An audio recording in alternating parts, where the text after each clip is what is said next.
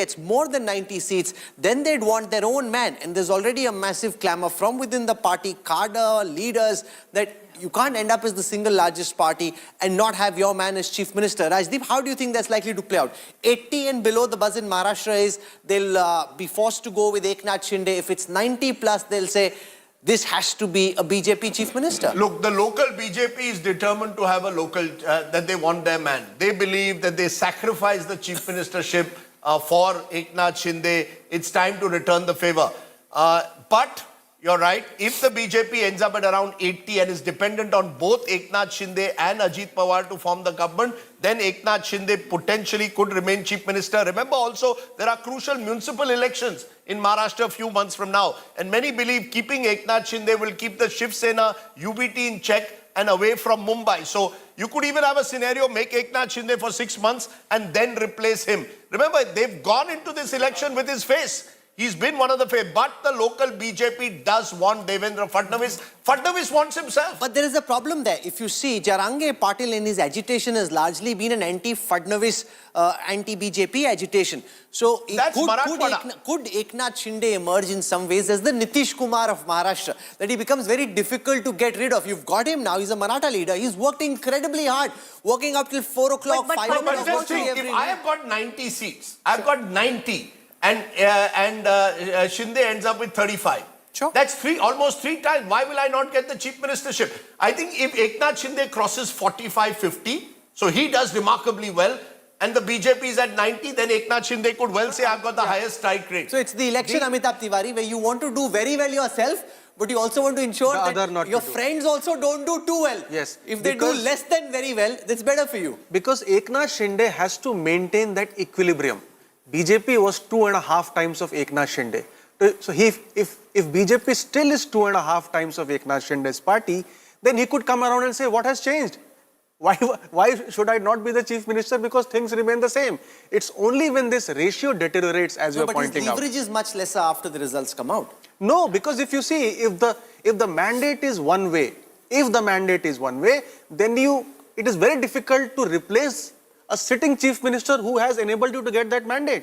He is fairly popular. Yeah, so but you saw what happened with Shivraj Singh Chauhan in Madhya Pradesh. I mean, he won the BJP the mandate in the state of Madhya Pradesh. And where did that leave him? So I don't know whether that is a factor really. See, because he was from the party and this... This is an intra-party. Yeah, it's an Who do you think is most likely, Sheila Ben, to be the next BJP president? No, I think Fadnavis. Because President, okay. No, I'm talking of Maharashtra. I don't think there is much of a debate remaining because all the videos of BJP showed Fadnavis along with Modi. So I think they have already given the clue very clearly because videos shown on television on Maharashtra election, BJP videos, shown Fadnavis. So that matter settles. Okay, let's take a look at the numbers. But BJP president should be, I think, a woman. Because the way Which woman will they make president? Who do you think is most? The way they always, BJP has such a smartness. How they bring Draupadi Murmu like that. I think if Modi wants, he will find somebody. But because the way this is happening, I feel this is a curtain raiser to women's reservation, which BJP has already promised. Women call the shots, they decide who's in power, who's not. It will be really historic if BJP gets women president. You know, the Maharashtra story is very interesting. All the results or trends largely are coming at the moment from Vidarbha. And that's where you're seeing the domination of the BJP. Remember, BJP won 29 seats there last time out of the 62. If these trends hold, they could go beyond that. If these trends hold. And if that happens, whoever wins, if the BJP holds on to Vidarbha, you can say with relative safety, BJP will be Maharashtra #1 party. That's without a doubt. If they hold and win big there, you can say without a shadow of a doubt, Mahayuti will form the next government.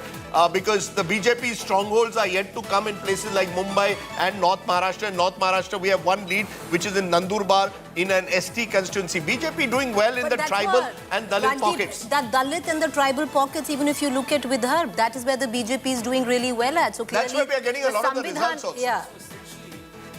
The plank of the Aghadi is actually working. But if if the this is- cotton issue is not an issue, if the other prices of important Agrarian things distress is not an that's issue. what I'm saying. So that is not an issue.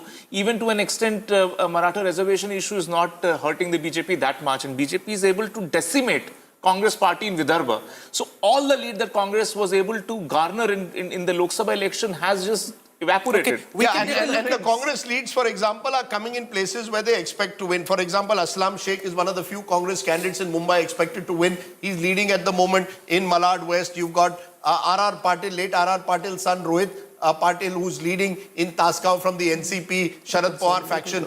So the NCP and Congress are only winning in their limited strongholds at the moment. But the turnaround is taking place mainly in Vidarbha, where you've got sitting Congress leaders also losing at the moment. So that could make a huge difference. Remember, only Nitin Gadkari survived the Congress wave in Vidarbha in the Lok Sabha. If this is a turnaround, this is a huge turnaround at the moment. That's the early morning story at the moment. Let's take our viewers through how some of the well-known candidates are doing in Maharashtra, where we have trends. So Ajit Pawar at this moment is leading in Baramati. This is a grudge battle. He's up against his brother, son Yogendra Pawar, who's trailing at this moment. Ajit Pawar currently, who's an incumbent MLA from Baramati, is currently leading. You got Devendra Fadnavis in Nagpur Southwest. He's leading as well.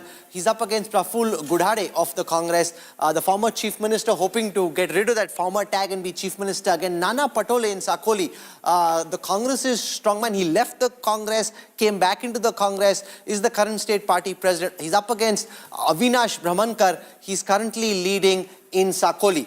I'll see who else we can pull out results for just at this moment. These are initial trends. Zishan Siddiqui in Bandra East, currently leading.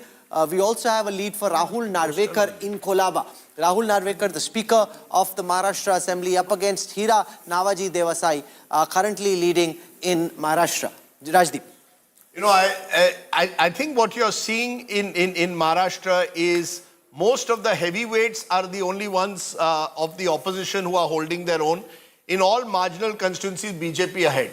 And that, in a sense, could make a huge difference. Remember, many of these are multipolar. Preeti made the point of the Vanchit Bahujan Aghadi, for example, playing the role of a spoiler in some parts of Vidarbha. We'll have to wait and see how that plays out. It's interesting, you're now also getting a few others in Ramtek, where there is an important Congress rebel who's contesting. He was hoping to get the ticket, he didn't get it, so he contested as a rebel. So you've got a few rebels also who are now slowly making a bit of an impact in this election. But by and large, when you're 36-6, you sense that the wind could be blowing one way, at least in these early trends, suggesting that the BJP-led alliance could be heading, or the Shinde-led alliance could be heading for a big victory there. By contrast, Jharkhand, where we are seeing also the NDA in Jharkhand as well, is in these early trends winning 10-5. So let's take in our both viewers- these big in both the states, advantage NDA this morning. Let's take our viewers through how the prominent leaders are doing in Jharkhand at this moment. Babulal Marandi,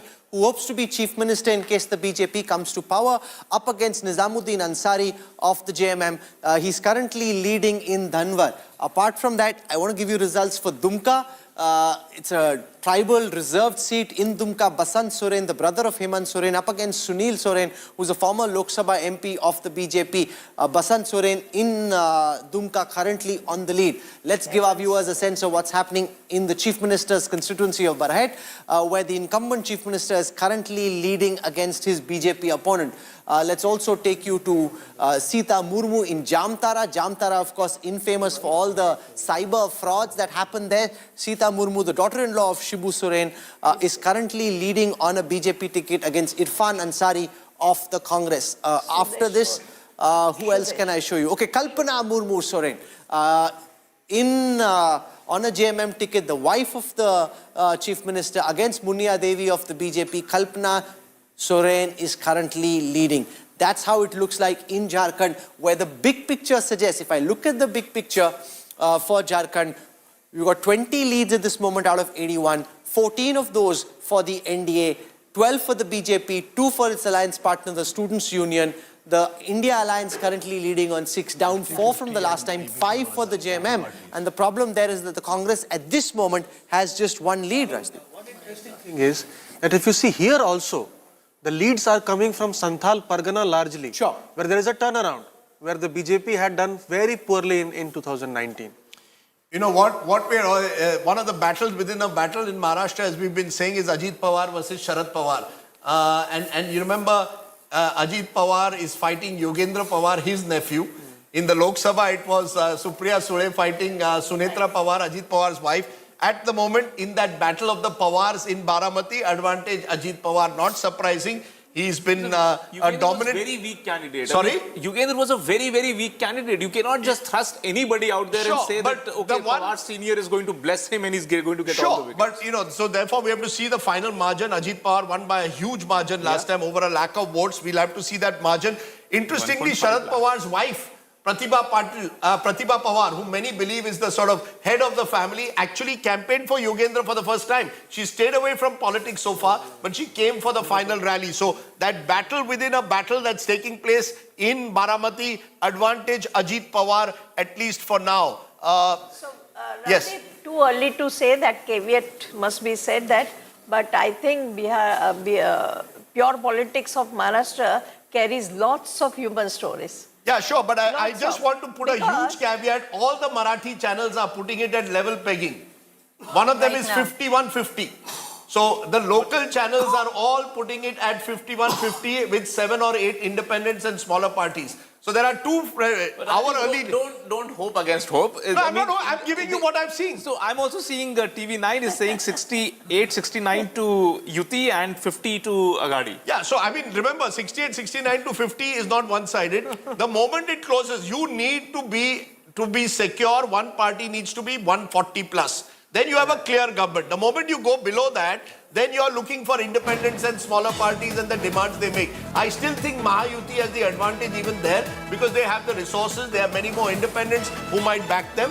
Some of the smaller parties, Samajwadi Party, MIM, PWP may go with the Mahavikas Agadi. But by and large, independents will go whoever is giving them power. Prakash Ambedkar openly said, Vanchit will also go with whoever gives them power. So I think advantage Mahayuti even at 130. I think Mahavikas Agadi needs 140. That's one of the... So it's not just the lead, which is a huge lead for the Mahayuti, but Mahavikas Agadi is going to have to make a spectacular comeback to actually be in the race in this election. And incidentally, the ECI website does not show a single lead. It hasn't started showing any leads yet. No, but can I just explain why that happened? So we've got... these correspondence stringers at several counting centers. We've got a data agency which provides us these points. The ECI will put up their first set of data at 9:30 a.m. That's the first set of data that comes out from the ECI, which is a reliable indicator of what the Election Commission is saying at that moment. Before that, you've got the very initial leads coming in, which is how they're brought together and presented on India Today at this time. So we've got 47 leads at this moment from Maharashtra. 28 of those for the BJP, 7 for the Sena, 4 for Ajit Pawar's NCP. On the other side, the India Alliance down 12 seats from the last time. The UBT has only 1. The Sharad Pawar NCP has only 1. Congress has 5. It's not at this moment. And if this is Perth, the UPA is off to a disastrous start, a bit like India yesterday. But the only difference was Australia did quite as badly when they started batting too. That's a good point to go to Arshpreet Khadial, spokesperson, Congress, waiting on us. Arshpreet, last time in Haryana, you all were celebrating prematurely. Now it appears you have little reason to celebrate at all this morning so far because in both the key states, it's the BJP who's ahead. If these results hold, will the Congress accept that all the glow of Lok Sabha is gone and you're back to square one? Well, Rajdeep, let's not judge a book by its cover. It's just 8:30 in the morning and you'll see that we'll be winning with a clear majority. And number two, there was massive anti-incumbency against the ruling regime of the Bharatiya Janata Party and their allies because we all saw what they have been doing, the Operation Lotuses that have been happening, the misusage of agencies, whether it be the IT, the ED, the CBI, whether it be Mr. Vinod Tavade, who was caught on camera distributing money to influence voters. This is something that the people have always disliked about the ruling regime, number one. Number two, we've all seen one thing, that the Bharatiya Janata Party has been accustomed to arm twisting people, and we have seen that the Bharatiya Janata Party has been accustomed to being indulged and to being involved in these kind of activities, and therefore there have been many malpractices that have been witnessed in this election. That's two. Number three, the Bharatiya Janata Party and their allies have failed on 5 issues: law and order, women empowerment, farmers Please go ahead, issues, Arshdeep. and they failed on corruption issues, Arshdeep, and they are failed we- on the development issues. What we are Arshdeep, if trying you to can say hear here me, is, are we now once again blaming EVMs, talking about malpractice, arm twisting? Is that the narrative we are going to take this morning? well, it's not about the narrative, it's what's been witnessed. Have we not seen Mr. Vinod Tavade on camera distributing money? Is that even a question? We have all seen that happening on camera.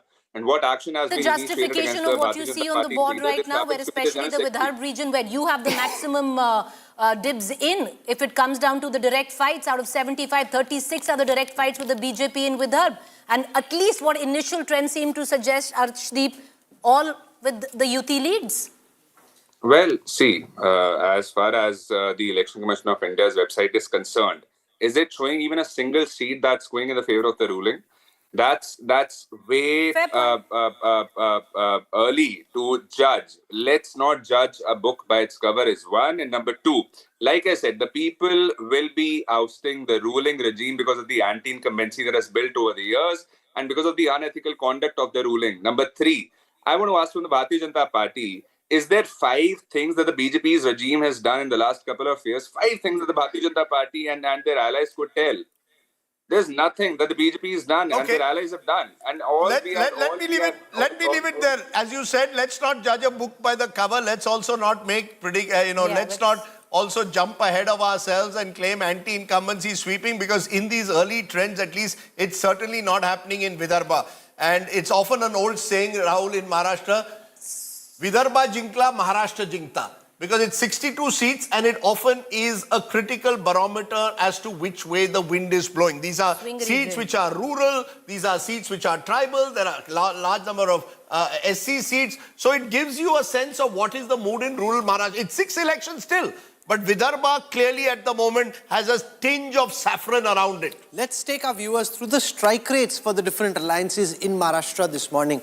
Of the trends that we have available, the NDA leading on 44 of the 52 seats for which we have trends. That's an 85% strike rate. The India Alliance leading only on 7 out of 52. That's a 13% strike rate. So if this is an exam, at this moment, the India Alliance is failing and the NDA is acing it. Whether this continues still remains to be seen. But in the initial trends, that's what it looks like in Maharashtra. If I were to do the same for you in Jharkhand and give you a sense of the strike rate of the different parties in Jharkhand, you'll see there as well, the NDA is off to the better start. In Jharkhand, the strike rate for the NDA at this moment, 71%. Less than the 85 that they have in Maharashtra, but more than the 29 that the India Alliance has. India Alliance currently leading on 10 out of 35. 29% strike rate for the India Alliance, a 71% strike rate for the NDA. Who's most likely, Amitabh Tiwari, in your view, to be Chief Minister if the JMM India Alliance comes back to power in Jharkhand? And on the other side, do you think Babulal Marandi has the brightest chance of being Chief Minister again? I think if India Bloc comes to power, then it is likely to be continuity. It's likely to be Hemant Soren until he wishes to install Kalpana Soren as the Chief Minister. And But why would he? If he's out of jail, there's no reason. You see, she has been the star campaigner, and until he wants now to have some sort of a national role, gets the confidence, blah, blah, blah. And in Maharashtra, it is, if the NDA comes to power, then it is, I don't think it is going to be a tribal chief minister from BJP side. It is likely to be an OBC face from BJP side in Jharkhand. Because We're getting also Jharkhand- some trends in Marathwada. The first trends in Marathwada are also going the way of the NDA. And remember, Marathwada was the other region where the MVA has placed most of its hopes. This is where Maratha reservation agitation was at its peak. This is where the soybean challenge was there of giving remunerative prices. So if you've got Marathwada and Vidarbha, add the two of them together, that's 106 seats between them, 62 place and 46. You've got 108 seats. If in the 108 seats I'm winning, then if I win in the cities, in the Mumbais, in the Punes, then it's clearly advantage to the Mahayuti. The Mahayuti at the moment is leading in places where the MVA was expected to do well, which is Marathwada and Vidarbha. So that's why the numbers are as stark as you're finding the Mahayuti is so strongly ahead of the MVA, because they're winning in areas, Rahul, where the MVA was supposed to do well. Let's show that to our viewers now. An urban-rural breakup for Maharashtra. Out of the 22 urban seats for which we have trends at this moment, remember there are 115 total urban seats in Maharashtra. We have trends for 22. I define urban seats as a seat which is more than 60% urban population.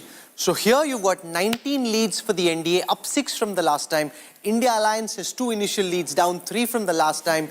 Both of these are for the Congress. In the NDA, you've got 14 for the BJP, 3 for the Sena, 2 for the Ajit Pawar faction. If I come now to rural Maharashtra, we have trends for 36 out of 173 seats, which are classified as being rural. Here you've got rural and semi-rural, okay? So you've got 30 leads for the NDA, up 14 from the last time. India Alliance is at 6, that's down 10 from the last time. And therefore, in the trends that are currently available, it seems the Mahayuti is off to a rollicking start, Rajdeep. There isn't a single region at the moment. Just take a look at Mumbai. Mumbai, you've got 3 seats at the moment where which are there. 2 to the NDA, 1 to India. But it's in Vidarbha, as I said, it's 35-2. I mean, that's a wipeout at the moment there in Vidarbha. You go to Western Maharashtra, which is Sharad Pawar's bastion, it's 2-1. So very early days there. In Marathwada, it's 2-0. Again, very early days in Marathwada. Konkan Thane, which the NDA is expected to dominate, it's 1 seat each. But really the story, the early story of Maharashtra is primarily from Vidarbha, 36-3 at the moment. I expect that to change. There are seats where you would expect Mahavikas Aghadi top leaders to hold their own. At the moment, the only top leader of the Mahavikas Aghadi who's seemingly holding his own is Nana Patole, but all the others are Not even right now, and even he's trailing there. So even he's trailing there. So all the seats in Vidarbha really is where you're seeing a saffron sweep. If that sweep is maintained come 11 a.m., it's game, set and match. Yeah. You can be assured that the Mahayuti is winning with a big majority. If that changes, then Maharashtra opens up again. So I think it's going to have to, for the Mahayuti, they're going to have, Mahavikas Aghadi, they're going to have to hope that Vidarbha, these early trends do not last more than another hour. So let's go region by region in Maharashtra and take you through how the different regions are faring in the leads that we have available.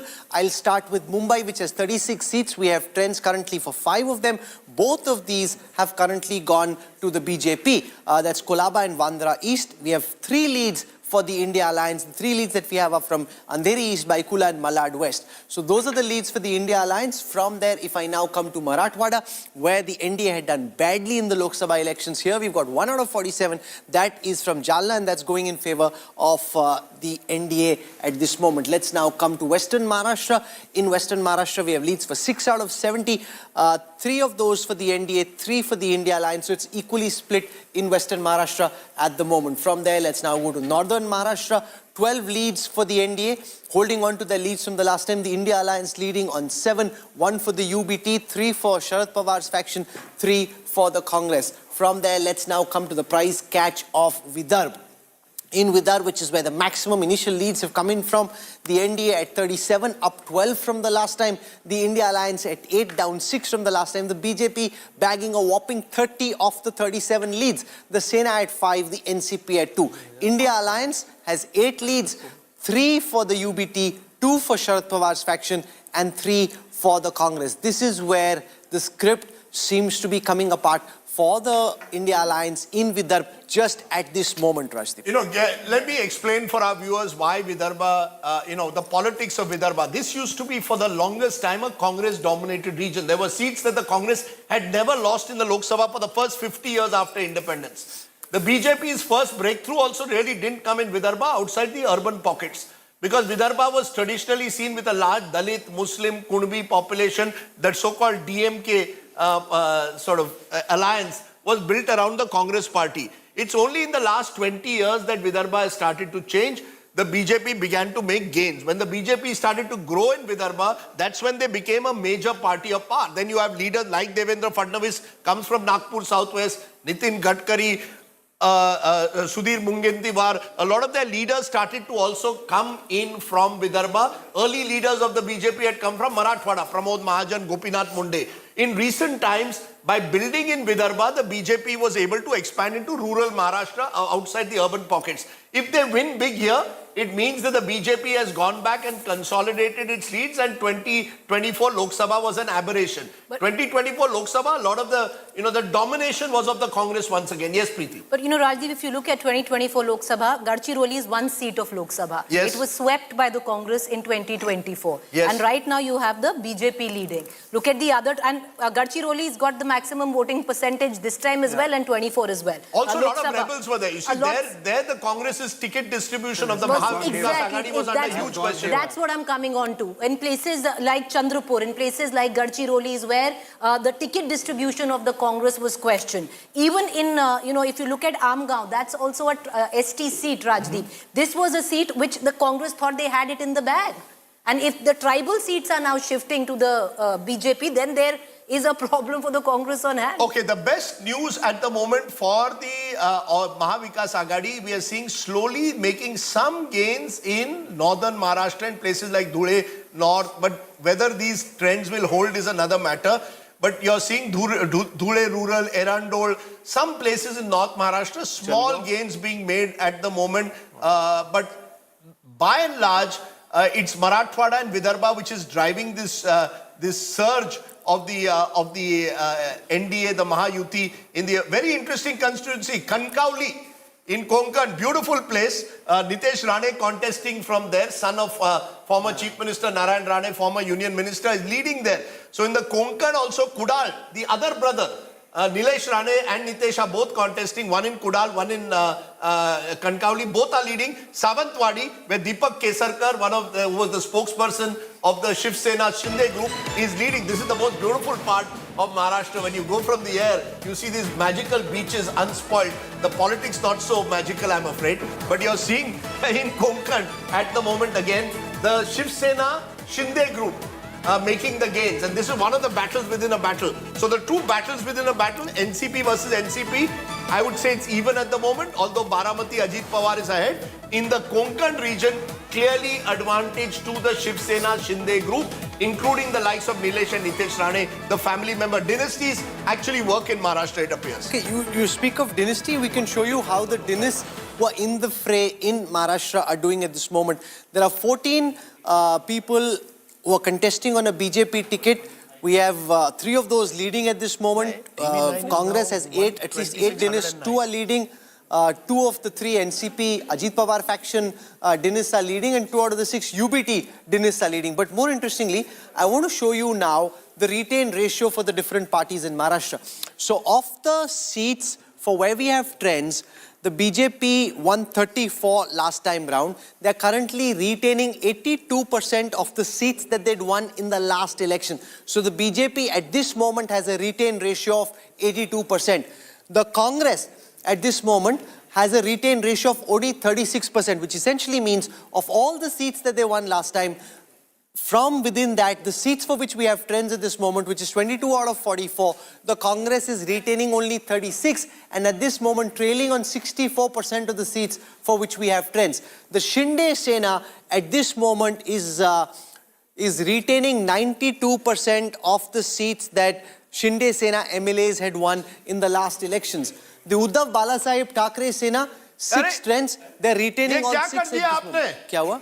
आपने ये sixer कहाँ मार दिया? 52 plays 55. Rahul Kanwal, you have to explain this. What was 53 plays? Look, all of this, according to me, that's why I'm hesitant to make any large. And what suddenly happened? What's interesting? Because suddenly Western Maharashtra is coming in, and in Western Maharashtra, the domination as of now, and again, I must again make the point as of now. When I look at the region-wise map of Maharashtra, and you see Western Maharashtra at the moment, clearly the domination is with Sharad Pawar's group. So, moment you go into the western part of Maharashtra, it is India Alliance 8, that's the Mahavikas Agadi, NDA 4, 2-1. Remember, there are 58 seats. You add Ahmednagar, it's 70. I think we are taking Western Maharashtra as 70. Suddenly the picture changes.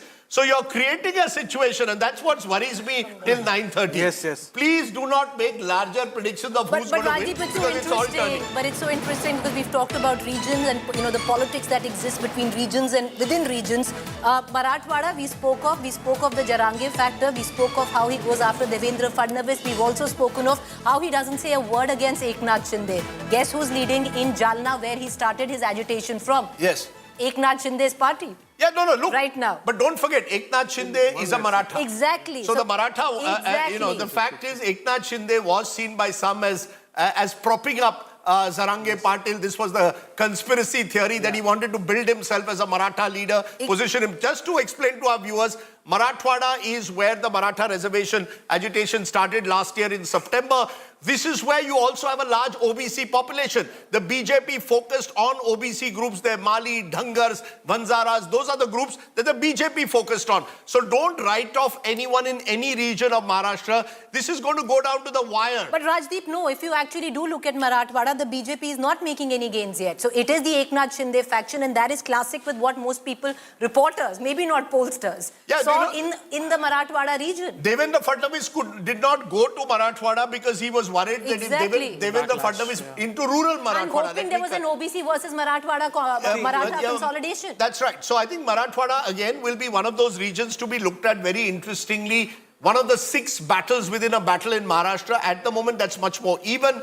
The battle in Western Maharashtra is much more towards the Mahavikas Agadi. The battle in Mumbai is also even at the moment. Konkan and Thane, the battle is in the favor of the Shinde Sena. And you've got the battle of Vidarbha, which is heavily weighted in favor of the Mahayuti. The lead that the Mahayuti had is being driven by what you're seeing in Vidarbha at the moment. So it is a mixed picture.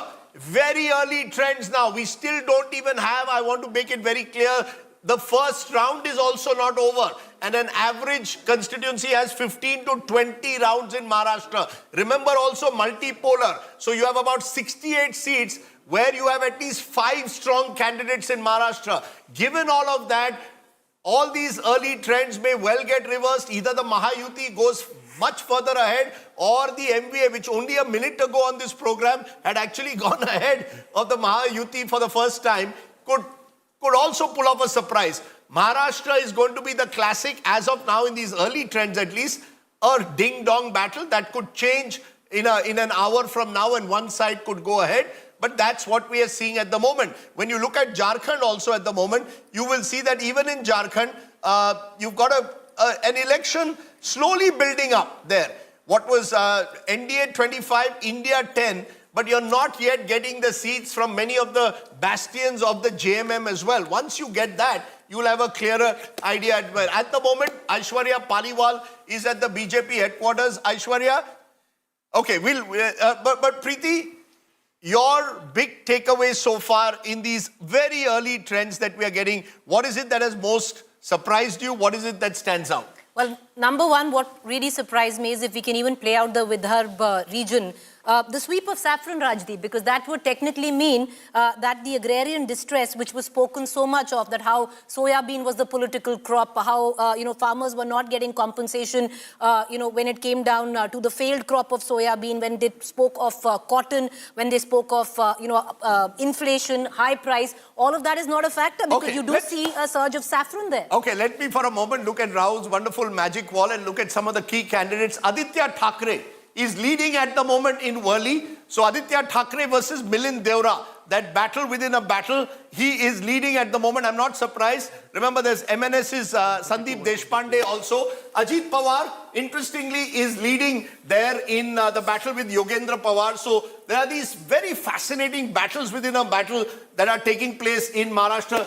I'm also going to be looking at which one else should we look at? Devendra Fadnavis, Nagpur Southwest, is against Praful Gudade, and he's a strong candidate. He was doing a very strong campaign, but Devendra Fadnavis has shown a certain domination of this part of he was the youngest mayor of Nagpur as a very, he's been meteoric.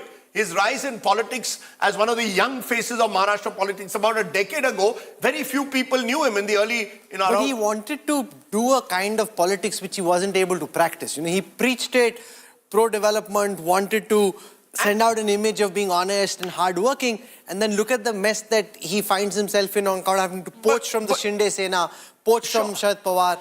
You know, Rahul, he was the first Chief Minister of Maharashtra since Vasant Rao Naik in the 1970s to complete a 5-year term, 2014 to 19. He became, he was even being positioned as a future potential national leader of the BJP. Then 2019 comes, he says, "Me Puna Enar, I'll come back." Last minute finds the chair stolen away virtually from him, decides to hit back, forms a government, perhaps the one big mistake he made, formed that government with Ajit Pawar, lasted just a few days.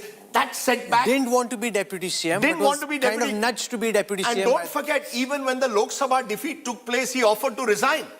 And then that resignation was taken back. If they win, if the Mahayuti wins, it will be a big day for Devendra Fadnavis. If BJP gets more than 90, there will be a huge demand from below that Devendra Fadnavis come back as Chief Minister of Maharashtra. Vinod Tavade may not like that very much. Well, Vinod Tavade then will not matter.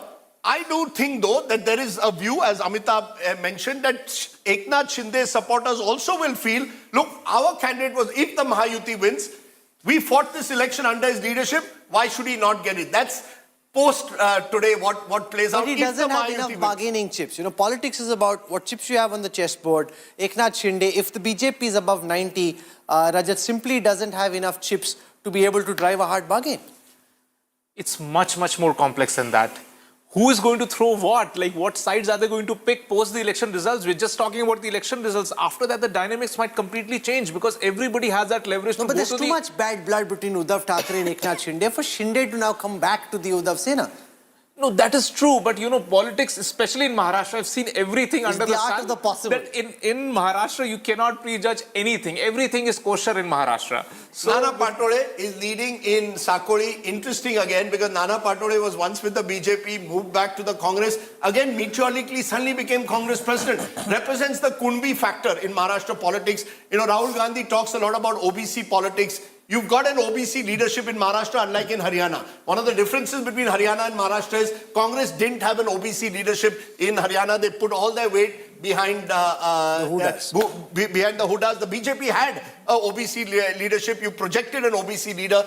Here he's hoping that if they win, he can become chief minister. I think that's been part of the problem. They got overconfident, but Nana Patole is leading. They start counting chickens which haven't hatched yet. That's right. I think that's been a huge problem. It happened in Haryana and they were squabbling. I mean, we haven't even seen the results yet. And Sanjay Raut and Patole have been going at each other over which party gets to form the chief minister. Just hold on to your horses. Let the results come. Nitesh Rane is interesting because he was seen as the face of this aggressive anti-Muslim politics that was launched by a section of the BJP in Maharashtra in the last couple of weeks. He's been accused of inflammatory speeches. FIRs were filed against him.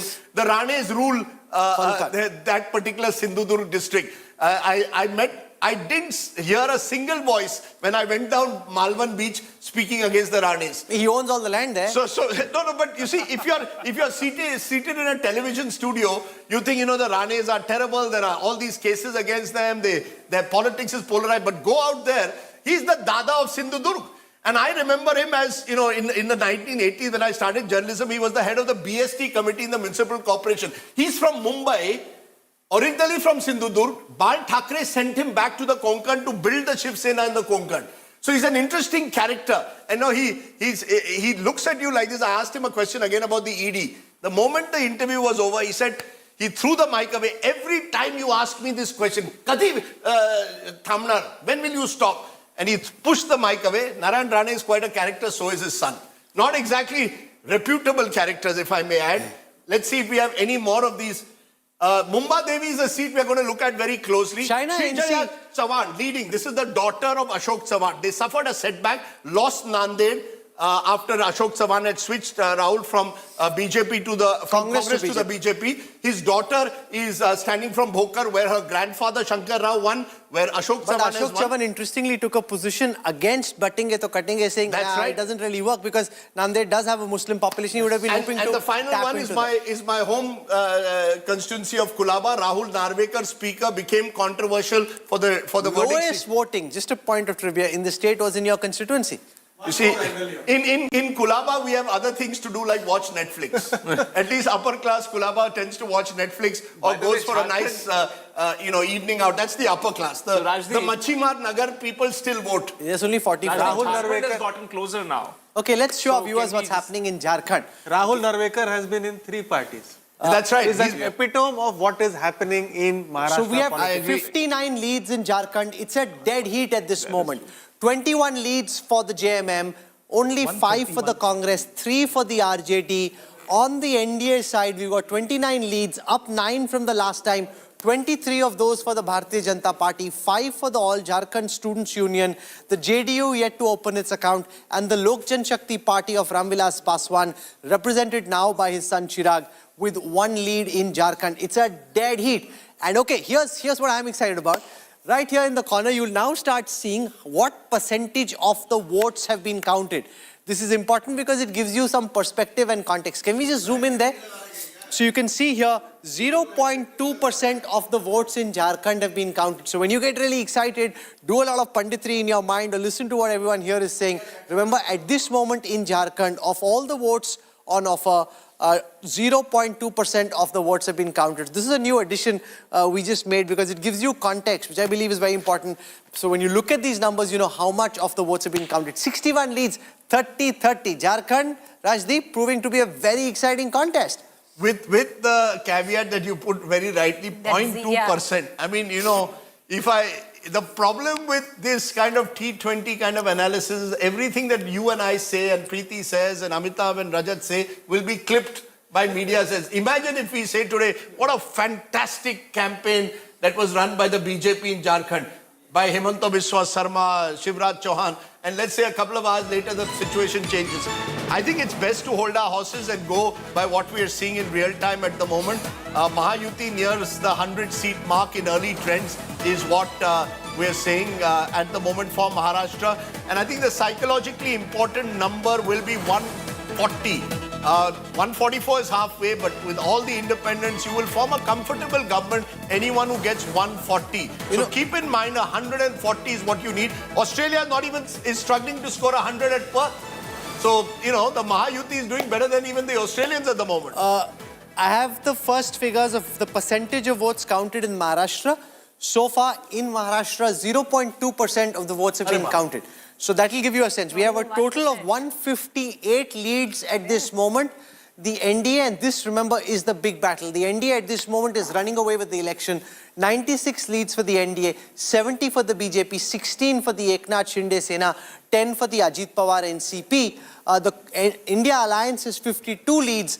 Of these 52, 13 are for the UBT, 20 are for Sharad Pawar's faction, 19 are for the Congress. Interestingly, at this moment, the Sharad Pawar faction ahead of the Congress when it comes to which is the #1 party in the Maha Vikas Aghadi. If I look at the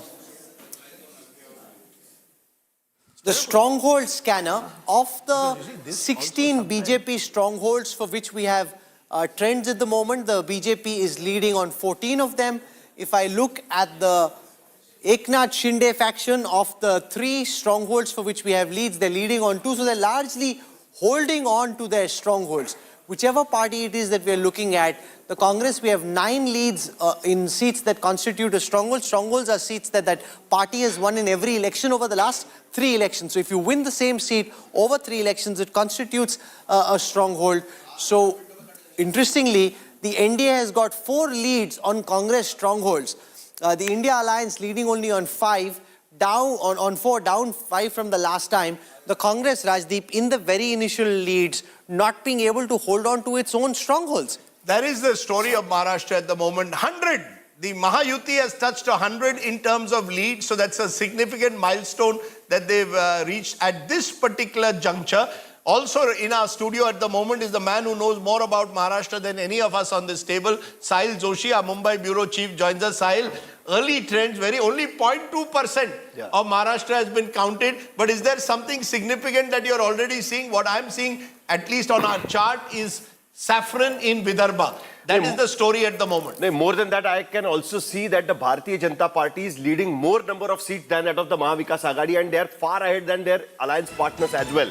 So if this trend continues, what happens next about the chief minister position. If this trend continues and if they come to power, Mahayuti comes to power, then what happens to the chief minister's position? That's What do you I'm think? looking No, at this what moment. is the number at which you think the chief minister has to be from the BJP? Is there a number? No, so the number has to be, if the BJP crosses 90 mark, then I don't think that the BJP will leave the chief minister's position. They So will what try- happens to Eknath Shinde then? He becomes a minister again. He can become a minister, he can become a deputy chief minister. The Urban way they will- development? Urban development is going to, he will try and retain urban development. That's which, you see which that he is loves. that's the ministership in department Mumbai which he everyone loves. wants. But so therefore, what Sahil is saying is significant. You're saying 90 is the 90 psychologically is important. the And what you're seeing in these early trends is the BJP doing much better than its allies. Am I right? At this point of time, yes, they are far ahead than their allies, not only against the Mahavikas Aghadi, but at this point of time, in the initial trends, the NDA has already, reached to 100 mark. India Alliance is at 50, and the others are 10. So that 10 is also going to be really interesting because this is just an initial trend at this point. Yeah, you see, I think, Rahul, the other thing to look at, 90, good number to look at from the BJP perspective. 60 is the number the Congress will need if they have to form a government, because then you can bank on Pawar pulling in with 40 and UBT with 35 and come close. The number to look at will be independents. Maharashtra has had an election in 1995 where 45 independents and smaller parties won. If independents cross 30, in my view, it'll be difficult for any party to get a majority. Then the independents and smaller parties. So 30 for independents, 90 for BJP, 60 for Congress are the numbers to look out for. For the first time, we now have leads available from the 49 assembly bypolls that are ongoing at this moment. Out of these, we have leads for 8 of them. 2 of those going to the BJP, 2 going to the Congress. So 8 leads out of the 48 assembly bypolls.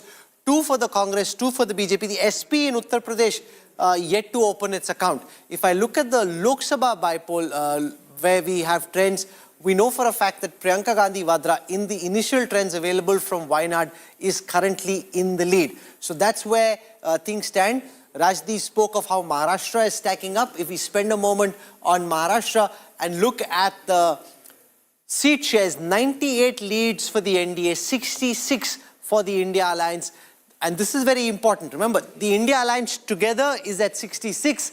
The NDA is at 98. The BJP is at 68. So the BJP by itself at this moment 2 seats more than the rest of the India Alliance. If it holds this way, it would be a formidable showing. And what's happened, Sahil, during the campaign is the fact that in Vidarbha and in Marathwada, the BJP has been able to recover a lot of ground they'd lost during the Lok Sabha elections. Yeah, that clearly could be seen because, the BJP, they immediately understood that the Vidarbha is going to be their major issue, and that's how they tried to manage it, be it a caste combination, be it coming up with the schemes like Ladli Behna and make it happen that advertisements use it so much that it could reach to the people and counter the narrative of Samvidhan which the Mahavikas Aghadi tried to build during Lok Sabha elections. So they managed the elections well at this point of time. They concentrated on the districts like Chandrapur, Ramtek or Gadchiroli, where they were 6-0. In the Lok Sabha, all the 6 assembly segments Mahavikas Aghadi was leading.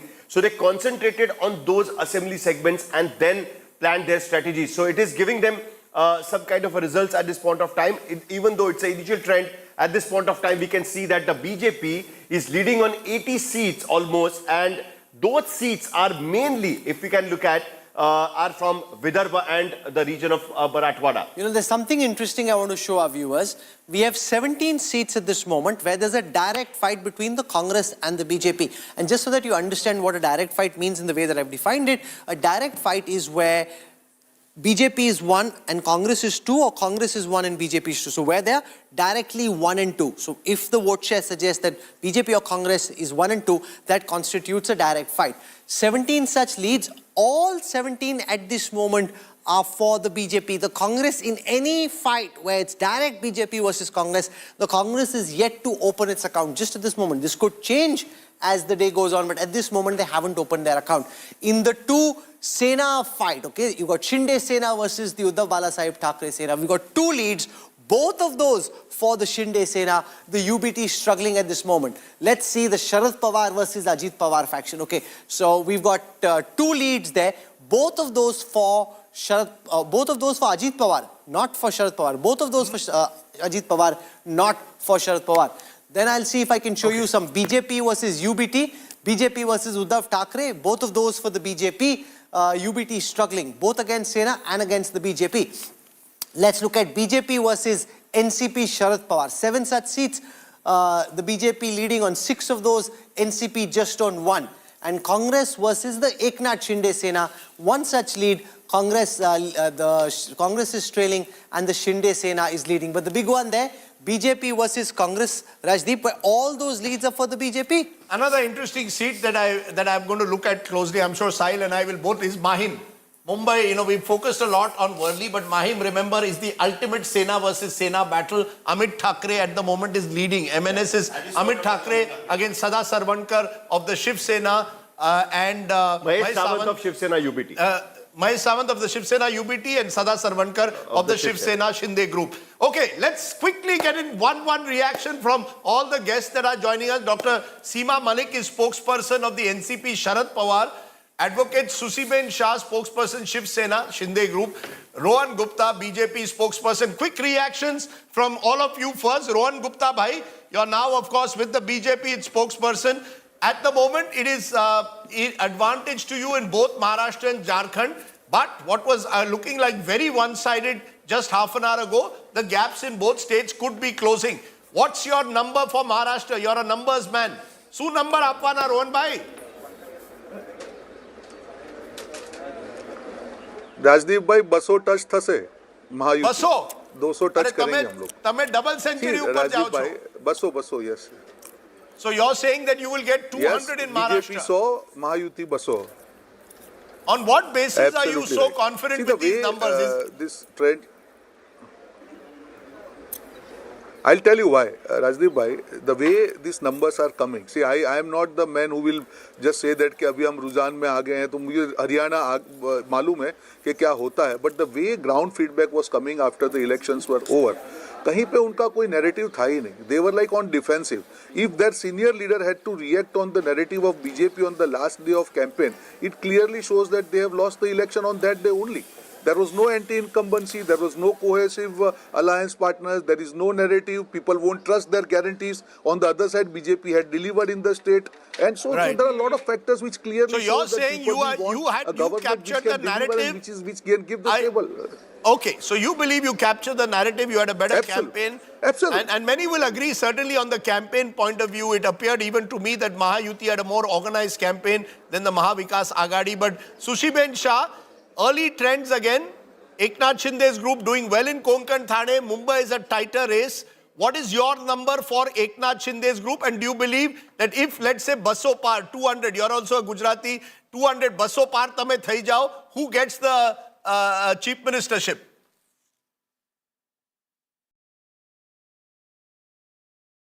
Sushiben, you're on mute. How long? You can't be on mute. You're a loud voice. You're on mute, A madam. very good morning. I am a Good Gujarati, morning. of course, yes, but I am largely a Mumbaikar. But be as it may, it's a tight race in Mumbai, but we will surge forward, I will assure you that. And we are comfortably forming the government. We had the right narrative. We had a very concentrated, focused approach on ground. We learned our lessons from Lok Sabha and we were foots on the ground.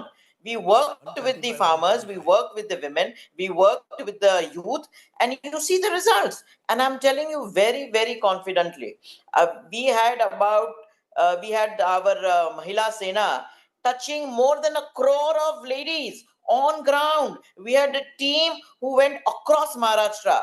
Some of us leading in Mumbai. And Initial trends where Vidarbha is showing. Because in Vidarbha, it seems everything has been eclipsed by the Ladki Bahin Yojana. Farm distress eclipsed by the Ladki Bahin Yojana, at least with the initial trends. Let me complete. So the gamble that you took is paying off. No. The point is that we led a very focused approach with the women. We ensured, we delivered. It needs immense political will. I kept on telling Mr. Joshi that it is the women voters. The surge in voting is only because of women, because of whether it be rural or whether it be urban. And we have delivered. The women have delivered. The Mahashakti have delivered. The Adhya Mahadi. Sushiben Shah, it's too early because it's still counting. 116 in India Alliance and India Alliance Very, 87. very So they are catching up with you at this point of time. And the data shows at least that only 0.2% of the votes have been counted yet. So there is a long way to go. So let's hold for some time. Right now, these are very initial trends.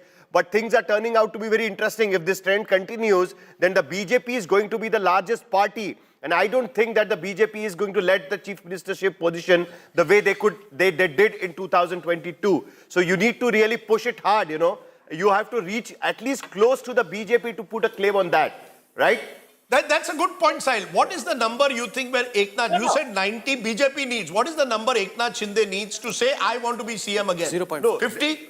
He doesn't need his own number. He needs BJP's number to come to 70 to 75. He needs BJP. Very interesting. BJP's number to come down to 70 75. Rajdeep, so far, Yes. 0.4% of the votes have been counted. So as you get agitated... In India's second largest state, mind you, not even a small state, 0.4 of India's second largest It's a much bigger sample than any poll would have. That's right. But so far, just 0.4% of the votes have been counted. We have trends for 209 out of 288 seats. The India Alliance is currently leading on 87. That's up 28 from the last time. The NDA is leading currently on 117. But it's quite clear that the BJP is likely to be the #1 party. Within the India Alliance, a competition for who's ahead. Now at this time, the Sharad Pawar faction is interestingly ahead of both the UBT and the Congress. Sharad Pawar faction scoring a higher strike rate than the Congress. Old jungle saying, whether you're doing an exam in life or whether you're doing politics, work hard. There is no substitute for hard work. At 84, I keep saying this on the program, I saw Sharad Pawar out there far more than some people half his age. And if these numbers hold, Sharad Pawar becomes a factor because you add the 39 to the 15 that Ajit Pawar's faction is winning. The old NCP is 54. They become the second largest party after the... But Rajdeep, you look at regions. Look at Marathwada, look at Western Maharashtra, and that is where MVA is doing exceedingly well. That's look right. at Marathwada. Yes, that's right. And that is, see, according to me, Marathwada is going to be the deciding factor because in most of the regions, Mahayuti and Mahavikas Agadi are going to be at neck and neck. Except Vidarbha. But if Vidarbha is swept by the Saffron, then how will Marathwada be deciding factor? No, but it will have to be countered. Somewhere it needs to be countered. In the rest of the regions, if you are going to be neck and neck, and if that Vidarbha is swept by the NDA, then Marathwada can be the counter. The NDA only has 9 leads right now in Marathwada where it's concerned, and most of them are coming in from the Shinde Sena. 0.4% votes are counted yet. Exactly. 0.4%. I think everything should be said only with 0.4% of the votes are counted. Now look at my Sahil and I both are Mumbaikars. I am a Mumbaikar in exile. Sahil is an original Mumbaikar. Look at the numbers at the moment for Mumbai. India Alliance now leading in 12. NDA leading in 9. So when I look at the Mumbai seats, for example, where importantly the India Alliance is leading, Anushakti Nagar. That's where Abu Azmi is contesting, presumably. Anushakti Nagar is Nawab Malik's daughter. Sana Malik is contesting. Sorry, Nawab Malik is contesting. His daughter is contesting in the neighboring constituency against Abu. No. Abu Azmi is contesting in Madhkur. In Anushakti Nagar, Nawab Malik's daughter is contesting. Sana Malik is contesting Anushakti Nagar. Against Fahad Ahmad Faraz Ahmad, who's Swara Bhaskar's husband. He's leading. Malad West, Aslam Sheikh leading. In a lot of the areas where what Sahil and I call the Mamu factor of Mumbai, Maharashtrians and Muslims coming together, which we saw in the Lok Sabha, is giving a slight edge. Very early trends, you said less than 1%, so I don't want to make a larger point. But if they have any chance, the Mahavikas Agadi, Rahul, in places like Mumbai or Western Maharashtra, they have to repeat what happened in the Lok Sabha. If they cannot repeat, if the Dalit vote switches to the Mahayuti, or if the Maratha vote partly switches to the Mahayuti, I don't think the Mahavikas Agadi can win. Mahavikas Agadi needs at least 80% of a repeat of what happened in the Lok Sabha. But interestingly, if you see right now the rural seats, where we are counting on that. If the 0.4% vote, the initial trend shows that NDA is leading in 49 seats and India Alliance on 29 seats. So even that factor right now in the initial trends are going in favor of NDA. So that is going to be the important factor. Rural seats, NDA right now leading on 78 seats at India Alliance 54 seats. So that is the crucial area. If in the rural sector, Mahavikas Aghadi manages to push back well later, then they have a chance to get into the race. Actually. Part of the reason why this battle is skewed towards the NDA in Maharashtra is because in those direct contests between the BJP and the Congress, the BJP is routing the Congress. 20 leads currently for the BJP in these direct fights, all of them for the BJP, not one for the Congress. The other battles aren't quite as skewed. I mean, if you see the Eknath Shinde Sena versus UBT, again, all three leads for the Eknath Shinde Sena, the UBT being bested in the leads available at the moment. In the Sharad Pawar versus Ajit Pawar battle, you've got Sharad Pawar currently leading on 14%. You've got Ajit Pawar currently leading on 86%. So it's very clear, Rajdeep, whether it is the Shinde Sena or the Ajit Pawar faction or the BJP, the Mahayuti is hitting it out of the park at the Wankhede this morning. Look, I'm going to again hold it because of the numbers, particularly when you look at Sharad Pawar versus Ajit Pawar. I think BJP versus Congress is one of the key battles within the battle. There are 75 seats where they are virtually in direct fight. If the BJP can win a majority of those, they are in pole position, they will be party number one and Mahayuti will be propelled further. But I have to see the allies. There are two more fights. Sena UBT versus Shinde Sena is 51 seats. Those are going to be important. And the 37 seats between NCP Sharad Pawar and NCP Ajit Pawar will be important. I just want to add here, for the first time since the morning, I think India Alliance has taken the lead over the NDA and Jharkhand. For the first time since the morning, out of 75... India for good number of time, but you're so obsessed with Maharashtra that you're not paying attention to Jharkhand. Yeah, but because we decided Maharashtra is the Maha battle, and therefore the focus was on Maharashtra. So you're seeing 15 minutes they've been leading. So for the first time in that we've mentioned it, India Alliance leading NDA in Jharkhand, but clearly there's a strong lead for the Mahayuti building around Vidarbha and slowly spreading into other rural parts of Maharashtra for the Mahayuti. So far, ladies and gentlemen, 0.6%, just 0.5% of the votes have been counted in Maharashtra. We want to go region by region. Marathwada is seeing a pitched battle. Of the 39 leads we have in Marathwada, the NDA is leading on 18, the India Alliance on 20. A pitched battle in Marathwada, UBT leading on 8, Sharad Pawar on 7, the Congress on 5. If from there we come to Western Maharashtra, we have leads currently in Western Maharashtra on 38 seats, the NDA leading on 16, the Congress leading on 22. So in two regions of Maharashtra, you actually got the MVA in front. From there, if we go to Vidarbha, which is where the story of this election is being written at this moment, in Vidarbha, of the 60 leads available, NDA leading on 50. This is where, Rajdeep, the NDA has really run away with the initial leads. You know, there are the Vidarbha story, as we keep reiterating, could well be the story that the Mahayuti takes to victory in Maharashtra. If there is to be any comeback, the Congress in particular, you see, the Congress was the one pushing for the maximum seats in Vidarbha. Now, these are the seats where you're taking on the BJP. The Congress, as of now, is the Kamzor Kadi in Maharashtra. 36 lie in with her. Absolutely. So almost half of them. Yeah. Shama Mohammed is joining us at the moment. Shama Mohammed, in these early trends in Maharashtra and very early, Congress Kamzor Kadi.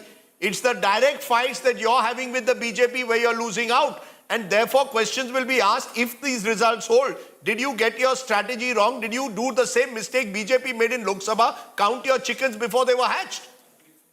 Rajdeep, you are a senior journalist, and I just heard Rahul using the word BJP is routing the Congress. You all were there during the Haryana Assembly elections result day.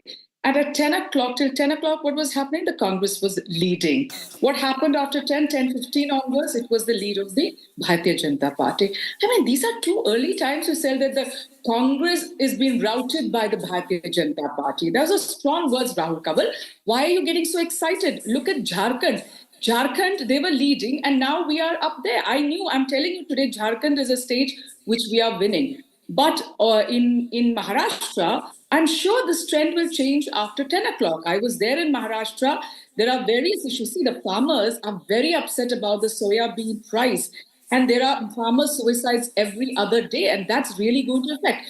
Youth have no Shama, jobs. you know, if you'd allow me, I was at the same press conference as you, which was 3 days before campaigning closed, and that was the time when the Congress picked Shama to actually announce that they are going to, if they come to power, they will acquire soybean at 7,000 rupees a quintal. Wasn't that too late in the day? Why I say that is, yes, these are initial trends. Yes, only less than 1% of votes have been counted. But if you look at Vidarbha, where, was, the backbone of the farm unrest is what you speak of, then right now it seems to suggest as a saffron sweep, Shama. So I'll tell you why, even if the announcement is late, the farmers of Maharashtra believe in us. They know that this party was against the 3 black farm laws. This is the party which waived off 78,000 So you think that's going to change? You think this saffron surge we see in Vidarbha is going to turn blue after 10? Turn blue. Mark my words, because the farmers are very upset. Let me tell you that. The youth are upset. The businessmen are upset. I mean, which sector is not upset with this particular government? I'm telling you, the GDP has gone down to 5.5% from 10. Every field, even women. Now, you think the women, when I spoke to them and I asked them about this Ladki Behna scheme, they said, हमसे लेकर वो दे रहा है. That means the gas price is 1,000 rupees. Let's give some update right now. Very interestingly, in the initial trends right now, Amit Thackeray was ahead in Mahim, was ahead a few minutes back. Now Mahesh Sawant, Shiv Sena UBT candidate, has gone ahead in Mahim. He's leading in Mahim constituency. Shiv Sena UBT, Shiv Sena and Maharashtra Navnirman Sena. Mahesh Sawant is ahead at this point of time. Eknath Shinde is leading in Kopri Pach Pakhadi in Thane. At the same time, Ajit Pawar has kept his lead intact. But interestingly, in Mahim, now we are seeing that Mahesh Sawant, Shiv Sena UBT candidate, has gone ahead after 1.5 hours. And those are the seats that the Shiv Sena UBT must win. You see, if the Shiv Sena UBT, you see one other number, the numbers I said, 60 Congress must win to form a government, 90 BJP should win to form a government without a problem on its own. Yeah. I think a key number, Rahul, to look out for is what is the UBT's number. If the UBT has to be a major factor in Maharashtra politics, they should get 40. And the 40 have to come by starting to win seats like Mahim. If they don't win seats like Mahim, that means that they are clearly in trouble. That means that the Marathi Manus has been divided. That means that even Raj Thackeray has been able to, in at least his little bastion around Shivaji Park, score over them. Interesting, Rahul, in Konkan, Thane, the big lead at the moment are in 2 areas of Maharashtra for the Mahayuti. One is Vidarbha and Konkan, Thane. Konkan, Thane, I expected it. Most people expected it because this is Shinde's bastion. But here the Marathi Manus is going with the Shinde Sena, not with the UBT. Most of the sitting MLAs who defected and joined Shinde Sena are all winning at the moment. Again, 0.6% votes have been counted. 0.6% votes have been counted. With that Let's caveat, keep an eye on that. But Sahil, with that caveat that 0.6% votes have been counted, Marathwala tables have turned strangely. Right now you have the NDA which is leading. That's what I'm saying. 0.6% votes are counted. There is one important battle which we are missing. That is BJP versus Shiv Sena UBT. Yeah. That is I can show 33 that. seats. 33 seats, and BJP has sitting MLAs on 30 of them. Yeah. So if BJP has to do badly, they have to lose those 30 seats. So far we have 4 leads, which is direct BJP versus the Uddhav Balasaheb Thackeray. All 4 currently in favor of the BJP. I want to go across to Seema Malik of the Sharad Pawar faction of the NCP. Dr. Malik, the problem here for the Sharad Pawar faction of the NCP is that in the seats where it's directly Ajit Pawar versus Sharad Pawar, at this moment Ajit Pawar has a 86% strike rate, 6 out of 7. So in the Lok Sabha it was the opposite. Currently it seems Ajit Pawar being able to hold his own much more than Sharad Pawar. Where does that leave you and your party?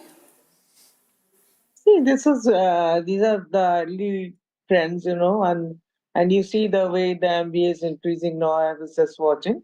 And I think this is too early to say anything. And you are yourself telling that we have contested only the 0.6% votes and all. And so this is too early to say. I am very optimistic, and we still believe that we will have good seats. You can see on the screen that the way it is increasing for MVA.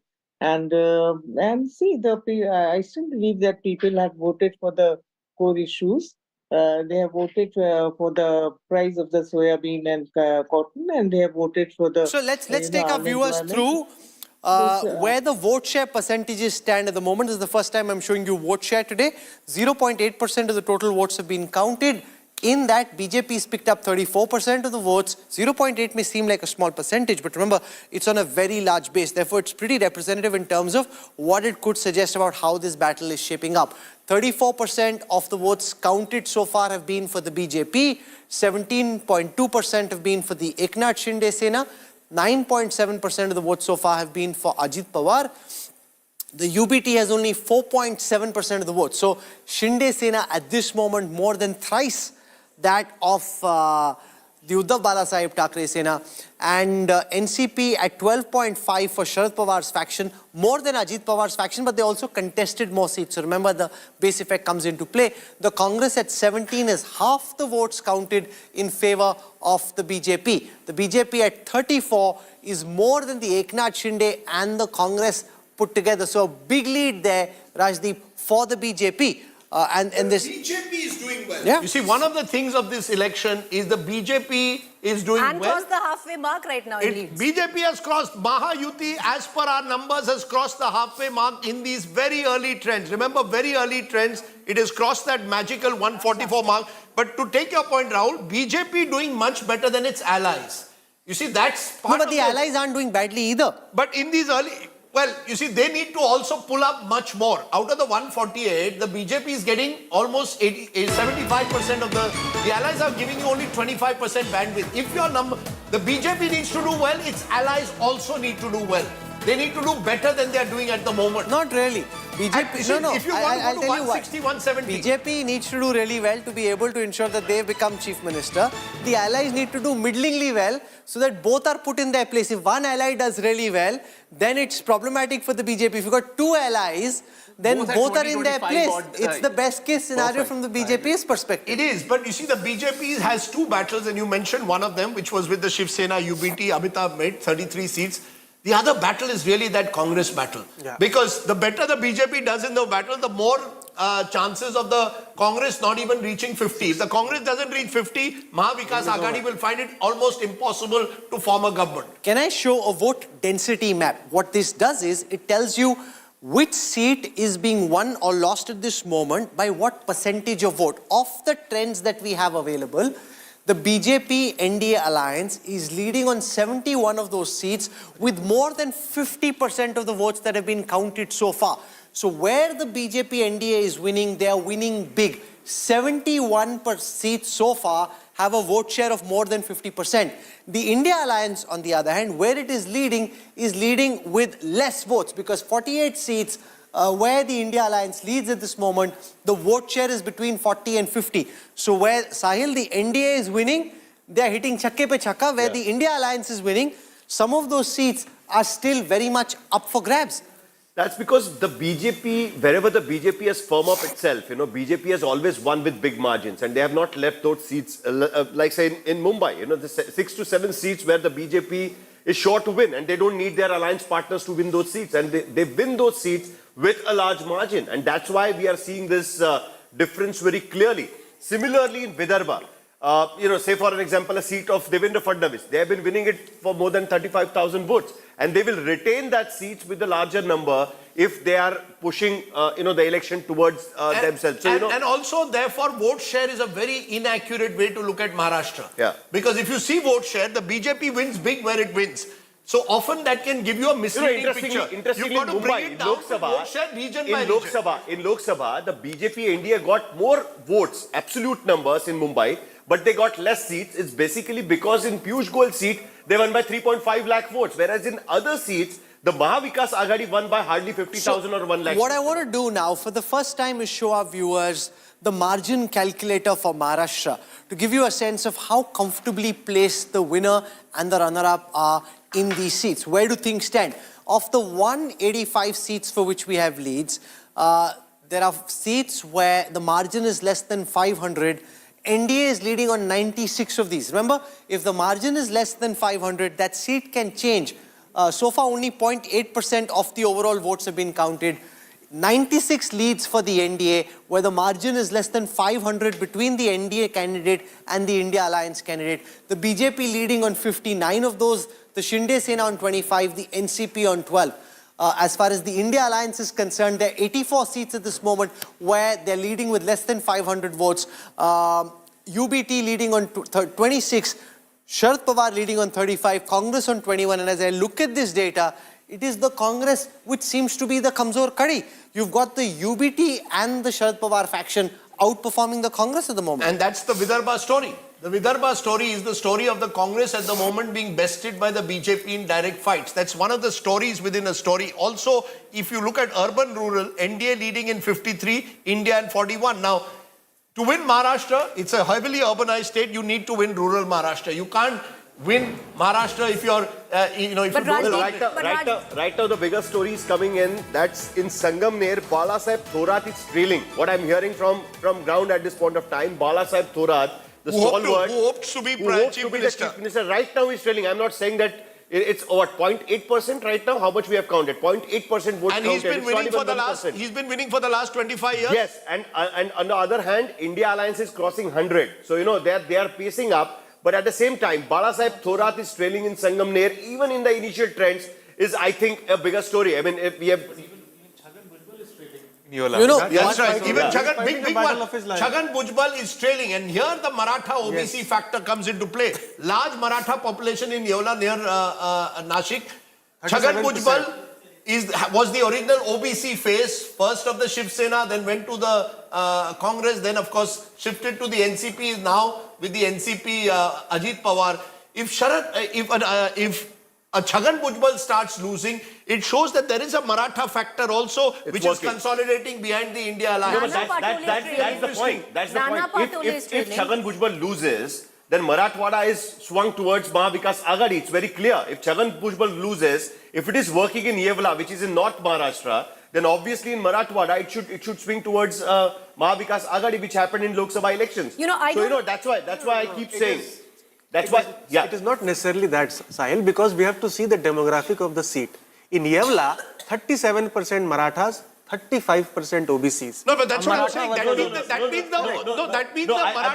That means Marathas are not voting with Bhujbal. No, because he has taken a very strong stand. Correct, but that has happened in Marathwada with most of the BJP leaders as well. No, but there was that Swami Kalicharan coming to Marathwada in Sambhajinagar and making a comment against Manoj Jarange Patil just 2 days before election. But Sahil, will it not affect? If it is affecting Chhagan Bhujbal, it will have an effect in Marathwada as well. But Sahil, but that caveat you gave of less than 1% votes right now, apply that to Nagpur Southwest constituency of Devendra Fadnavis. He's trailing. Oh, well, so he's trailing right now. I mean, that's it. Let's put that but that is at 1%. Less than 1% votes counted cabinet. Okay, Shehzad Poonawala from the BJP joins us. We've got 158 leads at this moment for the Mahayuti, 98 for the India Alliance. It seems it's good news in Maharashtra. It's not at this moment seeming to be a very tight election. But let's also keep in mind that just about 0.8% of the total votes have been counted. Shehzad, morning. Welcome. Good morning, Jai Maharashtra, Jai Johar to everybody. And first of all, these are very early trends and therefore I don't want to jump the gun. Unlike Pawan Kheda, I am not in the business of distributing jalebis before those jalebis are given to the Janta. So I'll hold on to my horses. But one thing I would like to place in front of the they have already started preparing jalebis.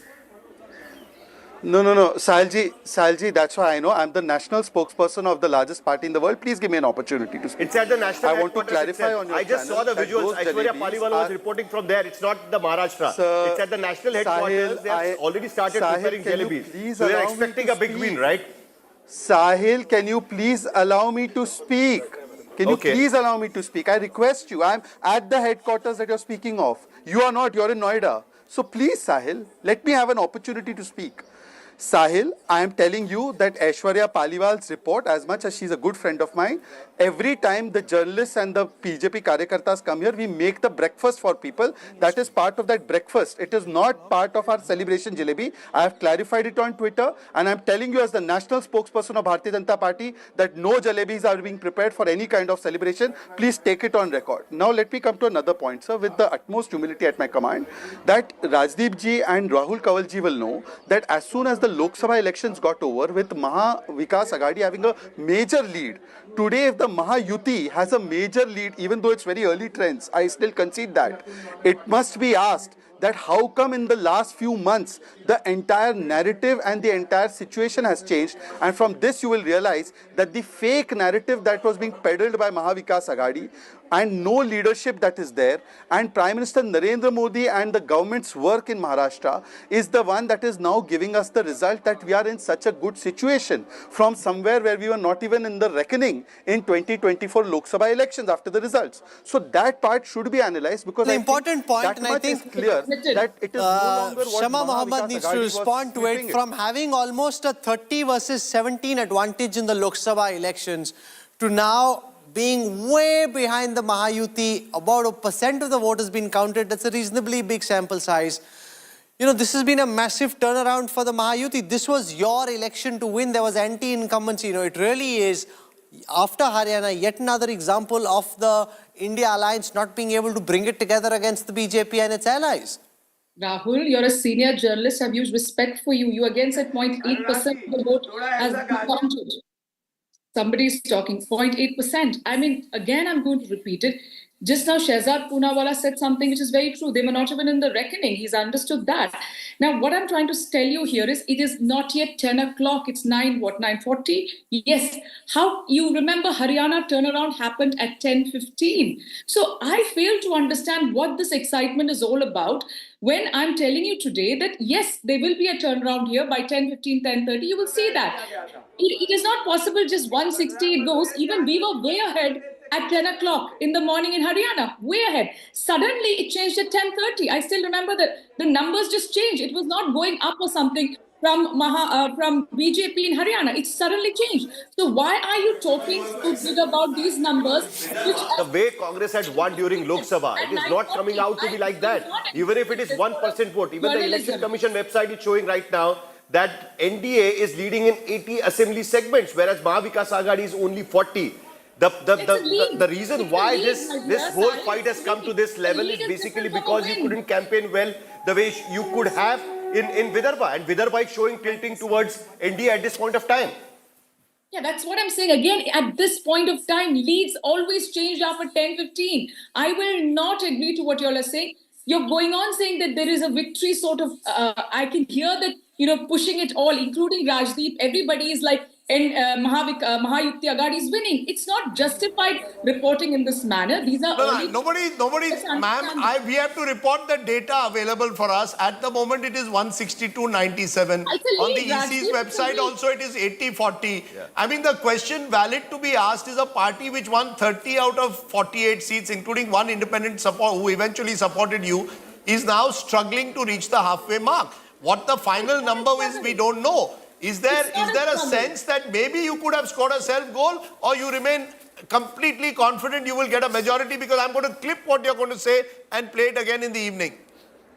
Yeah. See, what I'm trying to say, Rajdeep, is these are early trends. Okay, the trend changes after 10. And for me, when the Prime Minister of India speaks on batega, katega, ek hai to safe hai, means he is not winning. That's the language he uses when he wants to consolidate, when there are huge issues in Maharashtra. But so Shama, if you look at Vidarbha right now, this is where 36 of your direct battles with the BJP have played out. At least for the last 1 hour, with what the initial trend suggests, Shama, the BJP is hammering you in Vidarbha. Preeti, I'm also seeing the initial trends. The word is initial trends. Let the initial trends, it must be the first batch which has been counted. Let it pass. That's what I'm trying to tell you. I'm not saying anything else. I'm just agreeing to you. These are the initial trends. You are a senior journalist. You've done so many of these. By 10:30, the picture will be very clear. The picture abhi bhi baki hai na. Okay, picture abhi bhi baki hai. Shehzad Poonawala wants to make a point. Shehzad Poonawala, picture abhi bhi baki hai. From your side, what are the positives you are looking at? What's the one worry that you have at 9:30 in the morning? Is there anything that worries you at all in these numbers? No, Rajdeep, I am not worried. I am very confident that the kind of work we have done in the last 2.5 years in Maharashtra, even though we were denied our own government in 2019 by some sleights of hands, despite that, whatever work we have done, and we have humbly gone before the people, Eknath Shinde ji, Fadnavis ji, Ajit Pawar ji, and obviously the central government, the way it has worked. So we will be rewarded for that. And in Jharkhand, it was a government of JMM. J for Jhol, M for Mafia, and M for Muslim appeasement, to the extent that they wanted to give Ghuspetia cylinders. That will also play out in some time. But Rajdeep, I just want to put two small points in front of you. Rajdeep, just 10 seconds. No, I do not interrupt. Rajdeep, I do not interrupt anybody. Rajdeep, I do not like this. Rajdeep, I am never interrupting. Can I take an update? Rajdeep, may I please complete? No, 1 minute, Shehzad. 1 minute. We've got a couple of updates that we have to Dilip Walse Patil, very close to Sharad Pawar, from contesting from Ambegaon Assembly segment. Who shifted? He shifted to Ajit Pawar. Right now he's trailing. The first round, he's trailing at this point of time. If it continues, because Sharad Pawar himself had gone to his constituency and said that, make him lose. He's not a rebel. Dhoka diya hai, use harao. Seedha jaake unhone kaha tha. It's a very clear mandate which Pawar has asked for right now in the initial day. In a very ambivalent situation that I respect Sahib also, and nobody wanted to confront and bring the wrath of Unlike Shiv Sena, in NCP, nobody said anything against Sahib. Let me for a moment get some of the VVIP seats done, because that will give us a sense. You just mentioned Dilip Walse Patil, and that got me going on these VVIP seats in Maharashtra. Very interesting seats. Aditya Thackeray continues to lead at the moment in Worli versus Milind Deora. Amit Thackeray, son of Raj Thackeray, is trailing. But this is a big one. Chhagan Bhujbal, the strongman, one-time strongman, former Deputy Chief Minister, is trailing in Yeola. That's the one bad news for the NCP, Ajit Pawar. Remember, Devendra Fadnavis trailing at the moment, but we believe it's very early, and that really should tell you why it's very difficult to even make any predictions. We expect him to win, but he's trailing at the moment only as per very early trends. Eknath Shinde, on the other hand, is winning at the moment in Kopri, the incumbent chief minister from his bastion there in Thane. He's been winning it since 2009. Fahad Ahmed, Anushakti Nagar, is winning that big battle. Remember, he is the husband of Swana Bhaskar. I'm not sure he wants to be described as that, but he's winning over Sana Malik, the daughter of Nawab Malik there in the Mumbai constituency of Anushakti Nagar. Both the Ranes, Nilesh Rane, Nitesh Rane, are winning at the moment. Nawab Malik is trailing at the moment. Nawab Malik, controversial figure, spent over a year in jail, blamed the BJP for it. Now is part of the NCP, Ajit Pawar. Abu Asim Azmi is is winning in his bastion there of Mankur. Dheeraj Deshmukh, one of the three Deshmukh who are in, well, two of them in politics, Dheeraj and Amit. You've got also Ritesh Deshmukh, the actor, but he's winning in Latur rural. His brother is, of course, contesting from Latur city. A lot of the Dinis are winning. So you've got a situation in Maharashtra where the family Raj, and remember, Amit Deshmukh is contesting against the daughter-in-law of Shivraj Patil, former Home Minister. One interesting aspect here, if you look at the numbers like Fahad Ahmed, if he's leading at this point of time, it's a very initial trend, but it is leading. Anushakti Nagar is not a Muslim seat, by the way. It has equal Hindu population there. Whereas if you look at the other seat where Amit Thackeray is trailing, if this trend continues, what we can clearly say is that the Muslims are still voting for Shiv Sena UBT in Mumbai, which will give an edge to Uddhav Thackeray if that continues, because that is what is happening. Even in Mahim, the Muslim voters turning towards Shiv Sena UBT is going to give them a lead if at all they win this particular Rajdeep, you spoke of Dinis. Just look at how well the Dinis are doing. And people, watching at this time may be really upset that there are lots of Dinis and this is not good, but they work at the hustings. 10 out of 14 Dinis for the BJP are in the lead. For the Eknath Shinde Sena, 3 out of 5 are in the lead. For Ajit Pawar, 2 out of 3 are in the lead. For Sharad Pawar, 5 out of 8 are in the lead. So the problem is that if you're well entrenched politically, viewers of India Today may not like it. I don't like it personally. But that's the reality, and it speaks for itself. But the big picture, and maybe Mr. Poonawalla who's dying to step in, is clear that as of now, when you're 2-1 ahead in terms of seats at 9:45, 1 hour 45 minutes, you've clearly taken the early lead. No, and you were saying it might be really tight, etc. As of now, it's a clear lead. It's a very clear lead. Anything over 150 means you have a government come tomorrow morning. There's absolutely no doubt about that. And because you are now seeing some amount of stability and a pulling away. You remember there was a brief period where the Mahayuti and Mahavikas Aghadi were just 20-25 seats away from each other. Now it's as much as 80 seats. Once you have an 80 seats difference at 9:45, it will require a dramatic reversal over the next 1 hour. But the story of this election is the story of what's happened in Vidarbha. Out of the 60 seats in Vidarbha, remember a region where the Congress had done remarkably well in the Lok Sabha elections. The NDA currently leading on 46 of those, 10 up from the last time. The India Alliance at 14, 3 down from the last time. Don't compare with 2019 as much as you compare with the Lok Sabha election. This is where the story of this election has been written, because if you see other regions, see Marathwada for example, here 31 versus 15, 31 leads for the NDA, 15 for the India Alliance. If we go to Konkan and to Thane, 36 leads currently, 26 for the NDA, only 8 for the India Alliance. They're running away with this election. 1% of the vote has been counted so far. In northern Maharashtra, 21 leads for the NDA, 14 for the India Alliance. In western Maharashtra, 62 leads at the moment, 36 for the NDA, 23 for the India Alliance. In Mumbai, 16 leads for the NDA, 18 for the India Alliance. So apart from Mumbai, in every region at this moment, the NDA is ahead. So it's not a seat by seat or region by region election. It's settling in favor of the Mahayuti. Rajdeep, if you actually look at the regions, it does seem you go all the way from Vidarbha, there is no farm distress. You go to Marathwada, there is no caste fault lines. It's either the Ladki Bahin Yojana has trumped everything across, at least with that 1% but also counted caveat. Also the MLAs are also important, because if you look at the numbers, the Ajit Pawar candidates which are leading at this point of time, they are leading with big margins, even after the first round. If you look at Devendra Fadnavis is leading by 4,000 votes. You look at, compared to UBT is only leading in one segment by 5,000 votes. Otherwise, the NDA numbers, which Rahul was telling just a while back, they are leading with bigger numbers. And in that, Ajit Pawar's candidates are leading with the big numbers. Okay, I've got... So all the big MLAs who are with Ajit Pawar at this point of time are leading with big numbers. Poonawalla says he wants to make a big point. Go ahead, Shehzad Poonawalla, make your big point that you want to make. He just rang me up. Go ahead. No, Rajdeep, I am not a big person, so I will make no big points. I only think it is We don't do that. The Congress party does not ring I didn't want to call you. Let him speak now. Rajdeep. No, let him speak. Let him speak. Go ahead. Rajdeep, when I was trying to make a point, I was interrupted. I don't interrupt in debates, and the only reason I called you was to draw your attention that it's only courteous and professional to allow me to complete my point. If you don't want me to complete my point, that's perfectly fine. But let me complete my point. That's basic courtesy and ethics. Now, just having said that, let me complete in 30 seconds without interruptions. All I'm trying to say is that, look, whatever the results come, these are still very early trends, and I'm willing to concede that. There are 2 or 3 big takeaways that we need to take. One, that a काट की हांडी बार बार नहीं चढ़ती. The fake narrative that the Congress dwells up about the constitution doesn't run over and over again. Point 1.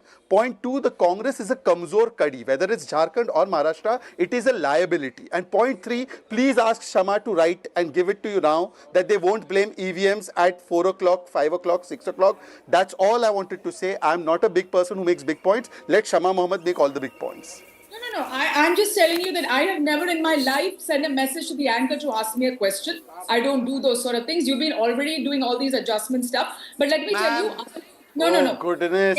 EVMs and all, we have not even put any blame on that. We were talking about the batteries of the EVM last night, and that was very correct about it. And even Rajdeep Sardesai has kept saying the number of votes polled is not equal to the number of votes counted. Isn't it, Rajdeep? Didn't you say that about the yes, but there's one trend I'm noticing. Ma'am, there's one trend I'm noticing, which is the gender gap that we saw in this election. It could be reasserting itself, the gender factor.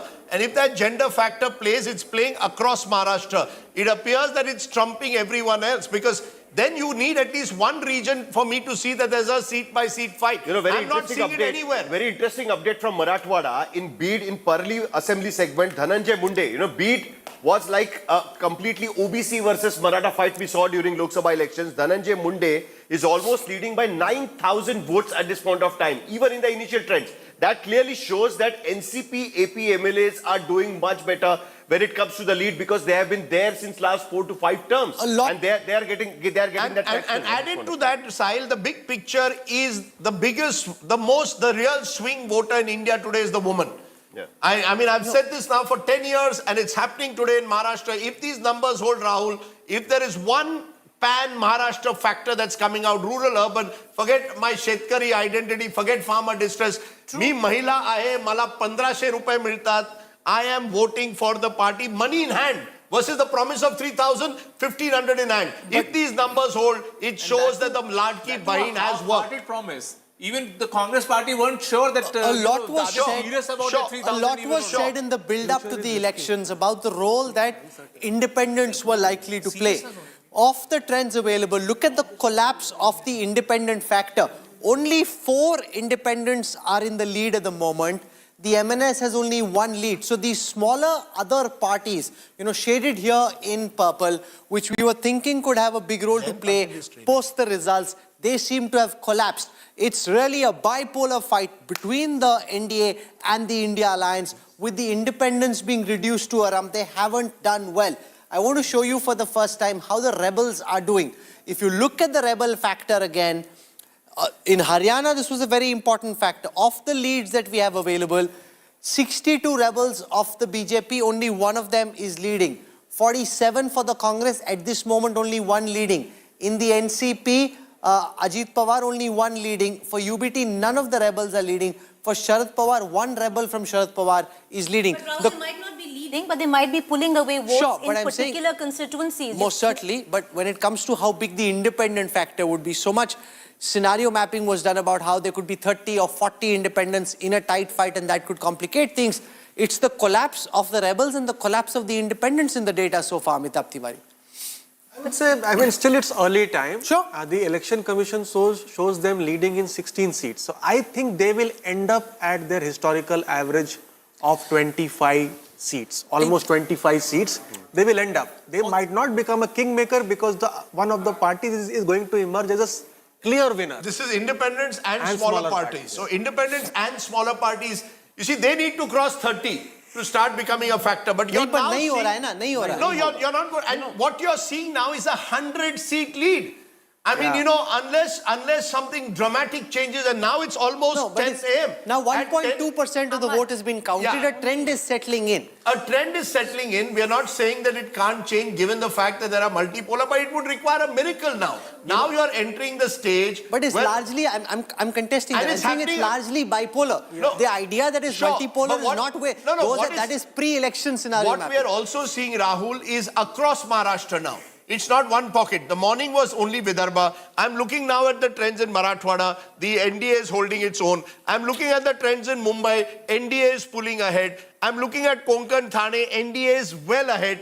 Except for pockets of Western Maharashtra and interestingly some in North Maharashtra. It's NDA which is all, look at the map of Maharashtra. It's orange all over. So it's no longer even one region. So you could now see a huge win if these numbers hold. Not just a narrow win of 150. You could see 180, 190. Here's the point I wish to make, and this is important. At this moment, there's a 20% vote share gap between the NDA and the India Alliance. 55% of the votes that have been counted so far have gone in favor of the NDA. 35% have gone in favor of the India Alliance. That is a thumping victory. If this trend holds, remember, net 1.2% of overall votes have been counted. But a 55 versus 35, this is not a tight fight. This is a rout. This a 20% vote share lead, if it stabilizes in this fashion, is very difficult to reverse. If I break this up party by party, you will see the difference. 30%, 24.9 of the votes counted so far for the BJP, 14.6% of the votes for the Eknath Shinde, Sena 10.3 for Ajit Pawar. The UBT has only 6.5% of the vote, despite having more candidates. Sharad Pawar has only 9.5% of the vote, less than Ajit Pawar, even though Ajit Pawar fought fewer seats, which means Sharad Pawar's ability to convert presence into votes is much lesser. The Congress has only 18.2% of the votes. This, Rajdeep, if this holds, is shaping up to be a rout. It's not shaping up to be a tight fight at all. It could be what is historic for Maharashtra. You've seen over the last 40 years, you've had usually very badly hung assemblies for the main part. This could be much like it was to some extent in 2019, where the united BJP and Shiv Sena won over 160 seats but didn't form the government. Now you've got a situation where once you've crossed 170, I don't recall when last an alliance or an individual party crossed 170, which is essentially a 2/3 mandate. You could be heading to a 2/3 mandate. And if you're heading towards... But look at this, Rajdeep. I'll show you a very interesting cut. And I think this really puts this election... If you're wondering whether there is uncertainty about what happens in the next few minutes, just look at this one data cut and it kind of puts things in perspective for you. Of the seats for which we have trends, there are 84 seats where the NDA's vote share is more than 50%. So these aren't seats which are being fought or won or lost at this moment by a tight margin. If your lead is more than 50% of the votes, then this is settling in your favor. There are 84 such seats. The India Alliance is only 10 seats where their vote share is more than 50%. Most of their vote share is between 40 and 50. On 18 seats is between 25 and 40. So basically, the NDA in Maharashtra is running away with this election.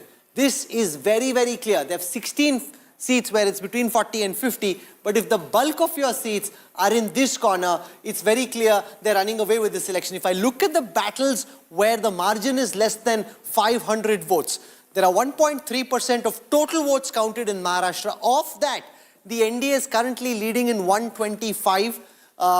Of these 125 leads, 69 are for the BJP, 30 for the Sena, 23 for Ajit Pawar.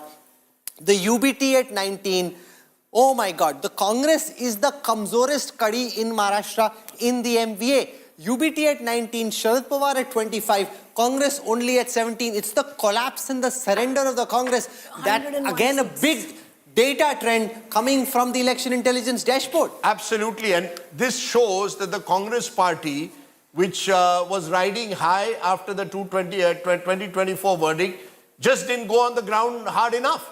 I mean, this has been said by many people that the Congress slept for the three months. If these numbers hold, look at it, Sharad Pawar is actually the single largest. He too is not doing as well as he might have hoped for, but at least he's not being routed.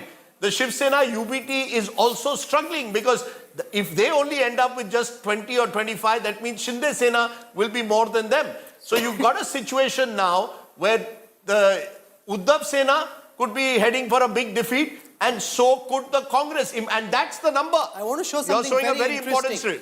You know, and this is why I love the election intelligence dashboard. We make so much of an effort to bring it together because the kind of live insights we can pull out. You don't need to wait for 72 hours, or you don't even need to wait to write a book. It's happening right in front of you, live and exclusive. Of the 33 seats at this moment where there is a direct BJP versus Congress fight, by which I mean that either the BJP is one or the Congress is one. So it's, if in the ring it's BJP versus Congress, the BJP is pummeling the Congress in Maharashtra. 30 such seats, the BJP strike rate on them is 91%. They're winning 30 of those 33 seats. The Congress leading only on 3 seats where it's directly BJP versus Congress. They're getting a hammering at this time. If it's Eknath Shinde versus Uddhav Balasaheb Thackeray, there you've got the Shinde Sena, 9 out of 10 leads, 90% strike rate against Uddhav Balasaheb Thackeray. The UBT being routed as well. This is not a victory, this is a thumping majority in the way that it's shaping up at this moment. The NCP Sharad Pawar versus Ajit Pawar, there it is 70% versus 30. 70% of those seats going in Ajit Pawar's favor, 30% going in favor of Sharad Pawar. That's not very good, but it's not as bad as the others. Well, that's again a huge change. It was in comparison to Lok Sabha. in Lok Sabha, Oh, no, of course. Sharad Pawar had swept. You know, but the main reasons are that all the regional satraps were with Ajit Pawar. See, you need to understand, Ajit Pawar's party is a sum total of those individual, very strong leaders. And they're coming to the party today. And they're leading in 28. Now, in the battles which are BJP versus Uddhav Balasaheb Thackeray, you know, you've got the BJP leading on all 7 of those seats. The UBT being routed, the collapse of the UBT is one of the big stories of the trends that we've seen so far. BJP versus NCP, Sharad Pawar, BJP leading on 9 out of 12 of those seats. Again, the BJP dominating everywhere. Where it is Congress versus the Shinde Sena, You've got the Shinde-Sena leading on 5 out of 7, the Congress leading on 2 out of 7. It's very clear from this data, the MVA seems to have collapsed. The MVA has collapsed primarily because the MVA went into this election without a clear narrative. You see, you went into an election in the belief that because you had won the Lok Sabha by this big margin, you would just as easily win Vidhan Sabha. It is the classic. 2024, Rahul, has shown that complacency doesn't work in elections. If you think an election is a done deal, maybe BJP thought that in Lok Sabha, paid a price for it. Maybe Congress thought that in Haryana, paid a huge price for it. And maybe the MVA thought that in Maharashtra, think about it. Uddhav Thackeray stepped out really into the election campaign only in the last 20 days. Sharad Pawar has been on the ground, which might, I still think, give him some hope against Ajit Pawar. But Ajit Pawar got his act together. He got in consultants, he sort of rebranded himself, apologized for putting up Sunetra Pawar against Supriya Sule. There was course correction. The MVA did not do anything new compared to 2024 Lok Sabha. One size does not fit all. And they're going to pay a heavy price for it. They've actually, in my view, handed over this election to Mahayuti, allowed Mahayuti to set the agenda and didn't respond. You can't do that in politics. Yeah, Rahul, Amit Shah's favorite line is about Indian politics is, and about his party is, that हम देश चलाने नहीं आ रहे हैं. हम दिल्ली देश चलाने नहीं आ रहे. We are not here to govern the country. हम देश बनाने आए हैं. ये जो spirit था. And in this case, the entire Maharashtra story started with the fight with Uddhav Thackeray putting an allegation against Amit Shah one-on-one, that in that meeting in Matoshri, Amit Shah had promised chief ministership and Amit Shah denied it. And I think from that day to today, Amit Shah may end up with a last laugh because Jo jeeta wahi Sikandar. This is a dramatic victory in the way that it's BJP plans micromanagement, how they do micromanagement, and the Congress was getting very excited what was happening on the TV studios where the end of the Modi era had been declared. The fact is that this is a very resounding verdict against that narrative. Maharashtra was a very important part of that vision कि देश बनाना है तो महाराष्ट्र चाहिए. And it settles, Rajat, so many political debates. Can you also give us the margin calculator? How many seats now are is the NDA well ahead? So that would give us a clear sense that this is now a done deal almost. Okay, so 1.5% of the votes have been counted so far. At this moment, there are 227 seats where the margin is less than 1,000 votes. So typically, that can change. How many seats where the margin less than 1,000? 227 seats. Almost. 227 seats. The NDA is leading on 155 of those. The Congress is leading on 60. The India Alliance is leading on 66. Yeah, they will win. If I look at the seats where the margin is less than 500, so this is still tight. But remember, if the gap has opened up so much, even if it changes, the trend can't now reverse. Potentially the MVA can gain a few, the UT can come down. But this is very quickly settling in and shaping up to be a Mahayuti route over the MVA. Jharkhand, though, is very exciting. While Maharashtra now seems to have settled, Jharkhand will keep us going for just a while. And I want to take you to Jharkhand and show you what's happening there. If we look at the overall big picture, 39 versus 38, 41, remember, is the magic mark. So this could go anywhere. JMM on 16, the Congress in Jharkhand hasn't done badly. They're at 16, JMM at 21, RJD at 1, CPIML at 1, BJP at 31, so BJP single largest party, All Jharkhand Students Union at 5, JDU at 2. So it's 39 versus 38. Let's now try and make sense of what's happening in the margin seats in Jharkhand, land of the forest.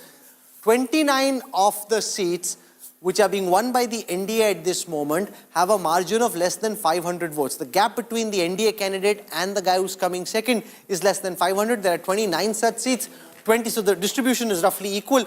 26 of them are for the India Alliance, 15 for the JMM, 10 for the Congress. In the way this is shaping up, Amitabh Tiwari, it's very clear, Jharkhand will keep us on the pitch for a long time. Maharashtra, you can go home. The only question in Maharashtra is, will Devendra Fadnavis be CM or Eknath Shinde? In Jharkhand, you don't know who will form the government. 1.6% of the votes have been counted in Jharkhand. It's a dead heat contest in Jharkhand, and we are seeing a clear tribal versus non-tribal consolidation. Also, if you see, Kolhan and Santhal Pargana, still the JMM is still holding on to the leads, whereas the BJP is doing fairly well. Oh, interesting. In the BJP versus Congress leads in Jharkhand, it's 50-50. Yeah, you know, the Congress has, if the Congress has some reason to be happy, they say, okay, we've not done so badly in Jharkhand, 50-50. 8 leads where it's BJP, Congress, 4-4 each, so 50-50. But the margins are so small, Rahul, where it can Jharkhand change. constituencies are concerned. No, of course, but I'm just saying, you know, you need some excitement. Maharashtra में क्या बोले ना, भाई जीत गए, बहुत बड़ा जीत गए. You know, there's a lot of businessmen who were very concerned about what's happening in Jharkhand. The politicians were concerned. Everyone was. The markets were concerned about what's happening in Maharashtra. Maharashtra is settled very clearly towards the Mahayuti. This trend can't change. My bet is on a 2/3 victory. And a 2/3 victory. Any radical reversal, it should start happening now. If it doesn't happen over the next 40 minutes. They've got 45 minutes to save themselves. So no reversal is highly going to unlikely. If anything, so some of your viewers might be saying it's just 1% or 2%. But you know, it's important. It's very important. It's a critical mass. Once it reaches that critical mass, widely distributed, that trend stays. So do not go by that 1%, 2% I only. think I see a 2/3 victory. I think we can safely say that the Mahayuti will form the next government. Whether that margin will be 2/3 is the only thing to look out for. Mahayuti is set to script a Maha victory in Maharashtra. Jharkhand is tougher. We've got RP Singh, BJP spokesperson with us. Mahesh Sawan, NCP Sharad Pawar spokesperson with us. And Sushil Vyas, Sena spokesperson. The widest smile.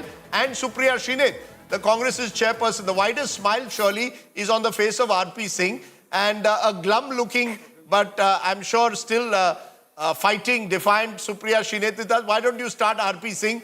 Is the scale of the victory surprising you at all in Maharashtra? Well, it might be surprising for you, but in our office we are serving jalebi for all media friends who have come today. And Sanu bhi bhej deo, akele hi khai aa rahe ho jalebi for tusi. some special sweets. Can you send some to our studio as well? नहीं sir, आना यहीं पड़ेगा जलेबी खाने के लिए. ये jalebi special jalebi है, ये जलेबी नहीं जलेबा है, ये स्पेशल जलेबा है. And this is because of Jharkhand and Maharashtra both coming to us, and we are forming the government in both the states. Jharkhand hasn't gone to you yet. It's very tight. Check with your, don't celebrate Jharkhand just at this moment. Sir, Jharkhand is a dead heat. Rahul,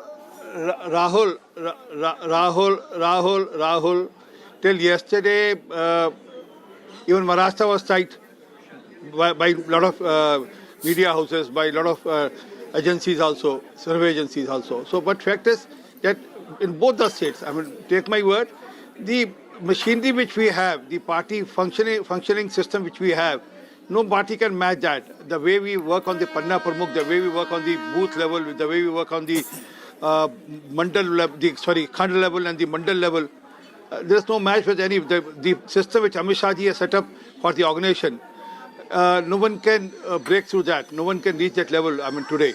But fact is that, yes, the schemes have worked in Maharashtra, the beneficiary schemes have worked in Maharashtra, and also that people look for continuation and also for the double engine government, not for the government which keeps fighting with the center or which is in tug of war with the center.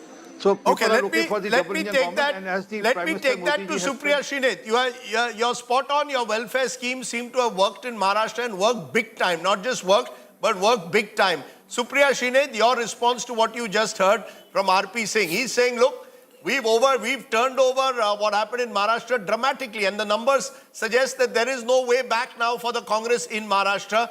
And certainly the Congress in particular has done badly, as has the Maha Vikas Aghadi in general. Your response, ma'am. So good morning to you and to your viewers and my fellow panelists. And I think BJP has every reason to be happy in Maharashtra. They sound too smug about Jharkhand. Let's wait on that election. I'm reasonably confident that Jharkhand will go our way.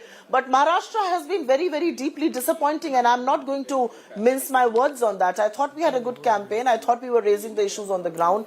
But it looks like Maharashtra wanted continuation, as the numbers seem to suggest right now. I do hope the final tally will look a little better for us. But I think BJP fought a good election and they have every reason to be happy. But to say that there should only be double-engine governments. You have a double-engine government in Manipur. You have had a double-engine government elsewhere, and we've seen what has happened. So I don't think you can extrapolate what is happening in one election to Are you a broad conceding pattern. Maharashtra But I then? think BJP has reasons to celebrate. It is disappointing. You're conceding Maharashtra? No, I'm not conceding. Especially but with the if numbers on leads board are now. What they are.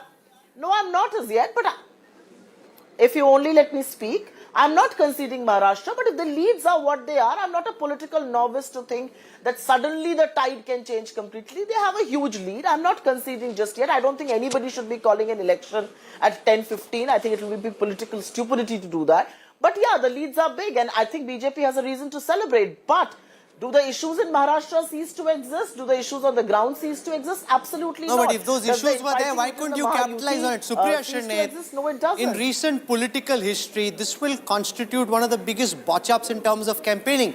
You were 30 plus 1 versus 17 in the Lok Sabha election when Prime Minister Modi was on the ticket. From there, such a sense of complacency seems to have set into the India alliance that they almost took it for granted. Nana Patole versus Sanjay Raut over who's going to be the next chief minister, which party will the chief minister come from. The BJP's pulled the carpet from right underneath your feet Rahul, and landed a massive victory, 200 versus 73. Rahul, you will have every right to use the words that you are using. You are at liberty to do that. What is a botch-up? We led a good campaign. Sometimes it clicks, sometimes it does not. When Mr. Modi was on the ticket, we won. When Mr. Modi was not on the ticket, they have won. It also tells you another story, right? I mean, there are various ways to look at an election. You can keep calling it a botch-up. Yes, we could have won this election. We should have won this election. We wanted to win this election. If Maharashtra hasn't gone our way, we are not going to hang up our boots and say, oh, we watched up. No, we did not. We did all we could. You're talking about Nana Patole and Sanjay Raut. Why are you not talking about Fadnavis and, one second, Mr. Ajit Pawar or Mr. Eknath Shinde? I think, let's not extrapolate one position from the other. Maharashtra has been hugely disappointing. I have a lot of faith attached and pinned to Jharkhand just yet because that's also an important state that went into election. I hope we will retain power there. I'm reasonably confident we will. You don't want to call it a botch-up, but just for the benefit of viewers, what is it that the Congress bought in which was different than Lok Sabha 2024? What was your narrative this time? You were hoping to bank on the farm unrest, but clearly you came to that way too late. You didn't understand what was really going on ground. You were hoping people would re-vote you on the issues that they voted during Lok Sabha 2024. Absolutely not. Absolutely not. The farm unrest was something that we were looking into. We were talking about it. We kept talking about soya bean. We kept talking about onions. We talked about the farmer suicides. Absolutely not. You are at liberty to now say what you want to because the election has gone the other way. I think as far as women were concerned, as far as the farm issues was concerned, unemployment was concerned, projects from Maharashtra to Gujarat were concerned, there were various issues that we raised in this election and some of those issues continue to be pertinent. I mean, you're talking about issues as if we didn't touch them. Of course we did. And the issues that were pertinent in the Lok Sabha, the supremacy of the constitution continues to call, Then Supriya Shinde, what so dramatically changed? I'm not going to just say that, but Supriya Shinde, what so dramatically changed in less than 4 months' time from Lok Sabha that you swept Maharashtra in Lok Sabha and look at the numbers where you're facing an abject rout? It could be various things. I don't think it's any one reason that either sweeps or makes you lose an election. Various combinations. Perhaps our ticket distribution could have been better. Perhaps we should have, had a more heightened campaign. It could be various things. It could be the fact that the Maharashtra people wanted continuation of a government that had just offered them Ladki Behna. Maybe Ladki Behna on the ground did a lot better than we had anticipated and assessed. It's always various factors. It's never one factor which you extrapolate and say we won or lost because of this. Even Lok Sabha, we won because of various factors in Maharashtra, not one factor alone. So I think we under-assess. If you ask me, one of the prime reasons is we perhaps under-assess the value of Ladki Behna on the ground. No, but you had no counter to it. But we can discuss that at length. Mahit Sawan, NCP, Sharad Pawar, are you also just as willing as Supriya Shinde to concede? Rahul Gandhi was waving Samvidhan. Samvidhan was over, many believed, was an issue for the Lok Sabha. But Mahit Sawan, NCP, SP, are you also being willing to concede defeat? Ajit Pawar doing much better than you. Just the reversal of what happened in Lok Sabha. So he will turn around and say, look, I'm the real NCP now. Yeah, Rajdeep, this is definitely disappointing. The numbers look really, surprising and unexpected for us. Though it would be a little early to comment, but yes, looking at the trends, we humbly accept the mandate given by the people of Maharashtra. And what I feel is we need to introspect. This is what I can say just now. Okay, you need to introspect. Sushil Vyas, on the other hand, Eknath Shinde could turn around and say, I'm the real Shiv Sena. Is that what you're going to say today? Marathi Manus is with us now.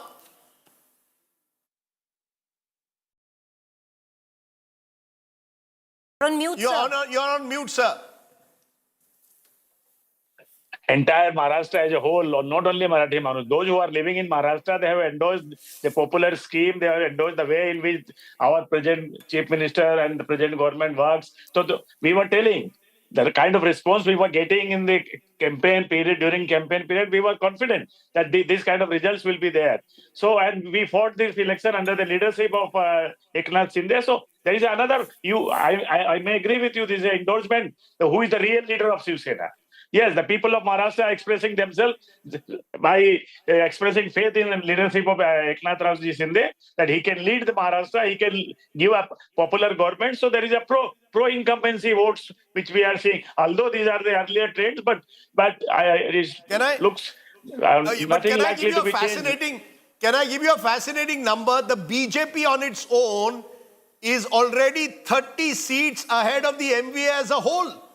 The BJP on its own is more than 30 seats more than the entire MVA. That's the kind of rout that we are seeing of the MVA in Maharashtra. So it's not as if it's only the Congress being routed. It's all the three factions. Out of the lot, Sharad Pawar seems to be the one who might hold on to 20 plus. The other two, we don't even know whether they'll be 20 plus at the moment. No, because there are victories and then there are decimations. This is a rout of historic proportions, and it is one of the most remarkable turnarounds in Indian politics, because just remember, the mighty NDA was bested by the India Alliance in June. From June to November, this has been the most fascinating turnaround possible. 209 versus 68. The BJP has 83% retain. The vengeance of the Hindu vote, it was discredited for a fairly long time, for the past 5-6 months, saying that there is no Hindu consolidation possible because the divisions on the caste lines, etc. No, there were people who thought that Batenge, Katenge doesn't work, etc. in Maharashtra. Maharashtra is not that kind of a state. But it's not worked in Jharkhand. No, Jharkhand, we'll come to Jharkhand. But it's the same, that the narrative played out more in Jharkhand than in Maharashtra. Jharkhand has... It's Ladli Behna. Yeah, it's Ladli Behna. 45 seats on the tribals. There are far fewer seats on... But Rajat, the Katenge-Batenge narrative started in Jharkhand before it reached Maharashtra. Yes, no, it was engineered for Jharkhand. Yet it's not seemingly working as it should in Jharkhand. No, it's again one size doesn't fit all, yeah, right? Exactly. What is working in Maharashtra doesn't seem to be working. That's what it's let me put it this way. I think the one thing that unites Jharkhand, correct me if I'm wrong, one thing that unites Jharkhand and Maharashtra is it is the power of 49, the women of this country. You get the woman vote. They are the real swing vote. The gender vote is what decides. The Maya scheme, and again it was well delivered. Technology allows you to deliver it well. But Rajat, you talk about... If it happens. It was in September month that they started distributing the money. Look at UT. UT had been planning this since February. They could not roll out in the Lok Sabha, but they effectively started rolling it out in July. No, so I'm saying what unites it. What is the common theme? No, I'm saying the common theme is not batenge to katenge. The common theme, according to me, is I've got you yourself admitted women have voted 6% more compared to last time. And you win the election. My point is, see, ultimately your campaign, if it starts slipping onto the lines that caste becoming a dominant factor, all of this could have gotten Rajat, into that I'll tell you why I disagree. Even you look at your partners who've done very well. Ajit Pawar very openly completely pulled away from the Katenge-Batenge narrative. You had main players of your own, you had Ashok Chavan openly pulling away. You had Pankaja Munde openly pulling away. Now, if you look at... Can I also get a look at the bypolls? Because I'm getting some fascinating numbers of the bypolls, which are also stories within a story very quickly. Okay, so let's start with the overall picture for the bypolls. There are 48 overall bypolls happening at this moment where counting is going on. I'll try and show you what's happening in all those bypolls taken together. We have trends currently for 31 of them.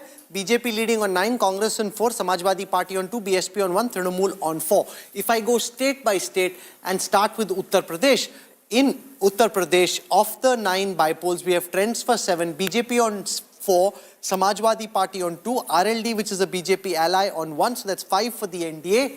From there, let's now come to Rajasthan, where we have trends for 7 seats. Of those, we have 5 leads, 2 to the Congress, 1 to the BJP. So the Congress, in fact, leading over the BJP in Rajasthan at this time. Let's come to West Bengal. We have trends for 4 seats, all 4 for the TMC, none for the BJP. So the BJP not doing well in the bypolls at this moment in West Bengal. Let's come to Assam. We don't have trends from Assam just yet. Let's go to let's go to Punjab. 4 seats where elections are happening at this moment in Punjab. We have trends for 3 of them, all 3 going to the Aam Aadmi Party. Barnala, Chhabrewal, Dera Baba Nanak, all 3 going to the Aam Aadmi Party at this moment. We've got 4 seats where bypolls are being held in Bihar. Out of that, it's interesting that you've got the new Prashant Kishore Party potentially. No, they're not winning. BSP is leading on 1. So you've got BJP leading on 1, JDU leading on 1, RJD leading on 1.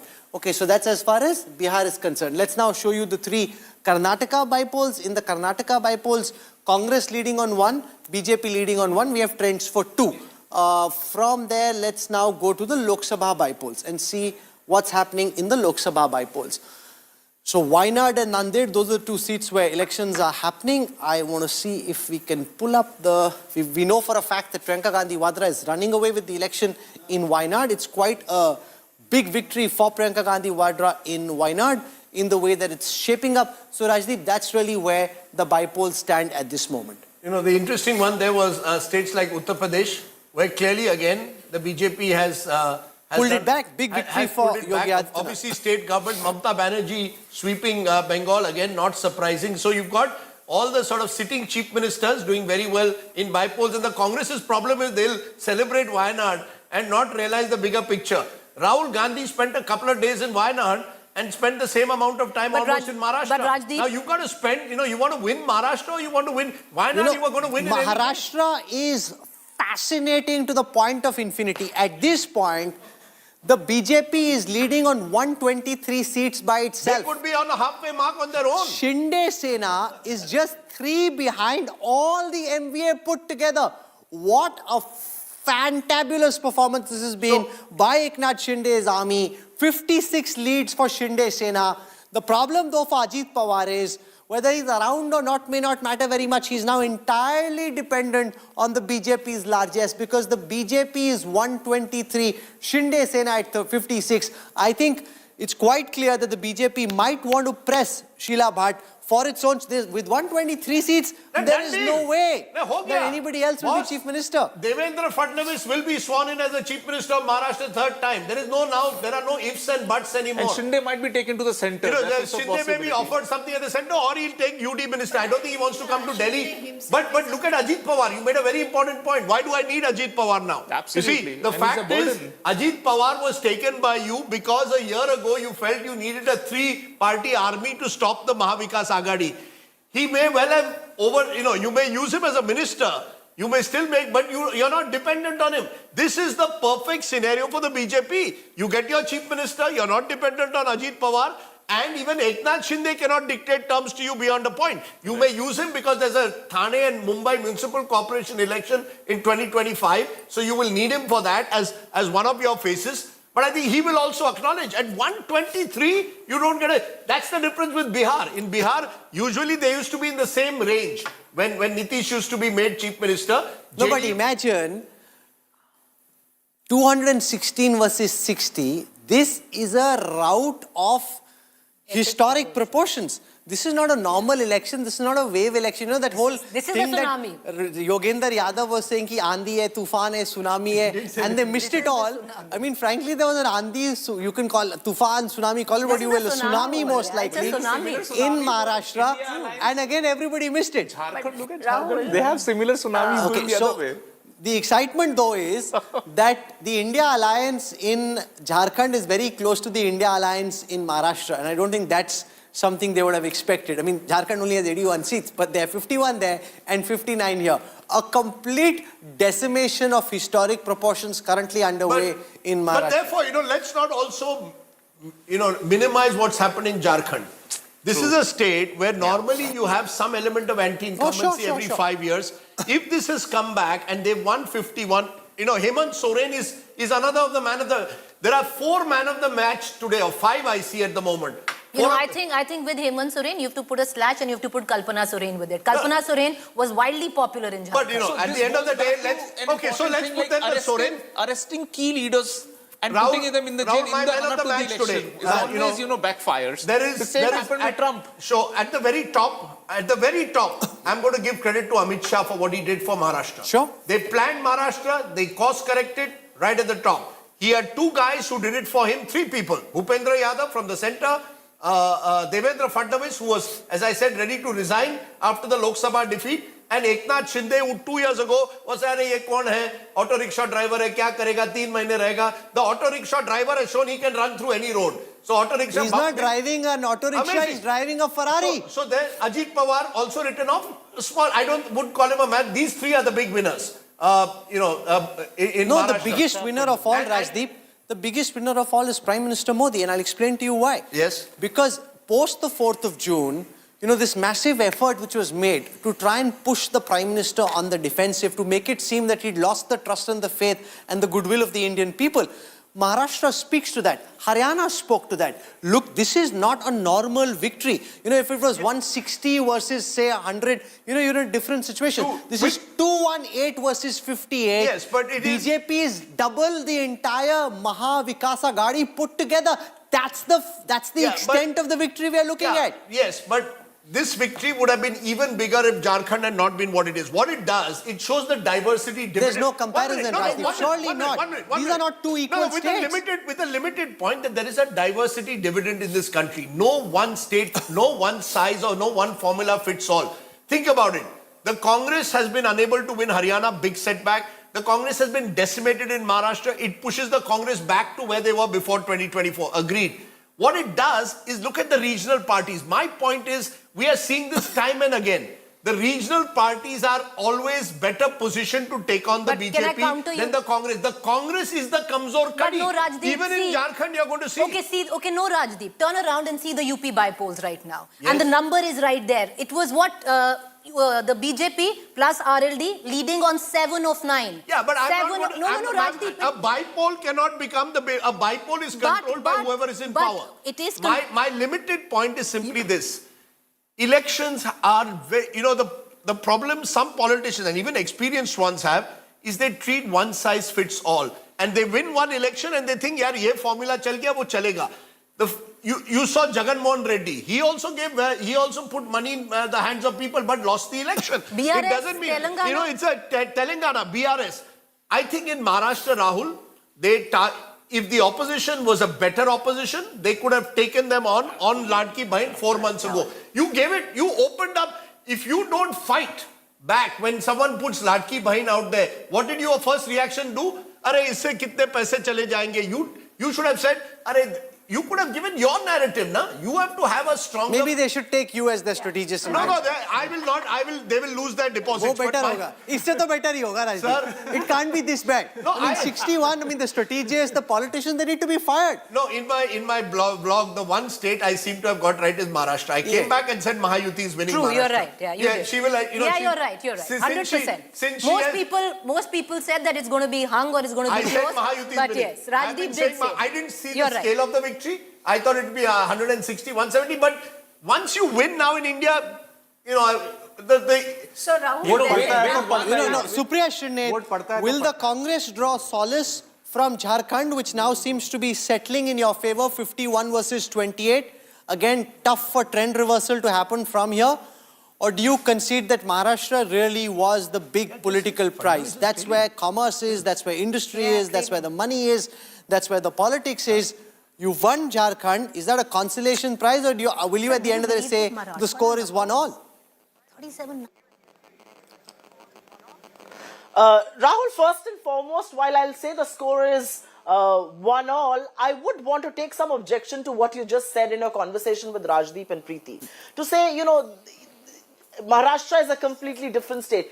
Jharkhand and Maharashtra are two states of the Indian Union. Let's not forget that. Let's also not forget that the more polarizing campaign of Beti, the Prime Minister invoking Beti, happened in Jharkhand.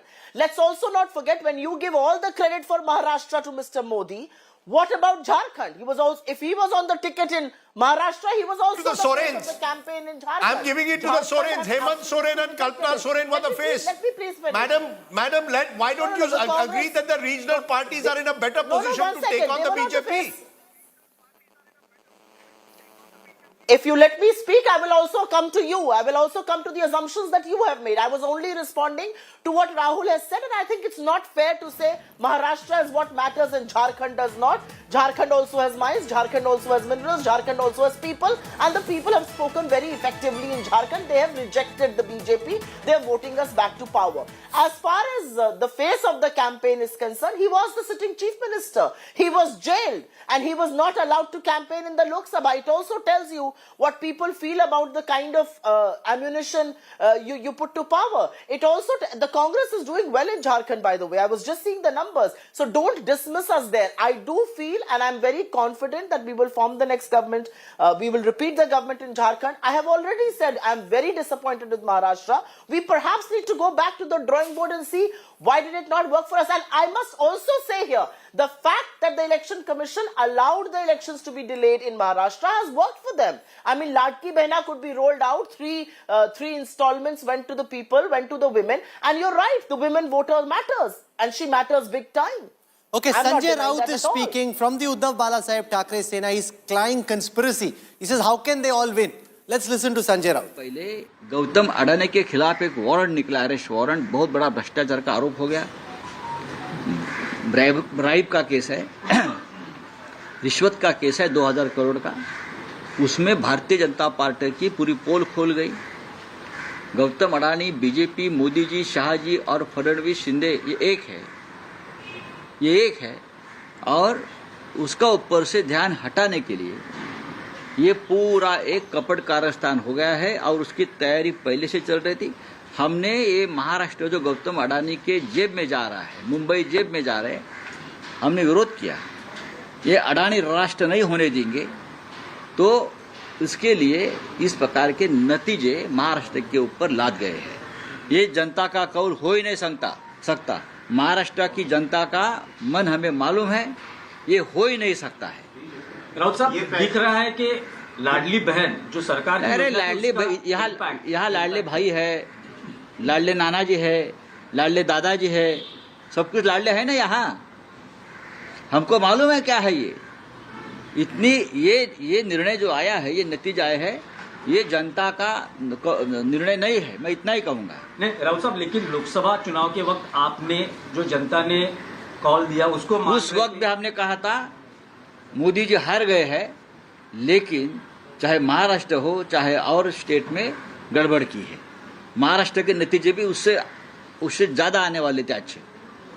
हमारी 4 या 5 सीटें लोगों ने चोरी की है, मैं आपको बता रहा हूँ। नहीं, पर राउत साहब, अब दिख रहा है कि महाराष्ट्र के विधानसभा में विपक्ष के लिए भी कुछ, मतलब विपक्ष यही लोकसभा के 2 चुनाव में 2014, 2019 ने मोदी और शाह ने यही किया था कि विपक्ष का नेता कांग्रेस को नहीं मिलना चाहिए। इस बार भी वही स्ट्रेटेजी महाराष्ट्र में की है कि विधानसभा में कोई विपक्ष का नेता नहीं रहेगा।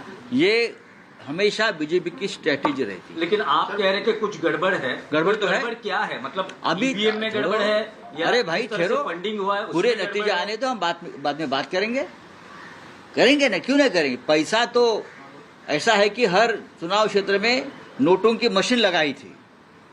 अरे शिंदे का एक भी उम्मीदवार सिटिंग एमएलए गिरता नहीं, और शिंदे ये बोल रहे थे हमारा एक भी सिटिंग विधायक गिरेगा नहीं।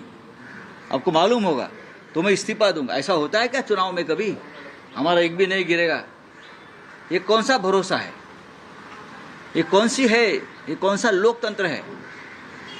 200 के ऊपर किसी को चुनाव में नतीजे मिलते हैं क्या? जिस देश में, जिस राज्य में सबसे बड़ी बेईमानी हो गई है, इस राज्य की जनता बेईमान नहीं है।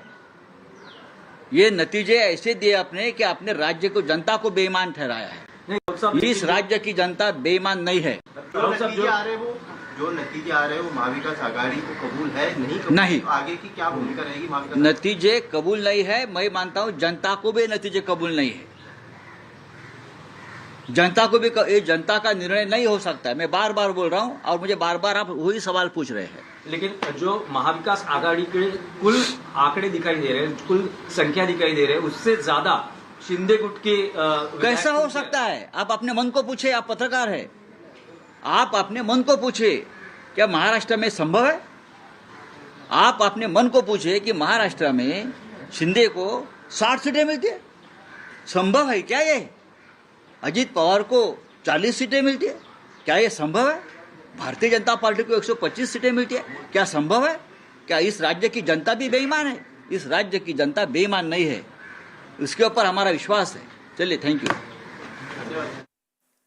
What is in bad that's taste crazy. there? It's in bad taste to discredit No, the the voters problem with or the mandate. Sanjay Raut is part of the problem of the Shiv Sena UBT. He comes every If there is one person who should be sacked, this is the guy. He comes every. He disturbed the Aghadi consistently. Supriya Shinde, do you concur with your allies' opinion that this election was rigged? This is discrediting the people's mandate, Supriya. I have said what I have to say, and I think I have said it very clearly. I've been on your show now for about 37 minutes. I have countered everything that you guys have said. I've said what I have to say. So you don't think there were any unfair means? This is a fair verdict, and you have to accept it whichever way you introspect.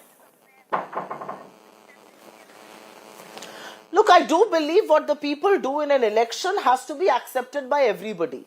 Do I believe that the BJP doesn't use unfair means? Absolutely not. I think it does. But I am not going to sit here and cry foul. I think we accept the verdict in Jharkhand. We also accept the verdict in Maharashtra, and I think we'll have to go back to the drawing board. Did the delay in Maharashtra elections by the Election Commission help the BJP and its allies? Of course it did. No, but so when a Sanjay Raut says Adani is so when a Sanjay Raut ma'am says Adani is a ladli bhai of the BJP, are you going to, or ladka bhai of the BJP, are you going to say that's unfortunate, that's regrettable? Because the moment you start making these statements, it appears like you are sore losers, and that you instead of introspecting, you're finding reasons for your massive defeat. No, but more than anything else, the voters have spoken. Is this the moment for him to... Yes, go ahead. No. Can I finish? Can I please finish? In the last 40 minutes, I have introspected very, very loudly with all of you. I have not been defiant, and I have said the BJP has reasons to celebrate in Maharashtra, just like they have reasons to introspect in Jharkhand. And for me, two states equally matter. But as far as the point about Mr. Adani is concerned, Mr. Adani is very close to the BJP. Mr. Adani was toppling a democratically elected government, as was said by one of their allies, Ajit Pawar. Mr. Adani is being protected by Indian government and at Mr. Modi's behest. Are we going to deny that? Just because they are winning Maharashtra, does the Adani factor cease to exist? Does the indictment against him go away because they are winning Maharashtra? Does Mr. Adani's alleged unfair practices cease to exist? I mean, let's get real here. Are you saying that Mr. Adani while the case in the courts will be dealt with in the courts, the fact of the matter, Tom Vadakan, is that the Congress made it one of the key parts of their campaign that business was being moved out of Maharashtra to Gujarat. They tried to build this Maharashtra versus Gujarat narrative. When it's 215 versus 60 and the Shinde Sena roughly equal to the entire MVA put together, I think the voters of Maharashtra have let the country know where they stand on the Maharashtra versus Gujarat issue, and if they think of that as an issue at all.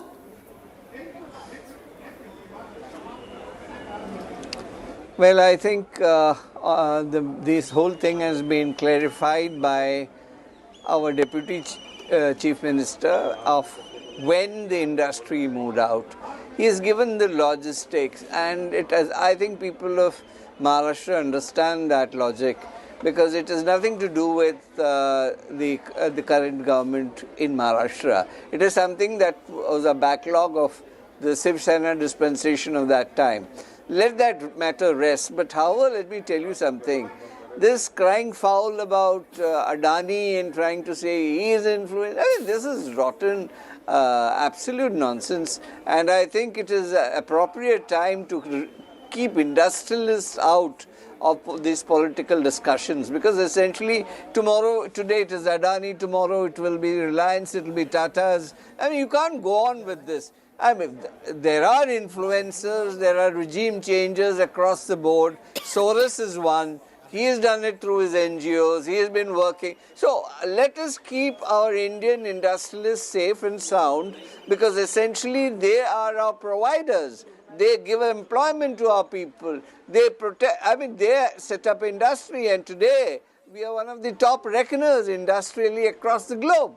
So please, my request is, keep them out. And if you want to win an election or lose an election, today I'm proud of the electorate who has voted for our government. And besides that, I also congratulate the Election Commission to have conducted an election. This is a celebration of democracy. You may win, you may lose, but don't do this. Don't damage it's also stirring the providers of our economic Given growth. how badly placed the NDA was in the Lok Sabha elections, where they were behind by a factor of almost 2, to come back from there and win in this fashion is one of the most remarkable political turnarounds conceivable. And that is just credit to Messrs. Modi and Shah and the manner in which they've planned this campaign out. The excitement, though, to some extent is in Jharkhand, which will give the Congress and the India Alliance some solace.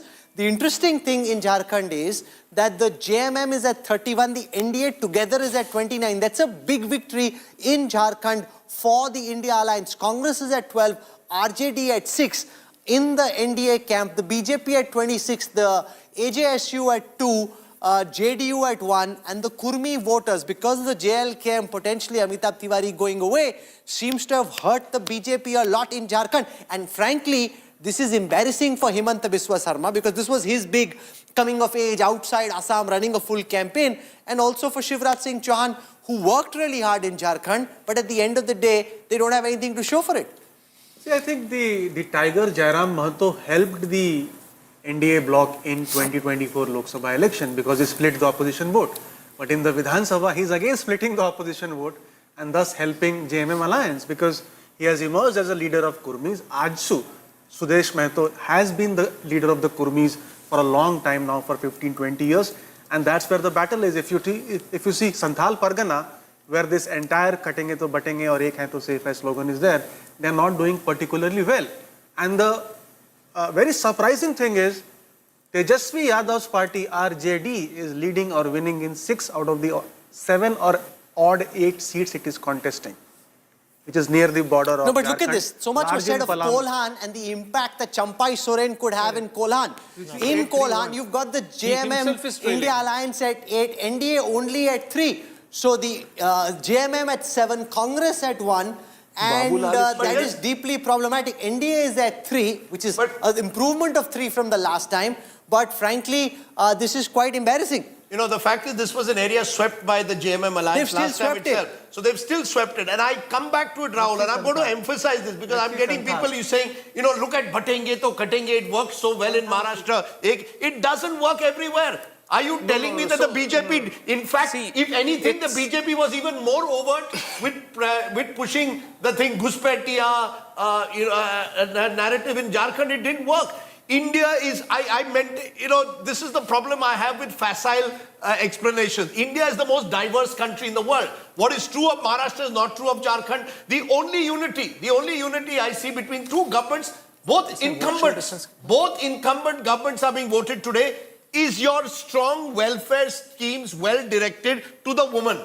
The woman, I'm going to say this, I'm going to say it 100 times because that's the only way someone out there is going to understand what's happened. You're asking me why, for example, our guys who've never lost elections in Maharashtra 5 times, right, are trailing today. Because there's a 50% woman vote. And if that vote goes up by 6%, then I need the male vote to go for me by 10%. No, but can I show you the strength scan of Maharashtra? This is very important because it will show you on seats which are typically considered strongholds of different parties, how are they faring there? So I'll start with the Congress's strength scan. Now look at this carefully. There are 18 seats in Maharashtra which are considered safe because the party has won those seats in every election over the last 3 elections. The Congress is winning only 1/3 of supposed safe seats. They are being bested in their own bastions in Maharashtra. Now there are 13 seats which the Congress considered relatively safe. Relatively safe because the Congress won them twice out of 3 elections in Maharashtra. The Congress is currently leading on only 2 of those. There are 13 seats considered weak because the Congress has won them once in the last 3 elections. The Congress currently leading only on 5 of those. And they're losing very clearly on most of the very weak seats. But the big problem there is that of the seats the Congress thought was safe, they are winning only in 1/3. From the Congress, let me now come to the BJP to draw the parallel. 24 safe BJP seats which the party has won in every election over the last 3 elections. They're winning on 20 of those seats. They're also winning on 51 of the 62 relatively safe seats. So if they've won them twice out of the last 3 elections, they're winning the vast majority of them. They're also winning, and this, Rajdeep, is where the genius of election management comes to the fore. 19 seats considered weak, where the party has won only once in the last 3 elections. They are winning all 19 seats. I have never seen this in all the years that we've had the election intelligence dashboard. No party ever weaks all the seats where they are weak. They have a better strike rate on the seats electorally constituting weak seats than they do even on their safe seats. Amitabh Tiwari, this is just... It's a wave. You know, as somebody who's a data geek and loves this... It's a tsunami. It's a wave. Nahi hai, ye management ka genius hai, genius. So 19 safe seats. Then I disagree. What do you disagree about? I disagree. If you're winning 19 safe seats, that is electoral genius. Rahul, when you have a wave, when you have a tsunami, forget wave, this is a tsunami. When you have a tsunami, ये सब management कुछ नहीं चाहिए. You have one. Sir, wave बनाना पड़ता है. ऐसा कौन सा wave होता है बैठे बैठे? That's not the management. अरे ऐसा होता ही नहीं है. Sir, wave बनाने पे बनता है. ऐसे कैसे wave कोई पेड़ में थोड़ी अमरूद है कि उतार के लेके आ गए? One minute. What is you know, one of the theories that was expressed at the start of the day and even in the lead up was micro planning. OBC, ye wo. I'm giving you an example. Look at Maratha vote. The so-called Maratha vote is also gone. Now that is nothing to do. I fiercely, vehemently, as strongly as possible disagree with Rajdeep. Rahul, I'm sorry. Boss, you have to build up an election campaign. That's okay. That's not management. The fact is, when you get a cross-class, cross-caste, it didn't exist in Maharashtra. 2024, June the 4th is evidence of where Maharashtra stood. You had as clear as possible a vote from the voters of Maharashtra. From there to here, it would have taken immense electoral effort to make it happen. It didn't happen on its own. Rahul, sometimes you have what you call a referenda election. You take a single point and people are able to bang it. Campaigns are designed like that. So it's a victory, not a management of campaign design. You vote, you designed the best possible. No, that's it. But you delivered it, you marketed it, and you convinced the women. Campaigning. You see, you could... I disagree with you. No, I'll tell this you cannot only be Ladki Behan. They have won everywhere where it is possible to win. It's a combination of all factors. I'm sorry. Anybody... Okay, Shaina NC joins us. I want to go across. Just one for... Shaina NC is the Mumba Devi candidate of the Eknath Shinde Sena. She's joining us. She's... Okay, so Shaina NC... You know, from the data that we have, you're not winning on your seat just yet, but your party and your alliance has just killed it in Maharashtra this morning. Really? Well, the latest report I have, Rahul, is that we are killing it there too. Having said that, in your terminology, I don't want to go into any kind of overconfidence. I truly believe that eventually we have to wait for the last vote to be out to determine who's victorious and who's not. But having said that, this is probably one of the toughest seats in Maharashtra today. And you know that there are 140,000 Muslims and 1 lakh Hindu voters. And despite that, you have schemes like Ladki Behna Yojana, where the chief minister has given 2.5 crore families and girls 7,500 directly in their banks as transfers. And we know that in the days to come, where you have Mumba Devi, 40,000 people of which 15,000 were Muslim girls who benefited from this. So I think that there are lots of game changers when it comes to good governance models. And we've had the women empowered. We've had youngsters get the internship schemes, the pension schemes for the senior citizens, the kind of availability of people who have really got so many opportunities to grow, as has the infrastructure. If you look at the metro, the Trans-Harbour Link, Atal Setu, bullet trains, the sky is the limit when it comes to Maharashtra and its development. So Eknath Shinde-ji, Devendra Fadnavis and Ajit Pawar have worked tirelessly to make sure that this is a reality. Who should be the chief minister? That's the question both Preeti and I have. You know Mr. Fadnavis well, and you're a candidate of Eknath Shinde. Who should be the chief minister, Shaina? I knew you would ask this, Rajdeep and Preeti, but let me please say that this is going to be a historic mandate, which is a mandate we welcome, and it is for the Mahayuti leadership to decide who should be chief minister. Every party would want its own leader to be chief minister. Shaina, for somebody, but having said that, who do you owe your allegiance to? On the party you come from or the symbol you're representing? Preeti, very smart question, but I owe my allegiance to my leadership and the ideology that we all subscribe to, and the Mahayuti under the leadership of Eknath Shinde, Devendra Fadnavis and Ajit Pawar, and of course, the honest popularity and hard work of the Prime Minister who has made this possible for all of us. And I want to tell you that probably Mumbai Devi is the toughest constituency in Maharashtra. And if we make it here, it is history which will be created, because people have moved beyond vote bank and appeasement politics and false narratives and want true progress, which I think is the learning point and the learning curve from this election. Okay, you're only trailing at the moment by 830 votes, so you still have very much of a chance in Mumbai Devi, and you're right, it's a constituency in South Mumbai where if you win, it'll be a big win. Amin Patel has been a several times sitting MLA who you're contesting against, but I ask you one last time, who would you prefer in the... Do you agree that this is Fadnavis's day out and he should come back as CM, or should Eknath Shinde continue? Who would you prefer? You know one thing, that this is a party and an ideology that believes in discipline. It is the Mahayuti leadership that will decide. And having said that, please let me tell you, whether it's the popularity on ground of Eknath Shinde or the learning of Devendra Fadnavis or the administration of Ajit Pawar, it is honestly the leadership that takes such calls. We are here to serve Mumbai, and unfortunately Mumbai Devi is the worst backward constituency in Mumbai today, with no development for 15 years. So I hope to focus on that. And if people give a mandate and support us, then I'm sure that in the days to come, the sky is the limit to transform this great city of ours into a model constituency.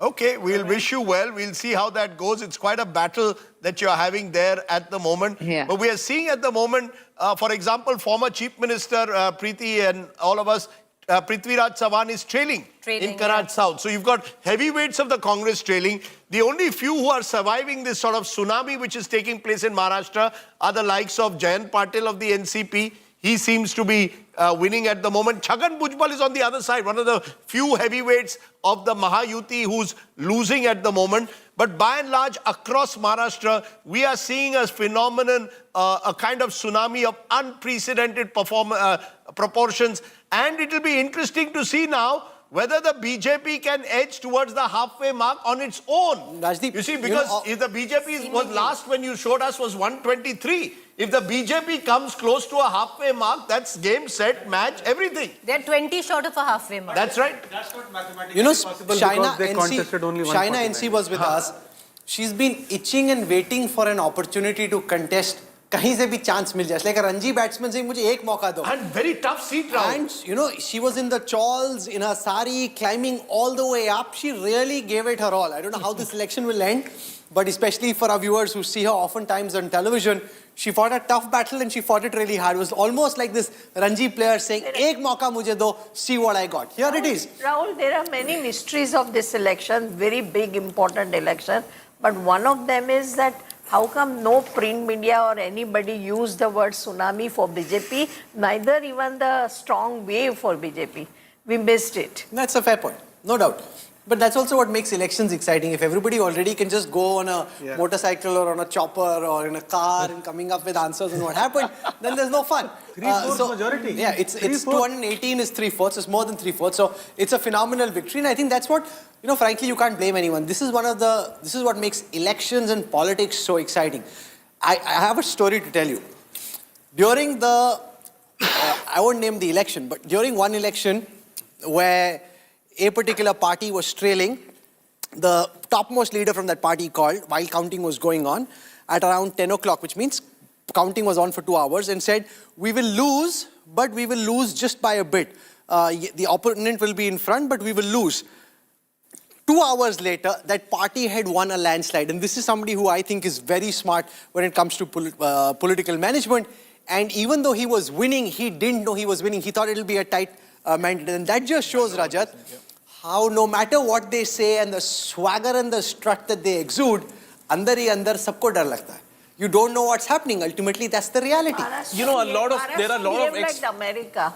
No, America was much tighter. This is a sweep.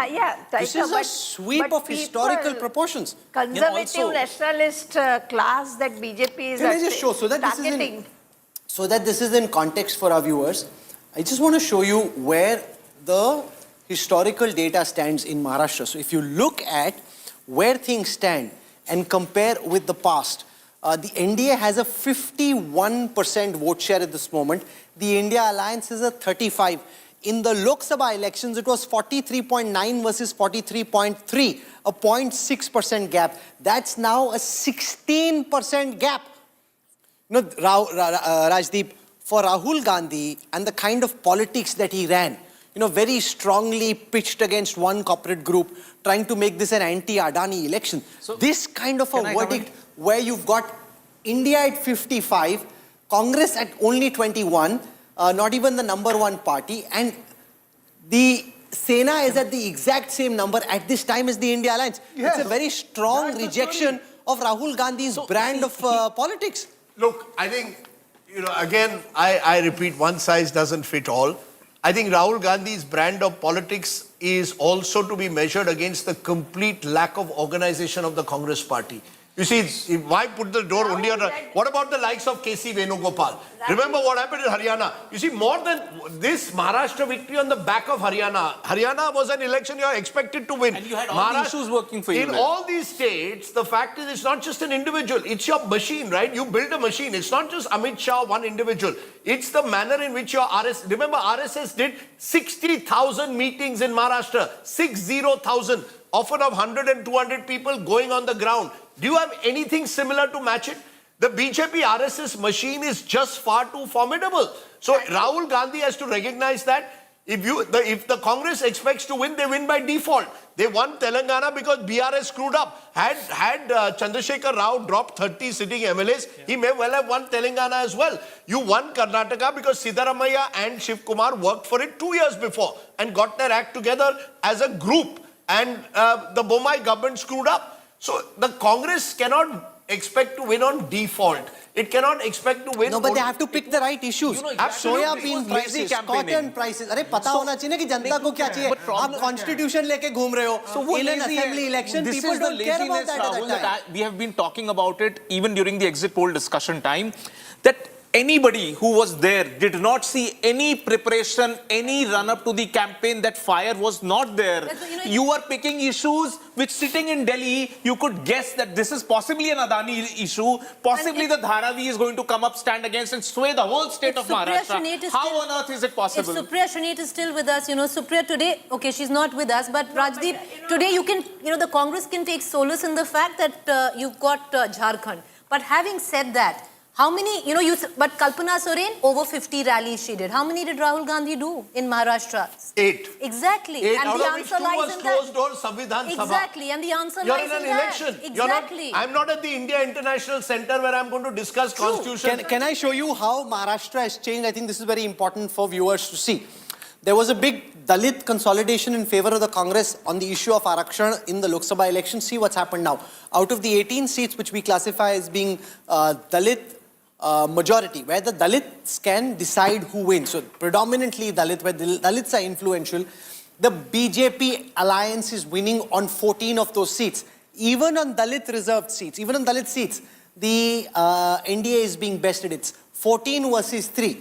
From Dalit, if I come to the OBC seats, the OBC seats of Maharashtra, 160 such seats, the NDA currently leading on 119 of those seats versus the India Alliance leading only on 33.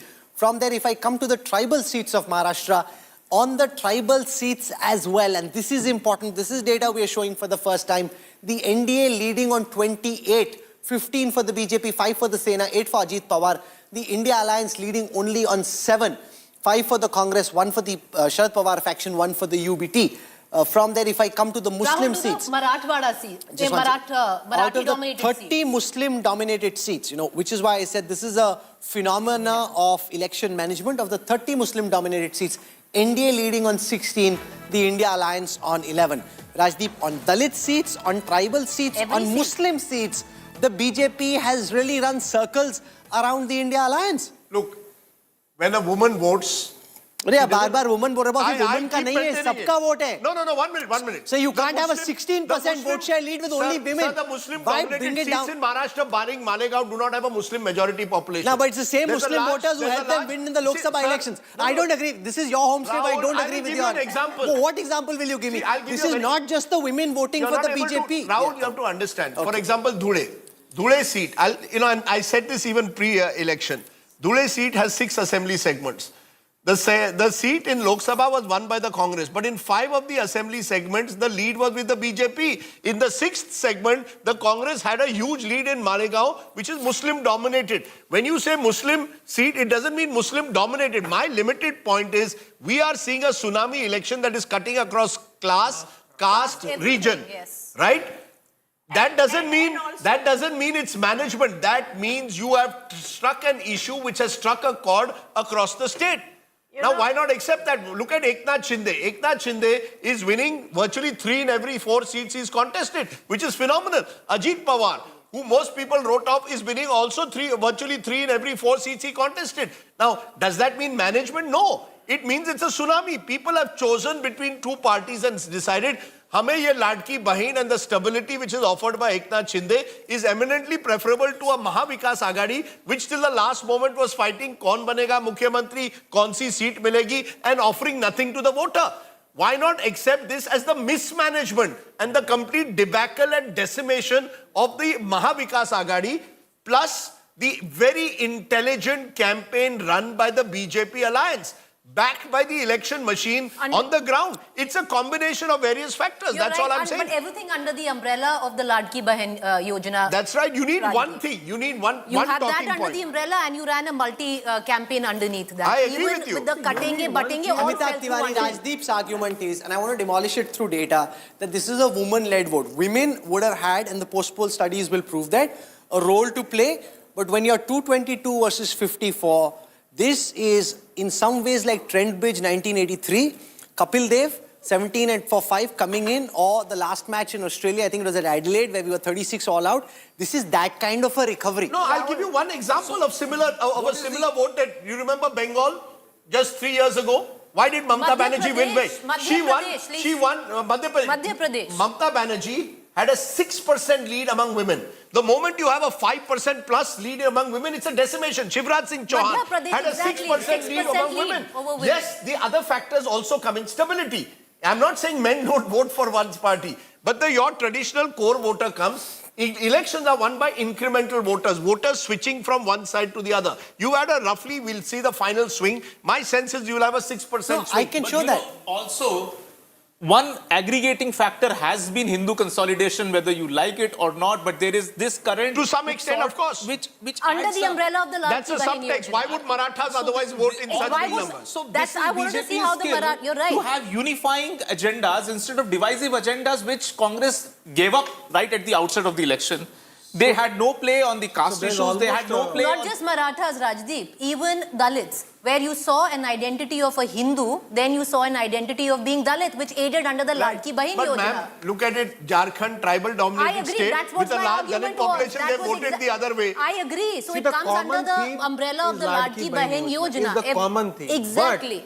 But if you see the swing is 16%. So the swing is of 8%. 8% vote share, NDA or Mahayuti's vote share is increasing compared to Lok Sabha, whereas 8% vote share of the MVA is declining. And that all this 16% swing cannot come just from movement. So it has to come from OBC. There is a severe OBC polarization also it happens happening. because of these building blocks that you come up with a unifying and there campaign is also this around a weakening, common threat. But then weakening of the Maratha agitation. Let's see Marathwada.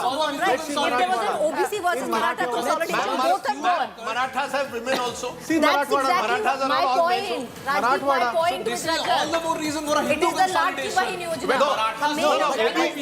OBC consolidation, I think, is a very important point. The BJP consciously targeted that. They knew that the Maratha vote may get fractured at best. They did that in Haryana as well. Fracture the dominant caste, but consolidate your OBC vote. So everything that could go right they've done it. But They've run one of the most amazing campaigns. But this is not fracturing the Maratha vote, it's consolidating it as well. Bhupendra Yadav went to Mumbai, correct me if I'm wrong, end of June, and has spent more time there than here. Ramesh Chennitala, dividing his time between Kerala and Maharashtra, is not from Maharashtra in any case. Most of the other Maharashtra leaders between July and August, Mala Mukhyamantri Vaitsa, because they were convinced that they will get 180. No, they can do a Dream 11. Yeah, so Dream 11. So just look at the distance. So it's a disastrous campaign run by one side and a first-class campaign run by the other. And then you have Ladki Bahin as your narrative. It's a winning. Yes, a winning Sheila. I would like to agree with you that there is no one reason. I think since 2002 onwards and more so since 2014, in India there are two big blocks. One is secular liberal minorities and such one group, and one group is nationalist conservative group. Nationalist conservatives solidly supports Modi. This group has got a Modi as an efficient leader for them, who is able to deliver to them. They weren't that enthusiastic in the Lok just Sabha a minute, elections. I'm not coming to the different point. I feel today, just take a pause and think about secular liberal people, how they must be feeling a great betrayal by Congress. Is it a joke? Are you kidding? When Modi and other machinery is fighting so seriously, and this is not fight of a freebie and Revdi. No, this is a fight of an idea, after all, at the end of the day. And I think really Congress is taking them for granted and not working hard enough. This is the message. But the Congress never works hard enough. No, you can't say that. Where do they hardly work? No, but if you look at the effort, in Telangana and Karnataka, but I'm saying look at Maharashtra. Because of this, where did they work hard? Because of this, Maratha reservation issue and Adani issue will now fade away. Because but you make an important point. When you make that the fulcrum of your campaign, see, Adani this, Adani that, and this is the kind of verdict that comes out at the end of it. Culture, they are talking of religion, politics, society, marriages, and he is talking of Adani. Lazy campaign. But let me tell you, it's not that it's not going to fade away. No, it's not. You see, Rahul Gandhi is determined. Rahul Gandhi believes that this is a long fight. That's in his mind, that this is a fight. I'm ready to fight this. This is an ideological war. The problem is, how do you fight an ideological war with a party which is not ideological? You see, congressmen after this defeat will happily, even some of those who win, will happily switch over to the other side. And you have to keep your troops motivated if it's a long war. It would also lead to the decimation of the Uddhav Balasaheb Thackeray Sena. Look at the current tally. If you look at the UBT, NCP also. The UBT has 17 MLAs. Getting 12 on the other side, how tough is that going to be for Eknath Shinde? With this kind of a verdict, do they come, and then where does that leave Uddhav Balasaheb Thackeray? That's a question he'll need to ponder over. Similarly, with Sharad Pawar, there are only 12 MLAs, getting 8 of them on that side, or 7. How tough is that? And where does that leave them? So Charanjit Singh Sapra joins us from the Congress. We've got Tuhin Sinha from the BJP. Tuhin, one of the most remarkable, historic turnarounds conceivable between June and November. This is like Kapil Dev coming in at 17 for 5, or what happened at Adelaide the last time. When you thought all was lost and gone, to be able to snatch a famous victory from the jaws of defeat. Well, absolutely, Rahul. This is historic. This is unprecedented. But like I have been sticking my neck out in the last 2 weeks, in the last 3 weeks, anybody who has traveled on the ground would not be surprised with this victory. But yes, नहीं मैंने आपको कहा था, मैं परसों से कह रहा हूँ 160 मिनिमम, 180 से ऊपर संभवतः, लेकिन हाँ 220 की कल्पना हमने नहीं की थी। और यही होता है जब भगवान देता है तो छप्पड़ फाड़ के देता है। देखिए आज पिछले 3 सालों से इन लोगों ने केवल एक बात कहा कि हम लोग गद्दार हैं। आज इसका फैसला हमेशा हमेशा के लिए हो गया। आज कांग्रेस की जो तुष्टीकरण की नीति थी, जिस प्रकार से पिछले 2 हफ्तों में केवल उन्होंने मुस्लिम रिजर्वेशन की बात की, केवल उन्होंने उलेमा का साथ लिया, आज उसका फैसला हो गया। जो बिटकॉइन स्कैम कर रहे थे, काला धन एकत्र करने के लिए, आज उनका किस्सा हमेशा के लिए खत्म हो गया। देखिए why this victory is very important for us. Maharashtra is a very crucial growth enabler. It is a very crucial engine in the Viksit Bharat journey, in the Viksit Bharat story of us. And the $1 trillion economy goal which we have set, that will only get precipitated from here. And Maharashtra and Uttar Pradesh are going to be very big enablers in the larger journey of the nation. Charanjit Sapra, the irony is the entire India alliance put together stands at the same level as just the Eknath Shinde Sena. I mean, I think that's the irony of the verdict in Maharashtra. You know, you are clamoring about who will be your chief minister, which party will he come from. You know, you can now spend the next 5 years playing political dream 11 because it's the Yuti that's come to power and has, you know, given you a political thrashing. Yes, Rahul, it is, very difficult to understand the figures which are coming out. And if these figures turn out to be the actual results, then really the entire Mahavikas Aghadi needs a serious introspection. I feel as of now, I can say that the freebies thing have worked with the NDA or the Mahayuti. The kind of Ladki Behan Yojana, it has worked in Maharashtra also, and it worked in Jharkhand in favor of India Gathbandhan also.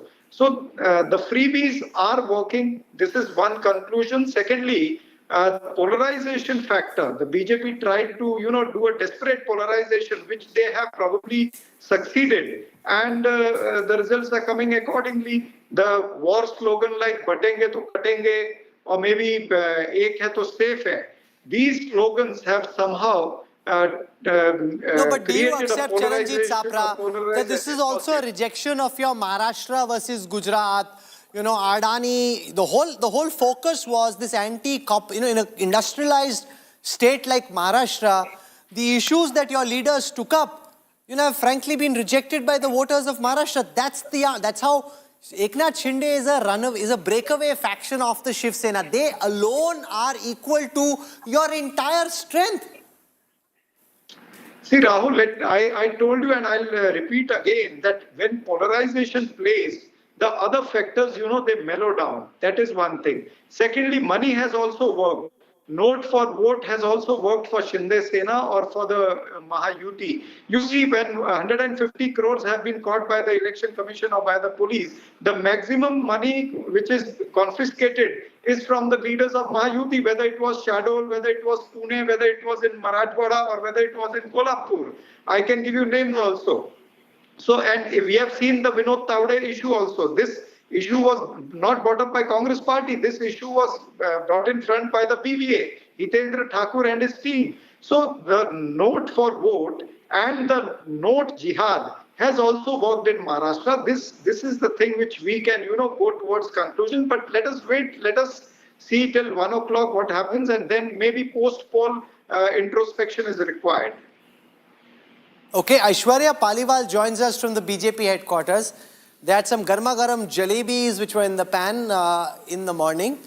I want to see what's happening there right now. Aishwarya, I'm told that the Prime Minister will be coming to the BJP headquarters. This is the best way for the Bharatiya Janata Party to end this election here. Winning in Haryana, winning in Maharashtra. They haven't won in Jharkhand, but the fact is that Maharashtra was the big political prize and they won in style there. Well, Rahul, this is what we are also being told, that in this building, and let me tell you, the preparations will begin in the next 2 to 3 hours, because when they will have the exact number, that's when the extent of the celebrations will actually begin. But the Prime Minister, let me tell you, between 6:30 to 7 p.m., that's what we are told, he'll be coming to the BJP headquarters. There'll be karyakartas, and that's the time when the real celebration will begin. The BJP will also, from here, from what we're expecting, the Prime Minister will speak with all the supporters and tell them that they're on the right path and moving forward, marching forward for the development of the country. That will be the crux of what the Prime Minister will be speaking today. Rahul. It's interesting. The Prime Minister's perfected this art. And I think that's, again, galvanizing your troops, mobilize. I think that's Mr. Modi's biggest strength, that he's able to rouse his troops even from adversity, from all the criticism that he faced after the... And I think that is his strength. When you've been in politics for 50 years, you're able to handle adversity and success and be able to build on it. You don't get carried away. The problem with the Congress is that they saw those 99 seats and thought that they'd won 270. And that is a huge mistake that you make in politics, because a lot of those seats also, let's not forget, came on the back of the regional parties supporting you. Akhilesh Yadav played a huge role in what happened in Uttar Pradesh. So I think the Congress party remains, I think the story of our times, Rahul, over the last 10 years has been the almost secular decline of the Congress. There have been aberrations from time to time, but they've been aberrations. They don't signal a revival of the Congress yet. But also, Rajdeep, zero course correction. What happened in Haryana? How did you course correct? Till date, Haryana doesn't have a leader of opposition in assembly. But because you haven't been able to appoint one. They divided the entire state of Maharashtra into 10 different parts and had one Congress leader come in and become in charge. Honestly, none of them actually ended up going there. They were all sitting in Narman Point in the 5-star hotels. Nobody got onto the ground to micromanage the elections they were sent for. One of the big grudge battles in this election was Eknath Shinde versus Uddhav Balasaheb Thackeray. We have 40 seats where Shinde Sena or UBT is 1 and 2. Out of those, on 31 seats, you've got the Eknath Shinde Sena winning.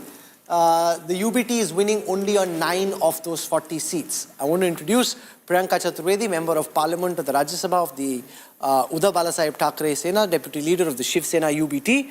Ma'am, welcome. Not a pleasant morning this. The Shinde Sena by itself at the same number of seats as the entire India Alliance put together. What do you think went so dramatically wrong in this election, ma'am? To be very honest, I don't really know.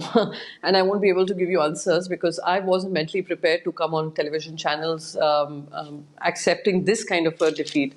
And again, I'm just hoping something would turn around simply because we saw that it was a very close fight. What we saw on ground was a lot of anger against the government. What we saw was tremendous amount of support coming from the people. All the surveys across the state showed that Uddhavji was amongst the most popular, and the votes don't seem to be matching up to the sentiment that we were seeing on ground. So right now, I don't have an answer to this particular question as to what really did not work for us. But again, it does raise questions on, when we are gauging the mood of the people, when we are seeing different surveys and outcomes coming out to be totally different. What really went wrong is something for everyone to speculate. Is this for introspection, or unlike your own party person Sanjay Raut actually blame the mandate and say that this is a rigged mandate because that's a spoiled sport and that's discrediting the people's vote?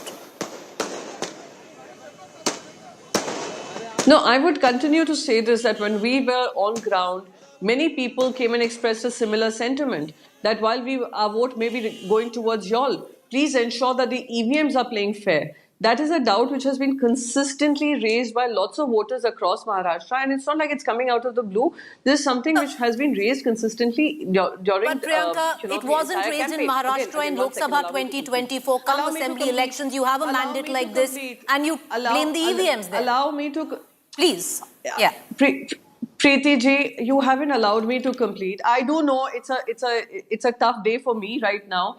And I do know you'll have 101 questions to ask of me and to cut me out because you'll have multiple more questions. But allow me to speak.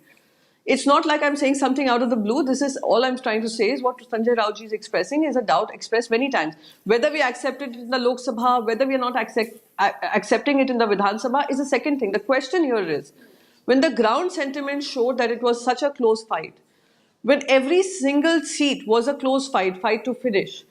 For us to have such a difference in numbers is something which is not fathomable. That is the question that comes in everyone's mind.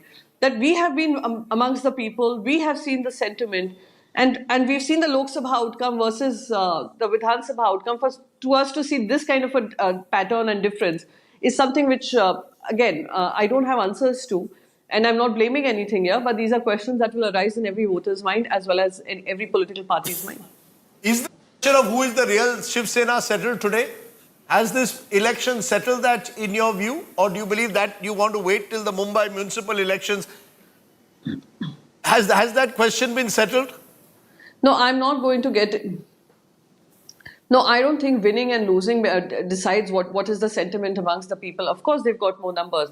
But do they believe the legacy is with them? Is something which is up for a debate. Simply because the Election Commission handed over the party symbol and name, which we are still fighting in the Supreme Court. Unfortunate that the Supreme Court still couldn't take a call as to whether what Election Commission did was the right thing to do or not to do. And that's a fight we will keep fighting. The second thing being Lok Sabha, we did better than them. Every election cannot be about who's the real Shiv Sena. Every election is about how we will be able to convert that sentiment into votes. Probably this time it did not work for us. The next time it will work for us. Isn't that a question? Ma'am, isn't that a question? Because just a minute, ma'am. Y'all went into this election, calling Eknath Shinde a Gaddar. It worked in the Lok Sabha to some extent, Khoke ki Sarkar. You tried it again. The formula didn't work in the Vidhan Sabha. Is there a recognition of that? That he's no, you can't just call him a Gaddar time and again and win. Let me repeat to you, we may not win, but he will continue to be a traitor. That's written on his forehead forever. So please, he will continue to be that. Someone who wins on the back of an AB form given by Uddhav Balasaheb Thackeray, someone who becomes a minister in an alliance which he later said was not the alliance he wanted to be a part of, held 3 important ministries, and after 2 years his conscience arises and he says, okay, now I'm moving on. You cannot take that reality away. And again, that's a fight we are fighting in the Supreme Court. And we are hoping that the constitutional judgment, the constitutional bench would uphold democracy and constitution. It's not happened, but we'll keep fighting the fight. Does that mean at every point we prove whether who's the real Shiv Sena, who's not the real Shiv Sena? Lok Sabha, then you can say, oh, it's now settled. But then you all started to talk about the strike rate. Now you're talking about, oh, look, he's won emphatically. That does not mean that people don't believe the legacy is with Uddhavji. And I'm not going to get into that debate. You know, the fact at the end of the day is that there will need to be some look by these parties, which I think, I mean, she may not agree with me. You all squabbled over Kaun Banega Mukhyamantri through July and August. You all were more interested, project Uddhav Thackeray CM, everything will be well, rather than doing the hard work on the ground.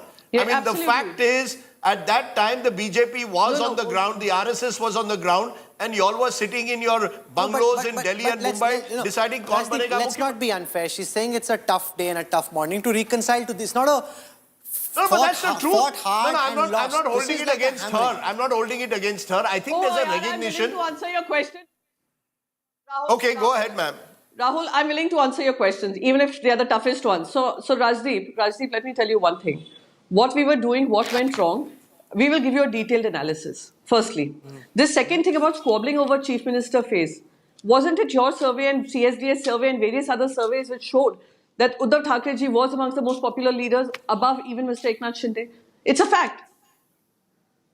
For our political party to say that there should be a phase which leads this campaign, I don't think it was unfair ask, but of course. No, are you saying that would have made a difference? The other two allies. Are you telling me you think that would have made a difference? You all were sitting in your bungalows and having discussion. I think it's a very unfair charge to make to lakhs of our karyakartas who are working on ground. Lakhs of karyakartas who are working on ground. Are you concerned, ma'am? Having to fight a battle between, it was a David versus Goliath fight, with tons of money being pumped in on one side, and we struggling to ensure that our karyakartas could be on the ground and fighting this fight. They have fought this fight. So please do not undermine my party karyakartas, my party UBT workers. has 19 Just because MLAs. you think we are sitting in bungalows and deciding who's winning and who becomes the CM. Priyanka ji, at this moment, the Uddhav Balasaheb Thackeray Sena has 19 MLAs who are in the lead.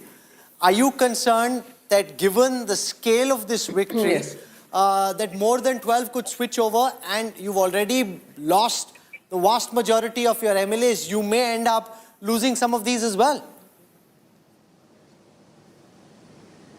No, why would they want to go anywhere now? They have fought on our AB form, Bharatiya Janata Party, and they seem to have a comfortable majority. But if they, I mean, I cannot predict what is going to happen in the future. But I can only believe that we will, all of us together, will learn to fight another day. We'll have enough strength to fight another day. And winning and losing is part of it all.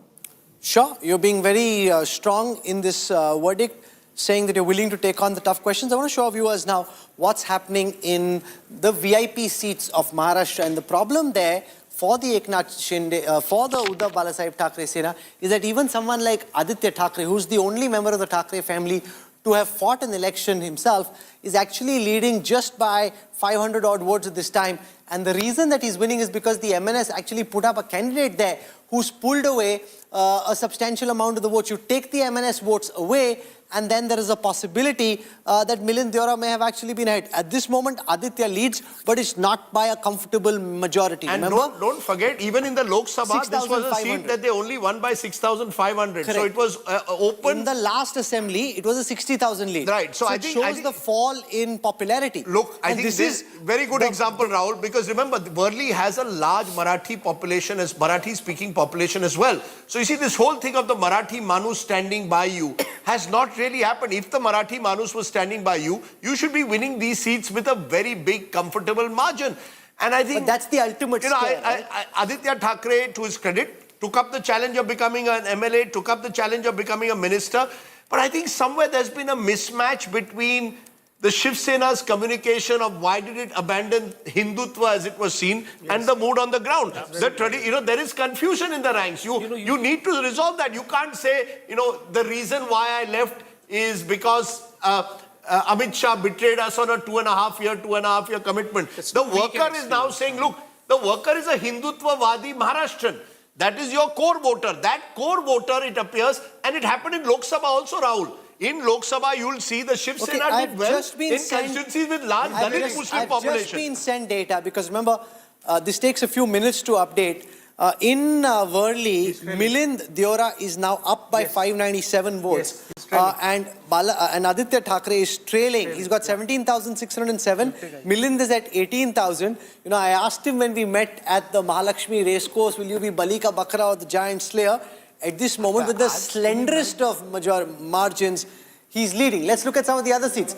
In that Pawar versus Pawar battle in Baramati against Yogendar Pawar, his nephew, you got a very comfortable lead for Ajit Pawar. So he's smiling and he's got reason to smile.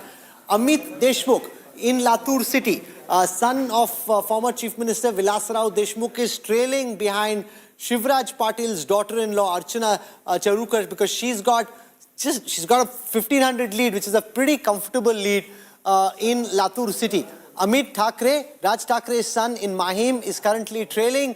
Chhagan Bhujbal of the NCP in Yevla is currently leading. Devendra Fadnavis, most likely to be Chief Minister of Maharashtra. Remember, if the BJP has 120 plus, it's very difficult for someone else to become Chief Minister. He's the man who is now odds-on favorite to be the next Chief Minister, leading with a big majority, with a big margin in Nagpur Southwest, Devendra Fadnavis. Eknath Shinde in his seat, leading quite comfortably. I want to look at Fahad Ahmed. Fahad Ahmed of the Sharad Pawar faction of the NCP, husband of Swara Bhaskar, is currently leading in Anushakti Nagar in Maharashtra. So if I look at Nana Patole in Sakoli, he's leading. Nitesh Rane is leading. Nilesh Rane is leading. The sons of Narayan Rane. Milind Deora is now in that's a very tough, exciting election there. Milind Deora leading against Aditya Thackeray by just 500. No, but it's huge, right? In the context, I mean, if Aditya Thackeray loses in a constituency with a substantial Marathi-speaking vote, there is, of course, it's cosmopolitan. Let me be fair. Worli has other large communities which are non-Maharashtrian as well. But it would be huge if if the former Chief Minister's son, the scion of the Thackeray family, loses to Milind Deora. This would be Milind Deora's biggest victory. You know, and look at how life changes. He lost 2 consecutive elections from South Mumbai as a Congress candidate. Switches over to the Eknath Shinde faction, gets Rajya Sabha, and now could be one of the giant slayers. We don't know where it will go. He wasn't very enthusiastic about fighting. He wasn't. Originally. Last minute, they he had a was bought friend. in last minute. Yeah, but look. And if this is the way it turns out, it will be a big victory. We don't know yet. You know, but when I look at those 54, these 54 who are winning actually deserve a huge credit because they're winning in the face of this tsunami. And they include some a few heavyweights, but by and large, most of the candidates of the NCP, Shiv Sena, UBT and Congress who even are powerful. Prithviraj Chavan there, for example, former Chief Minister, is trailing. You know, now when a former Chief Minister trails... But that's a tsunami, no, Rajdeep? Once it starts kicking in, then it washes everything in its way. Yes, but you know, when it's a tsunami of this kind, it also shows just how weak the MVA was. I don't think, I mean, I thought the Mahayuti would win, but if you would ask me 220, no way. I would have said 170 was my number, 220 is way above. But good luck to them. I think what they've done is run a very, very effective campaign. But Aditya Thackeray versus Milind Deora Rahul will, I think, become a major election victory for Milind because it will revive his political career also. It will be the hallmark of the Shinde versus Uddhav Thackeray faction battle, Rajdeep. It will go down in the annals of... if you can tell me in Amit Thackeray's constituency, I think Amit Thackeray is trailing. Trailing Latur City. I think there you've got, ironically, the Uddhav Thackeray group winning. Again, remember, there's a third candidate there. It's Eknath Shinde, MNS and but Raj Thackeray would have wanted that the NDA not put up a candidate against him. That's right. And Eknath Shinde said, you know, this is a sitting seat, how can we just give it up? Yeah, Sada Sarvankar is a several times MLA, you know, he didn't want to give it up. I think Raj Thackeray, again, has, you know, is really not a factor in Maharashtra politics. He's only leading in one seat. He had lots of posters, seemingly a lot of resources. We have the first images of Devendra Fadnavis. I just spoke to him on the phone. Mumbai, what's he saying? He's coming this evening on the show. He's very excited, very happy. I said, Mukhyamantri... Did he say, will he be CM? I said, Mukhyamantri Onar. He's, I mean, on the phone, he just said... There he is.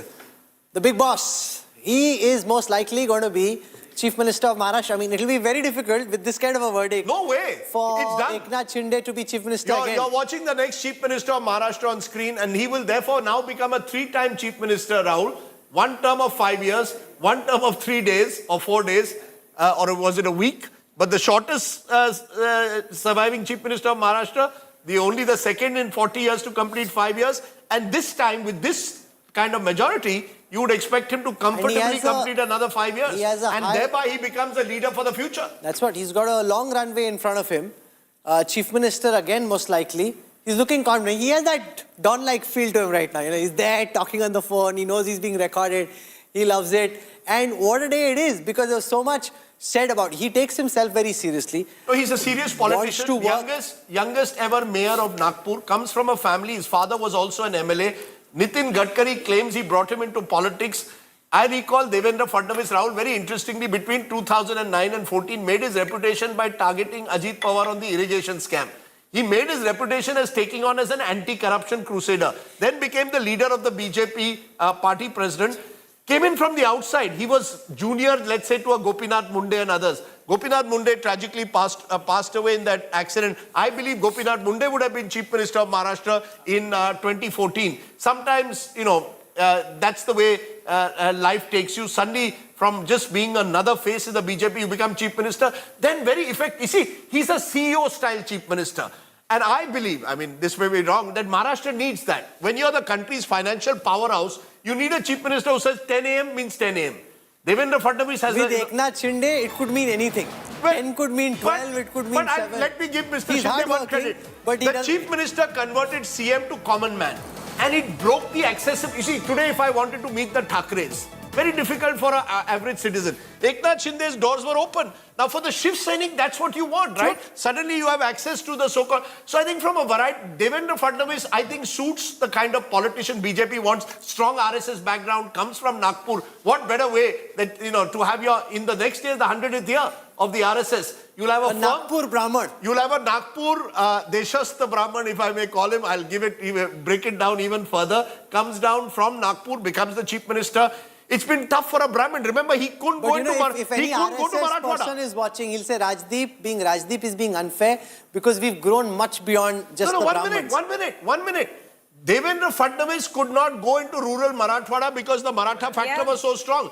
Brahman, it's not that. My point is, it's not easy for a Brahman to rule Maharashtra. Yes. It was used by his opponents also. So for Devendra Fadnavis to achieve what he has is a great credit to him. I think he is a potential CEO-style chief minister. His critics say he has played, and he will have to look at that, a lot of jod-tod politics, and it cost him. But I think, you live and learn. If he learns from that, he made a lot of enemies as a result across party lines. I think this time, with this kind of victory, he will hopefully learn. Is there a remote possibility that he might not be the CM? What is the possibility? Why? I don't know. I'm just exploring. No, I don't think so. I think Rajat, you're right. Let's not. I think Rajat has a point. The more you keep saying, then they'll spring a surprise at the last moment. Yeah, let's see what happens. No, 1 minute. The only surprise that can be is Eknath Shinde stays on. There can be no third person. Now you can't tell me that BJP will pull out. Shivraj Singh Chauhan won the election. This is not the same. Shivraj Singh Chauhan had already been chief minister for over 15 years. BJP said generational change. You can't say generational change. I'm not saying anything. I'm saying let them announce. We are saying with so much conviction. Let the people. You see, I'm on a roll. I got one state right. I've got everything wrong in 2024. This is the first time I've got an election right. Not on a roll, but yes, you got it right. I said Mahayuti. I came back. Yeah. I said I didn't expect 220. I thought 170. But my point is, Devendra Fadnavis, if he doesn't become chief minister now, what do you do? If with such a big change, you can't. Let them decide. Let the students. The one person who will remain Up Mukhyamantri is our friend Ajit Pawar for the 6th time. Do you think he still will? But he was reconciled to it. Yeah. He was reconciled to it. He knew his position, and they've punched hard. And they won a disproportionately high number of seats. Yeah, so we have to see what they do with him. We have to see what they do with him. Anil Antony joins us. Anil Antony is now a leader of the Bharatiya Janata Party. This is a massive victory. Winning in this fashion, would you accept that this is beyond your wildest imagination, that while you were hoping to win, 216 is just Happy New Year, come a little early for the BJP? Thank you. No, we were expecting a win, and we were very sure that our alliance, it is a very formidable alliance that we had created in the state, and we are very sure of a victory. It was only a question of margin, and now the numbers are as per our expectations. This is a clear thumbs up by the people of Maharashtra that a lot has changed after 2024, where in the Lok Sabha elections, this was one of the few states where the India alliance, this new alliance, had done slightly better than the NDA. But within 5 months, things have drastically changed. Within 5 months now, we are getting our biggest ever margin in the state, where we didn't do as well as we expected in 24. And this is a big thumbs up for the our Prime Minister's vision of Vikasit Bharat, the desire of people to have a double-engine government, and also the work we have done as a coalition in the last few years, where there was a large amount of developmental work. Our opposition. You come from the state of Kerala. To create narrations. Kerala now has a new MP, Priyanka Gandhi Vadra. Yes. Anil, romping home in style in Wayanad. How do you see PGV's entry into the Lok Sabha, which starts Monday, impacting what will happen in the Lok Sabha? She's going to be a player in the state that you come from. No, this election itself, this is, I believe, one of the reasons why across India the Congress party is getting dismissed by the people, because this election in Wayanad itself was an election that was forced to the people of Wayanad, where, and yes, Priyanka is winning by a fairly good margin, but you look at 2019 and 24 numbers of Mr. Rahul Gandhi and his victory in Wayanad, Priyanka Gandhi's margin will be lesser. So it is not, comparatively, when compared to the last two elections, the Gandhi family and the Congress is doing slightly worse than the last two times also. Priyanka Gandhi, yes, it was not that long ago that she was the face of the Congress in UP.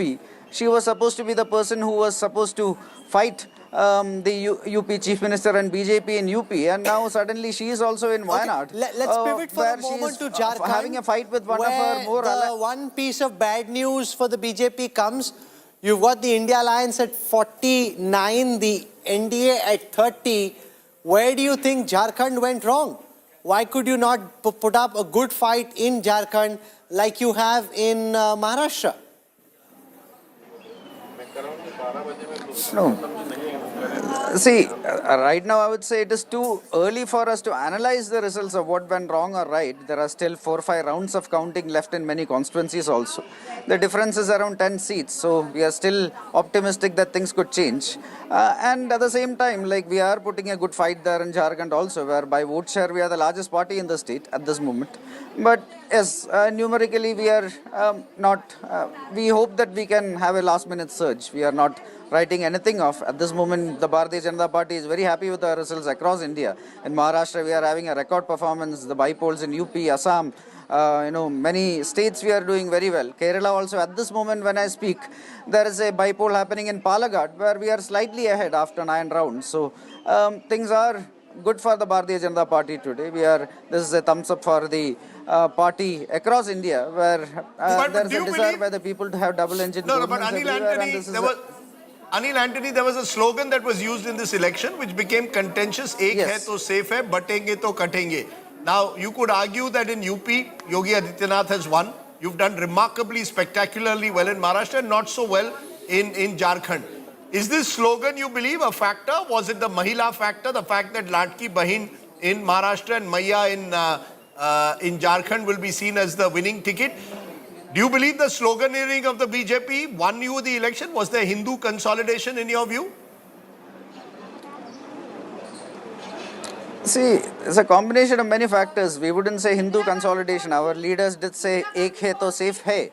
Essentially, we are just telling that you need to be united. Like when you are an MLA, MP, a minister, any constitutional holder of the country, when you are taking your oath, what do you say? You say that it is your responsibility to uphold the sovereignty and integrity of India. This is exactly what we are saying. That if we are together, we are not just counting Hindus. We are saying that as a country, if we are together, we will be more, we will be safer. That is all it says. There is nothing wrong in that particular slogan which we had. And women empowerment, like you rightly said, it is a huge factor in our victories everywhere. Where in Maharashtra itself, we had the Latki Bahan Yojana.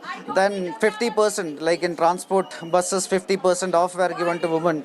Then you had the Mukhyamantri Yojana where 3 gas cylinders are given free for women across the state annually. So there are a lot of schemes that we have used to empower women. Now pink auto rickshaws are being promoted across Maharashtra. So a lot of women empowerment schemes are also a factor.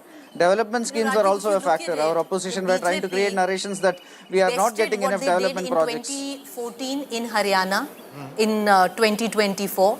And now, if you look at their individual performance, the BJP has bested what it did in 2019 in the state of Maharashtra.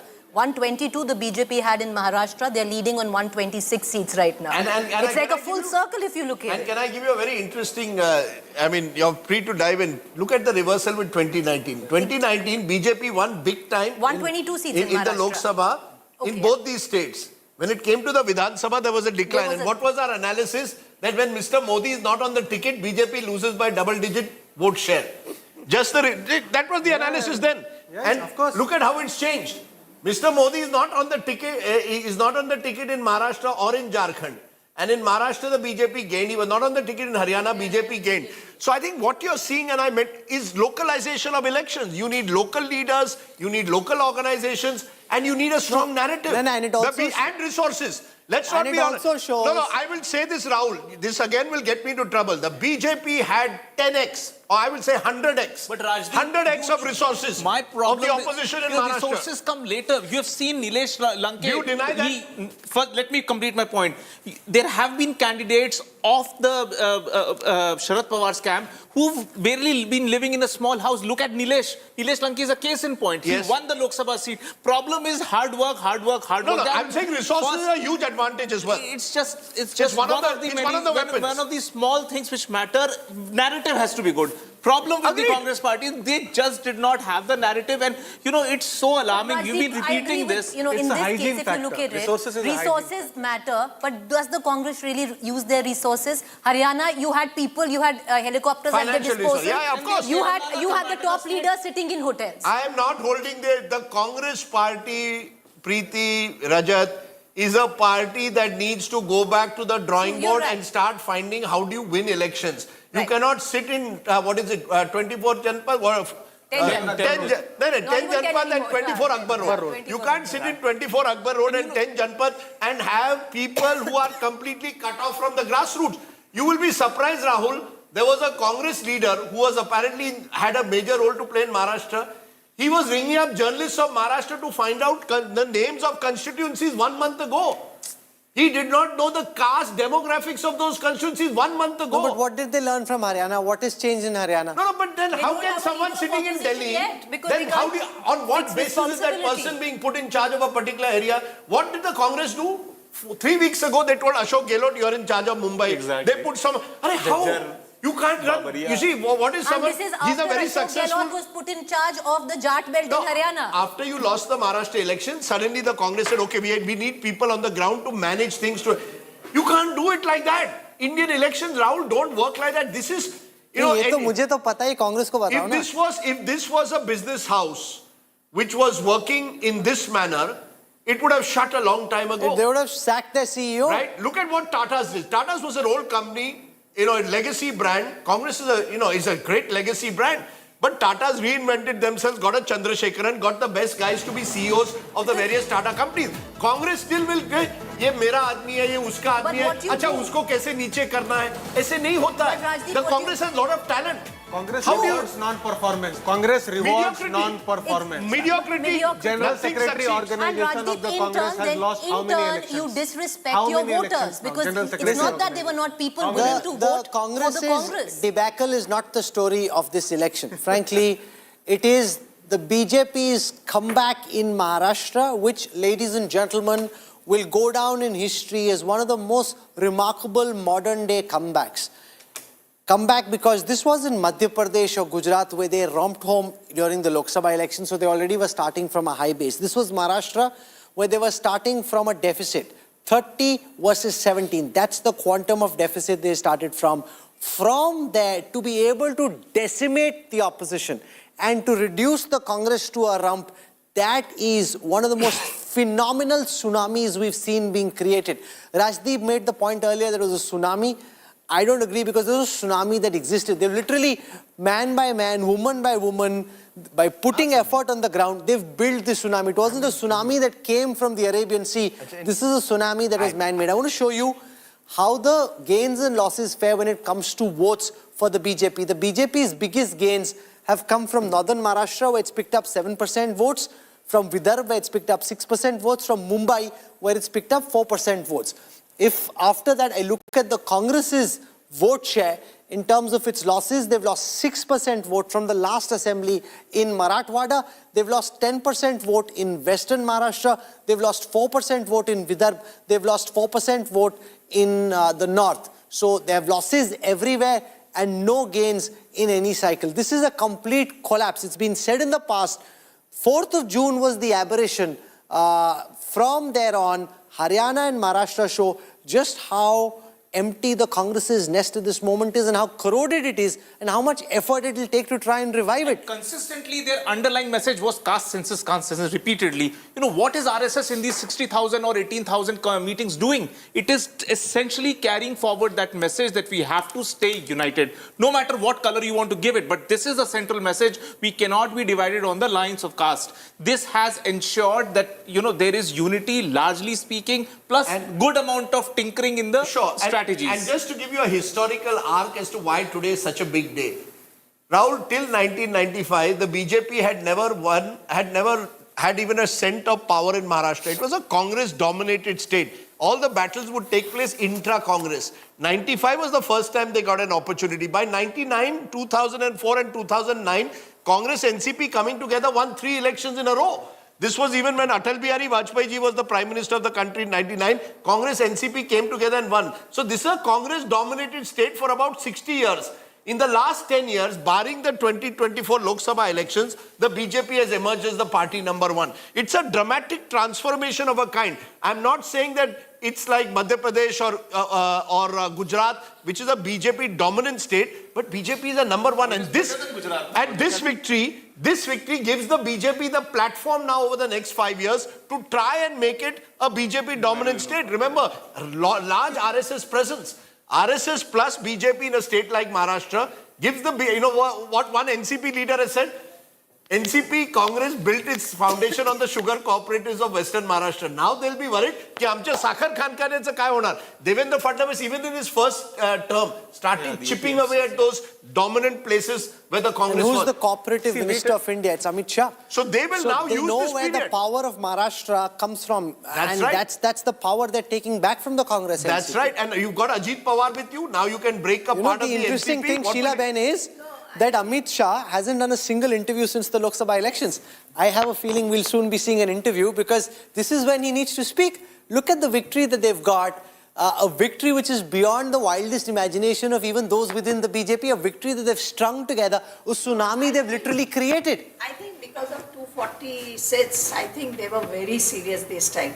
They really kept everything under the carpet and misled the print and all TV media also. But more importantly, they were very sure of what they were doing about the OBC and other issues. And I think, as I said, I mean, if you, Radip, you see how Yogi was used, how Ek Hai To Safe Hai, Prime Minister himself said those things. So they were really determined to do something.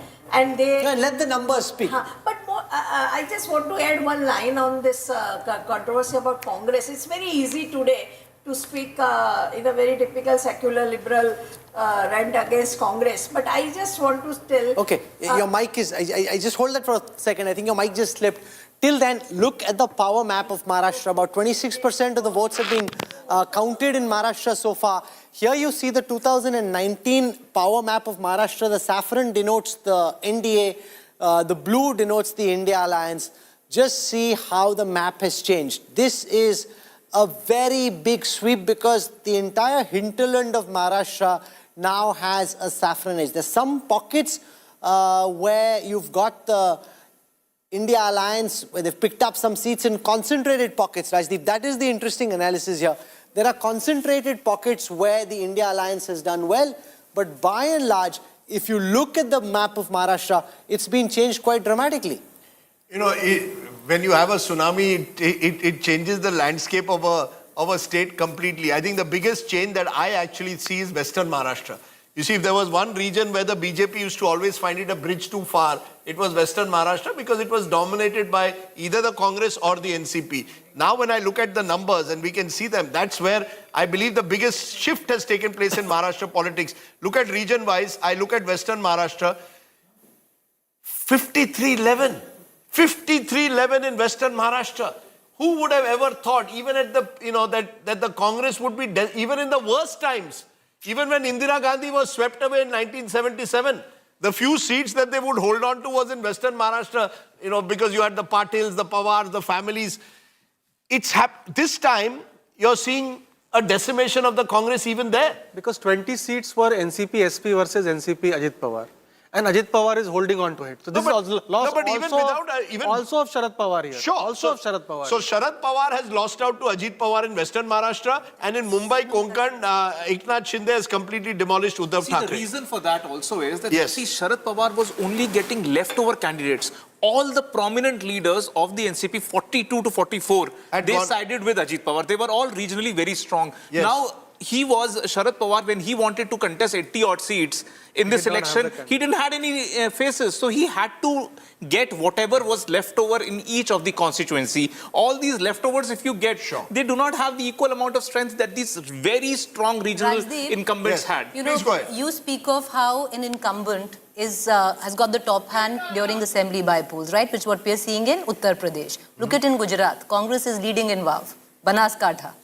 And can I explain to that? Can I explain to that? The seat of Banaskantha is held by Geniben Thakur. And She's Those the are only images Congress from the woman to have residents won a of Lok Sabha seat. Eknath Shinde's residents. They're celebrating.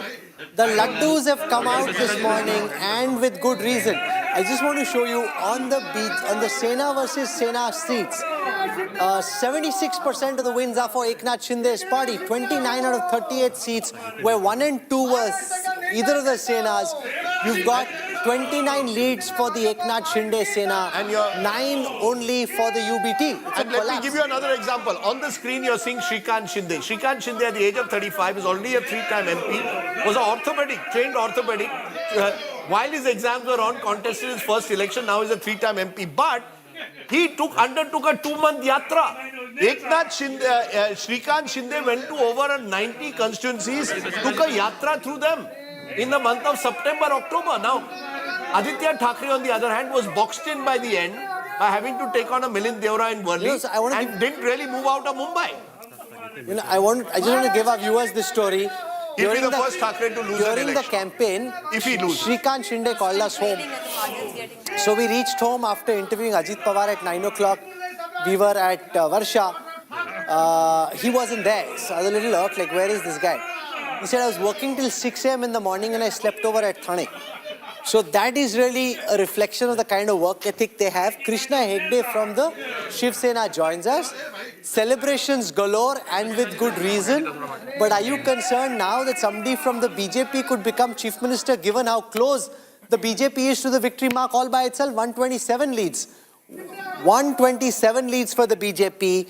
They are happy. The question then is, will the pre-election arrangement of Eknath Shinde being chief minister continue, or will they make their own man? 127 is too close to 145 for anybody else apart from a BJP leader to be chief minister. Rajat, what's your reading of the BJP's mind? See, there is definitely a very strong case for Fadnavis, but I think BJP will look at, much longer term goals as well. How do we utilize him in grooming him as, the next big leader of the party? What role fits into the larger equation? So all of these questions only BJP has the answers to. Would they want to change the current setup in the state, continue to keep him at a junior position? That is not going to happen for sure. But will he become the chief minister? That is something which only the BJP leadership will be able to tell at this stage. I still think that, I think the best way to describe it is Devendra Fadnavis is the front runner now. Now I don't think Eknath Shinde is the front runner. This morning, I thought with 160, 170, where the BJP will be, say, around 100, Eknath Shinde could well have been the front runner. Now, unless the only calculation, Rahul, I can see is that there is a major municipal corporation election in Maharashtra within the next 6 months, where one of the primary battles will be between the two Senas. Do you want to once again use Eknath Shinde's clout as chief minister to try and decimate Uddhav Thackeray and the Senas once and for all? Or do you believe Devendra Fadnavis deserves his time? From talking to people in Maharashtra on the phone and getting their messages, I don't see how Fadnavis can be stopped at a moment like this. This is his big victory, as much as it is of Eknath Shinde. But I don't see any change because BJP's style is not like that. So they will continue with Eknath Shinde. And gave this landslide victory. Interestingly, it is Aditya Thackeray who is trailing from Bollywood. People are showing his the way he has worked for 5 years. जिस तरीके से unavailable रहे, from the starting we were saying, unavailable and not accessible MLA. I think he is on the verge of losing his seat. So I think people in last 2.5 years, the way Eknath Shinde has worked, the way he has carried forward the legacy of Balasaheb Thackeray, the way Mahayuti has worked under his leadership, and the way Mahavikas Aghadi or the Ubhata Netas, leaders, जो सिर्फ गाली गलोच और आलोचना, उसके सिवा उनको 2.5 साल में कुछ जमा नहीं करने के लिए, उसमें से एक नाम था आदित्य ठाकरे का भी. लोगों ने उनको उनकी जगह जो है दिखाने का काम इस इलेक्शन में किया है. सर कौन बनेगा मुख्यमंत्री सर? मुख्यमंत्री को लेकर it is there, it is not obvious.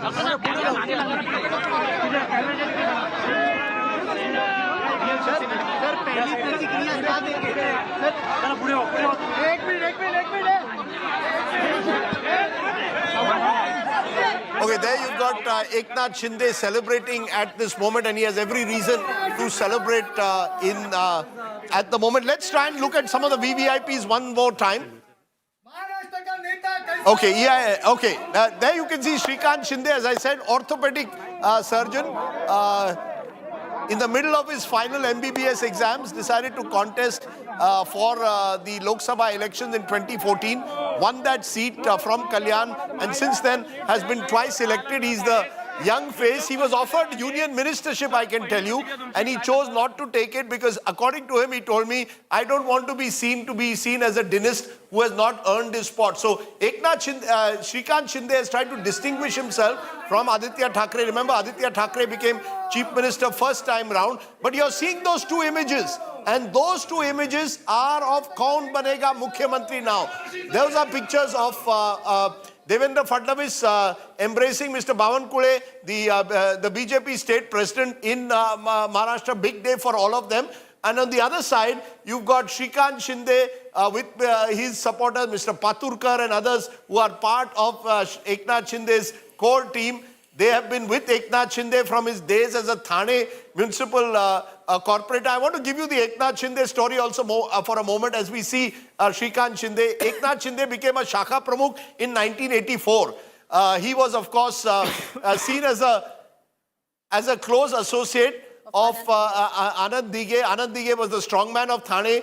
He then became a municipal councillor. In 2002, became the leader of the Thane Municipal Corporation of the Shiv Sena. Contested an election in the 2009 election, 14, 19, now 24. So he's a four-time MLA. We'll wait to see when Eknath Shinde comes on screen. Mr. Shinde likes to wake up late. He is a night bird. Gave me an interview at 3:45. It's noon. Yeah, 3:45 I think today in the morning. Today he'll wake up in time, Rajdeep. It's already, or he's going to wake up to some spectacular news. Well, what he did was he gave me dinner at midnight. So you see, when you give someone dinner at midnight, you're feeling good. Then he said me, Yeto, I'm just coming. 1 o'clock, 2 o'clock, 3 o'clock. Finally, I had to go into, sir, you're still here? And the interview happened at 3:45. And he was fresh. And I, at the age of 60, was collapsing. So Eknath Shinde is a lot more energetic. That happens when you can ride an auto rickshaw as well as he can. And I am unfortunately a bit of a nepo baby, if you want to call me that. I didn't ever ride an auto. I can't even ride a scooter well. But let me go and get Maninder Singh Sirsa, BJP spokesperson, is with us. And I think also with us is Syed Zafar Islam. But Rajdeep, there's a difference. Yes, sir. If you were made chief minister, then you'd be more energetic even at 3:45. See, the energy also comes from power. The energy comes from power. Power is the greatest aphrodisiac. No, but you know, Eknath Shinde told me this. He said, look, and he's had a tough life. You know, one of the sad parts of his life, which he doesn't talk much about, he lost 2 of his sons to a drowning accident. He saw them drown in front of his eyes. You know, there are these tragedies that you overcome, adversities that... And I think once when he spoke about it, he immediately told me, Techabaddal bolaitsa. I don't want to talk about it. He dotes on Shrikant and his grandkid as a result. You go to Varsha, the chief minister's house, the grandkid is on this little tricycle running around. And one day I said, Arey, you'll fall. Immediately I said, no, sir, please don't say that also. Because he is very well protected. So the grandson was on a tricycle. But Eknath Shinde has gone through a tough ride. It's a great life story. There are 2 pictures which have been made in Marathi which have become hits. Look, but can Uddhav Balasaheb Thackeray revive from here? That's a very tough question. Look, Sharad Pawar is 80. You asked me in the morning, can Sharad Pawar revive from a defeat? That question will have to be asked. He's 84. Not easy for him to fight another Maharashtra election with the same energy that he did. So huge question mark. Uddhav Thackeray also has had about 8 stents. He's not kept well. Just before the election, he also had to go to hospital. I think the Bombay Municipal Corporation election or Mumbai Municipal Corporation will be the final test of that round. I know we say every election has a test. That will happen. It's already delayed for 2.5 years. Now, ab kara denge jaldi. No, it's in the court. It's in the court over OBC. Now they'll find a way of doing this. Sure, if it happens and he loses that, then that's very, very difficult to come back from. This verdict, it's very difficult to come back. This verdict, because you know there will be no position of LOP now because the numbers are so low. They are below even the independents. No, I agree with you. But in politics, politics, I never write off anyone. No, of course. And therefore, today, what Prime Minister will speak on in Deen Dayal Upadhyay Maag, because he always gives a Vijay speech. I think that is in that I feel he will also speak. Ek hai to safe hai. Because that caste census issue of Congress will be taken up now, now. Despite Jharkhand, you're saying? Yeah, because Bihar is coming. That is nothing. Bihar is coming. And then after that, Uttar Pradesh, 26. And you've got Delhi in 2 months' time. No, but so it's the not just BJP will be very energized for Delhi also now. Manjinder Singh Sirsa might have a thing to say okay, about so Delhi. Manjinder Sirsa ji, Sat Sri Akal, welcome. The next big battle is Delhi. The problem with the BJP is its Delhi unit is just not as strong as some of the other states. Your party does well in Madhya Pradesh, you've done well in Maharashtra. Your Delhi unit has always been the weak link. Are you energized by these results? Do you think you will be able to get it one past Kejriwal in February? Now we have to see. Another interesting thing is... No, definitely we will. Definitely. There is no chance of Arvind Kejriwal in Delhi, and as you are saying, the clean sweep in Maharashtra, this was also consumption by a few TV channels also, and obviously opposition was always saying कि महाराष्ट्र में तो इनका सुपड़ा साफ हो जाएगा, and so was for Haryana also, and you have seen that how we have won with 2/3 of majority in Maharashtra. It clearly gives an indication that how people support our Narendra Modi ji, the most known person on this earth as a politician. And this is the reason that the love and affection for the Prime Minister, and he has continuously been working for the poor and the downtrodden, and that's the single reason that people like him. And but as far as if Delhi you look at it, people are well aware let's now. look at Jharkhand. A tsunami in Maharashtra, look at Jharkhand, because very similar to what happened in Delhi. You had Hemant Soren, who went to jail, many say, coming back at the back of a sympathy wave along with his wife Kalpana Soren. Similarly, exactly the same thing happened in Delhi, and you know Delhi very well. Because the BJP unit, weaker, similar circumstances where Mr. Arvind Kejriwal is coming in, he's already started his campaign. Even 2 months now, Arvind Kejriwal has done over 35 sabhas. So very similar in terms of what happened in Jharkhand. No, you cannot compare two different states. That's Jharkhand. There are various other reasons for Jharkhand that we'll discuss later. But now if we're talking about Delhi, the Arvind Kejriwal, in every election, if you have seen, मैं अगले election में आपको यमुना जी में डुबकी लगवाऊंगा. मैं तो 2 कमरे में घर में रहने वाला आदमी हूँ. मैं तो गरीब लोगों का मसीहा हूँ. और अब आप देखें कि is living in a such a luxurious house that he has failed even a billionaires of this earth. So Delhi के लोग अब समझ चुके हैं अरविंद केजरीवाल ने दिल्ली को गंदा कर दिया. दिल्ली की हवा गंदी है, दिल्ली का पानी गंदा है, दिल्ली की यमुना गंदी है, दिल्ली की सड़कें गंदी हैं, दिल्ली में कूड़े के पहाड़ बन चुके हैं. और ऐसे में अरविंद केजरीवाल का जादू नहीं चलने वाला. ये फ्रॉड जो बातें करते थे, बार-बार झूठे वादे लेके आते थे. Maharashtra लाडकी बहन योजना. Promises will fall flat. The reverie seems to be working. No, that's whether right. It's but in, there is no whether such... it's in Maharashtra. No, but here we'll bring that or yoga maybe in Delhi. now. We'll bring this in Delhi, na? No, we'll bring this You're in Delhi. also promising Arvind reverie in Kejriwal Delhi. isn't brought in Delhi. वो कहते रहते हैं कि मैं लाऊंगा. Sir आप ये सब टीवी पे तो बोलते हो, वोटर को कन्विंस नहीं कर पाते आप दिल्ली के. जो एक धर्म के नाम पर दी जाती हैं, जो धर्म विशेष को दी जाती हैं, वो रेवड़ी हैं. जो धर्म विशेष के नाम पर एक मस्जिद के मौलानों को दिया जाती है तनख्वाह, वो रेवड़ी नहीं कर पाते हो दिल्ली के. That's the problem with the Delhi BJP. No, but you've already seen Arvind Kejriwal move ahead by announcing various promises. So, there's the whole first mover advantage. Onnu bol rahe ho na. Sirsa ji, tusi dasso. Go on. He's in a government. He can't do that because he has only one state. He's only one state. You need to understand. Arvind Kejriwal के पास दिल्ली ही दिल्ली है, तो उसको तो वहीं सब कुछ करना है. But for us, we got entire India. We got a big canvas with us.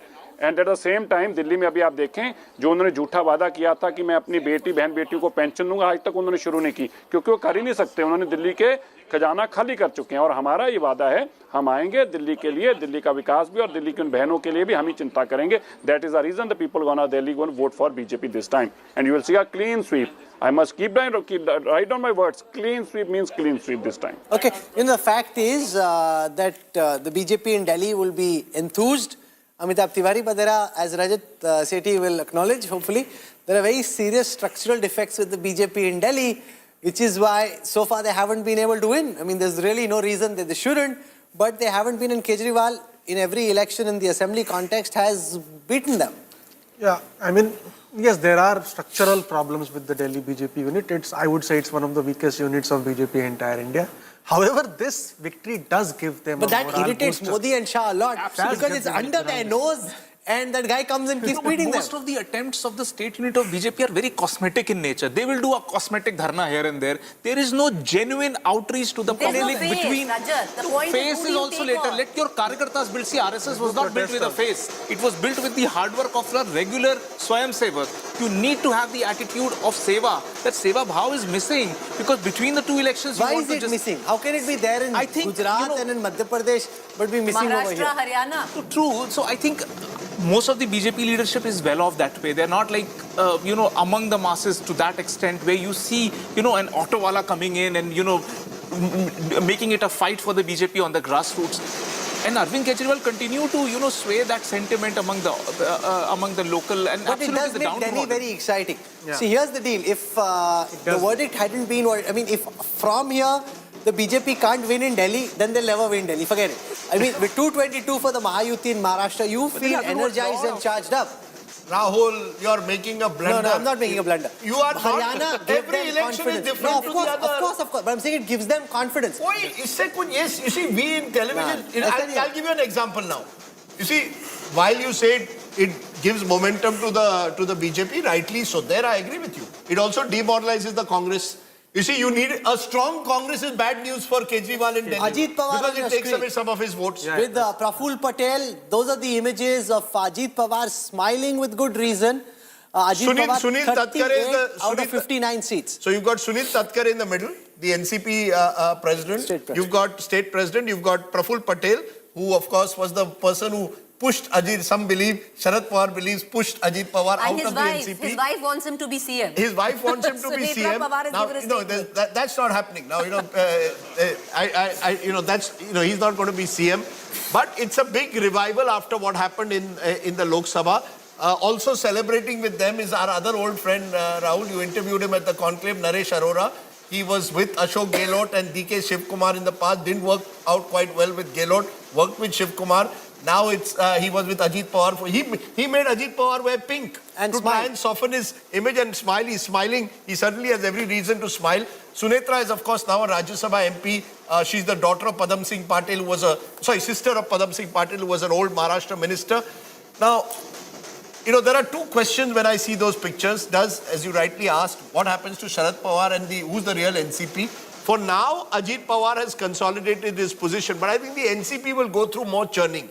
And therefore, because they're all joined at the hip. True. And in some way, they will have to come back together again, I think, to revive their fortunes. It's a strange thing to say, but in the next 2-3 years, I don't rule that out. Some clamor not immediately, though. Not 2-3 years. They will just enjoy the power for some time. Of course, they'll enjoy power. Some clamor has started for who becomes next CM. Sunetra Pawar is saying Ajit Pawar should be CM. She's the wife of Ajit Pawar. Eknath Shinde, MP Naresh Maske has said that CM should be Eknath Shinde. And BJP MLCs are asking for Fadnavis. Let's listen to Eknath Shinde. अगोदरपासून सांगत होतो की thumping majority मिळेल खरं म्हणजे landslide victory अशा प्रकारचा विजय या ठिकाणी महायुतीला मिळालेला आहे मी त्याबद्दल तमाम मतदारांचे महाराष्ट्रातल्या मनापासून अभिनंदन करतो आणि माझ्या लाडक्या बहिणी यांचं देखील मनापासून अभिनंदन करतो लाडक्या बहिणींनी मोठ्या प्रमाणावर मतदान केलं लाडक्या भावांनी तिने काम केलं त्या कामाची पोचपावती या निवडणुकीमध्ये जनतेने दिली आणि म्हणून महाराष्ट्रातल्या जनतेला मी पुन्हा एकदा त्यांचे मनापासून आभार मानतो त्यांना मनापासून धन्यवाद देतो की पूर्णपणे जे काम आम्ही केलं 2.5 वर्षामध्ये त्याचं मोजमाप नोंद आणि त्याची कामाची पोचपावती या महाराष्ट्रातल्या जनतेने आम्हाला दिलेली आहे खरं म्हणजे आता आम्ही 2.5 वर्षात जे काम केलं आता पुढच्या कार्यकाळामध्ये आमची आणखी जबाबदारी वाढली आहे आणि म्हणून जनतेला त्रिवार वंदन करतो आणि माझ्या सर्व कार्यकर्त्यांना देखील महायुतीच्या मनापासून धन्यवाद देतो महायुतीचे सर्व कार्यकर्ते मनापासून काम करत होते आणि म्हणूनच हा विजय एवढा मोठा विजय मिळतोय मी माझ्या ठाणे मतदारसंघातल्या कोपरीपात पकाडी मतदारसंघातले देखील मतदारांना धन्यवाद देतो की खूप मोठ्या लीडने मार्जिनने त्यांनी मला विजयी करण्याचं काम करतायत आणि त्यामुळे मी पुन्हा एकदा सगळ्यांना मनापासून खूप खूप शुभेच्छा मनापासून सगळ्यांचं सर्व मतदारांचं मनापासून अभिनंदन आज मैं महाराष्ट्र के तमाम मतदाताओं को बहुत बहुत धन्यवाद देता हूँ उनका अभिनंदन करता हूँ क्योंकि ये विक्ट्री जो है ये लैंडस्लाइड विक्ट्री है ये मैंने कहा था कि महायुति को थम्पिंग मेजॉरिटी मिलेगी और इसीलिए मैं तमाम मतदाता जो है मेरी लाडली बहनाओं को मैं धन्यवाद देता हूँ, लाडले किसानों को मैं धन्यवाद देता हूँ और लाडले हमारे भाई हैं, लाडले सीनियर सिटीजन हैं, सभी वर्ग जो है सभी वर्ग को मैं धन्यवाद देता हूँ कि उन्होंने ऐसी विजयश्री प्राप्त कर दी है कि न भूतो न भविष्य तो ऐसी विक्ट्री जो इस बार मिली है, जो 2-2.5 साल हमारी महायुति ने काम किया है। ये महायुति ने जो काम किया है उसके काम के ऊपर ये जनता ने शिक्का मुर्तब किया है, काम को तवज्जो दिया है, प्राथमिकता दी है और इसीलिए महायुति को इतनी बड़ी जीत हासिल हुई है। इसलिए मैं महायुति के पूरे महाराष्ट्र की जनता को तो हूँ, उनका स्वागत करता हूँ, लेकिन महायुति के सभी कार्यकर्ताओं को भी धन्यवाद देता हूँ। उन्होंने जो काम किया है बहुत ही बढ़िया काम किया है और इस चुनाव में हमारे महायुति को जिताया है, इसलिए मैं बहुत बहुत उनका आभारी हूँ। हाँ सर, ले रहे। We are joined at this time by Dr. Shrikant Shinde, son of Chief Minister Eknath Shinde, Member of Parliament of the Shinde Sena from Kalyan. Thank you very much, Dr. Shinde, for joining us. Your first reaction on one of the most historic victories for your alliance in Maharashtra in recent decades. I mean, thank all the voters and Janta of Maharashtra who preferred only development rather than the fake narrative. मैं सभी को बहुत बहुत धन्यवाद अदा करता हूँ, सभी का बहुत बहुत तहे दिल से अभिनंदन करता हूँ, सभी महायुति के कार्यकर्ताओं का धन्यवाद अदा करता हूँ कि इतनी बड़ी जीत जो है उन्होंने हासिल मतलब हमें दिलाई। मैं माननीय मुख्यमंत्री एकनाथ जी शिंदे साहब के तपश्चर्या को, जो 2.25 साल उन्होंने जिस तरीके से न थकते हुए काम किया, उनके साथ दोनों उप मुख्यमंत्री महोदय काम कर रहे थे पूरे जान से, खाली डेवलपमेंट को तवज्जो दिया, डेवलपमेंट की राजनीति हम लोग ने की और लोगों ने भी डेवलपमेंट को ही प्राधान्य दिया। सर, आप 56 पे हैं, पूरी महाविकास आघाड़ी 55 पे, which is a phenomenal achievement. Quite unimaginable, frankly, before the results came out. But are you concerned that because the BJP is at 125, अब बीजेपी के भीतर सब बोल रहे हैं कि बीजेपी का ही अगला सीएम होगा? We are not at all concerned. We have fought the elections under the leadership of Eknath ji Shinde sahab, and it is ये सब लीडर्स जो है ऊपर के, मैं एक सादा कार्यकर्ता हूँ, ऊपर के नेता बैठेंगे, जैसे अमित भाई ने कहा था कि सभी लोग बैठ के डिसाइड करेंगे कि क्या करने वाले हैं। कभी भी राहुल जी यहाँ पर मुख्यमंत्री कौन बनेगा इसके लिए वोट और रेस नहीं थी। महाविकास आघाड़ी जैसे जो रोज लोग उठकर कहते थे वहां पर कि महाविकास आघाड़ी में नाना पटोले जी को बनना चाहिए, उद्धव जी को बनना चाहिए, इसको बनना चाहिए, उसको बनना चाहिए, हम लोग ने कभी कहा नहीं। हम लोग ने सिर्फ लोगों को कहा कि 2.25 साल में हम लोग ने जो काम किया वो काम हमें आगे लेके जाना है। बट श्रीकांत, आपने अभी राजदीप यार, आपने अभी कहा कि एकनाथ शिंदे के नेतृत्व में, तो क्या आप मानते हैं ये कहीं ना कहीं कि कंटिन्यूटी के लिए एकनाथ शिंदे को रहना चाहिए या नहीं? पार्टी कार्यकर्ता होने के नाते, आपने कहा आप कार्यकर्ता है, कार्यकर्ता का क्या मूड है? चीफ मिनिस्टर के नेतृत्व में तो होता है सब कुछ, और मुझे लगता है कि सभी लोग मिलकर यहाँ पर डिसाइड करेंगे, क्योंकि ये कभी भी कुर्सी किसको मिलेगी इसकी लड़ाई नहीं हम लोग ने लड़ी, ना कि शिंदे साहब ने भी नहीं लड़ी। हम कार्यकर्ता, अगर आप पूछोगे कार्यकर्ता को क्या लगता है, तो ऑब्वियस है कार्यकर्ता को तो अभी भारतीय जनता पार्टी के कार्यकर्ताओं को लगेगा उनका नेता बड़े पोजीशन पे पहुंचे, हमारे कार्यकर्ता को लगेगा हमारा नेता जो है बड़ी पोजीशन पे पहुंचे। तो ये जो है ये कार्यकर्ता का लगना ये स्वाभाविक है कार्यकर्ता करके, लेकिन जब हम अलायंस में लड़ते हैं तो एक साथ मिलकर निर्णय यहाँ पर होते हैं, तो मुझे लगता है कि कुछ दिन में आपको, कुछ समय में आपको पता चल जाएगा। कुछ दिन आप मुझे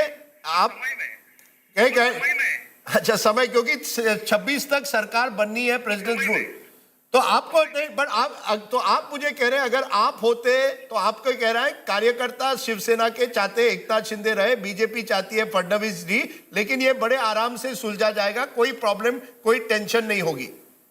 सर मुझे लगता है क्योंकि उसकी लड़ाई नहीं थी सर, चीफ मिनिस्टर पोस्ट की कभी यहाँ पर लड़ाई नहीं थी, यहाँ पर सभी लोग जो है काम कर रहे थे और जिस तरीके से सभी नेता बैठेंगे, बात करेंगे, डिसाइड करेंगे क्या करना है और लोगों को क्या चाहिए। ओके, तो Shrikant Shinde, congratulations once again. Is this beyond your expectations doctor Shinde कि आप 56 पे हो गए, पूरा MVA 55 पे? you should talk to Rajdeep ji. मैंने उनको क्या नंबर बोला था?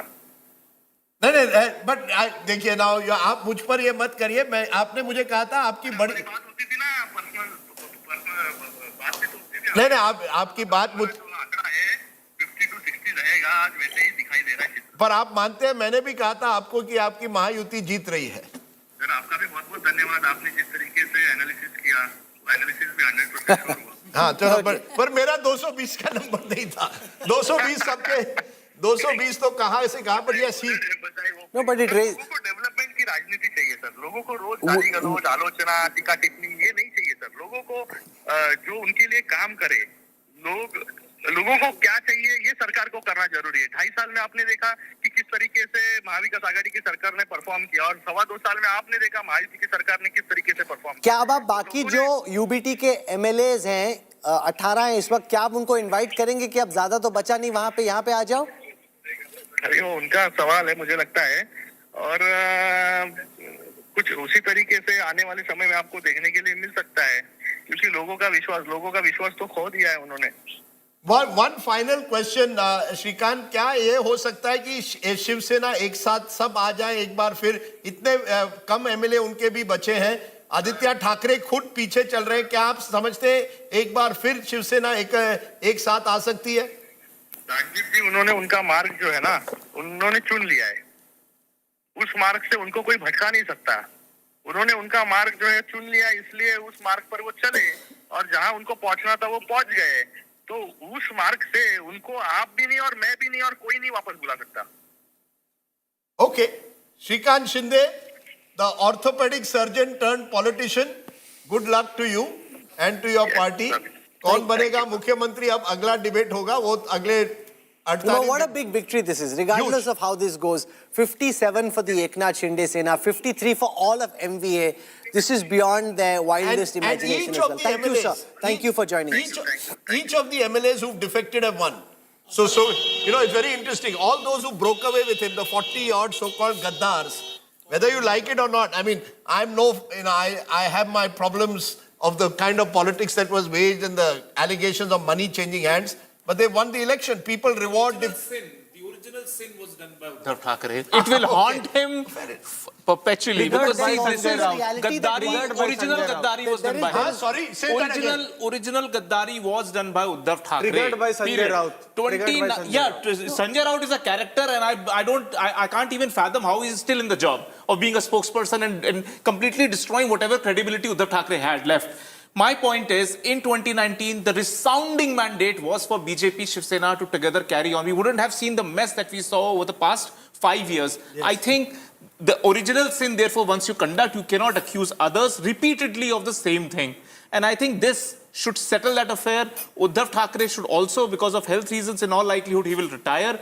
Aditya Thackeray, if he's serious, he will have to rebuild the party, work hard, and ensure that, there is something more than this Gaddari thing that he wants to perpetually sell. For the past 4 months, these so-called Gaddars have gone to the ground and have worked really hard and have won the minds and hearts of the people. No, before that, he'll need to win his own election. There is a larger point here, which is that in Indian politics, one check can be encashed only once. Whether it is, say, Arakshan khatre mein hai, Constitution khatre mein hai, you try and present the same check in an assembly context, it doesn't necessarily work. I mean, there were other checks which the Mahavikas Aghadi could have tried to present to the voters, the check of soybean prices, cotton prices, there were other things to be said. They presented the same old check which worked for them last time, and it bounced at the hustings this time round. That is the reality. You can't present the same check again and again. Those are images from Baramati in Maharashtra, the Ghanti of Ajit Pawar ringing loud, and they've come out. The problem though is, with 124 for the BJP, 56 for the Eknath Shinde Sena, this is a kind of verdict which is not Ajit Pawar's ideal 37, right? Because now they don't really need them. That's a big problem. No, they don't, and therefore we'll see how the NCP, how the two NCP factions work together. I still believe at some stage there could be a reconciliation. I think, as Shrikant made it very clear, no question of reconciliation with the Thackeray's at all. But Rahul Kanal joins me, and he's interesting because Rahul was once seen as a right-hand man of Aditya Thackeray. He's now spokesperson of Shiv Sena's Shinde Group. Rahul, big day for you and your party.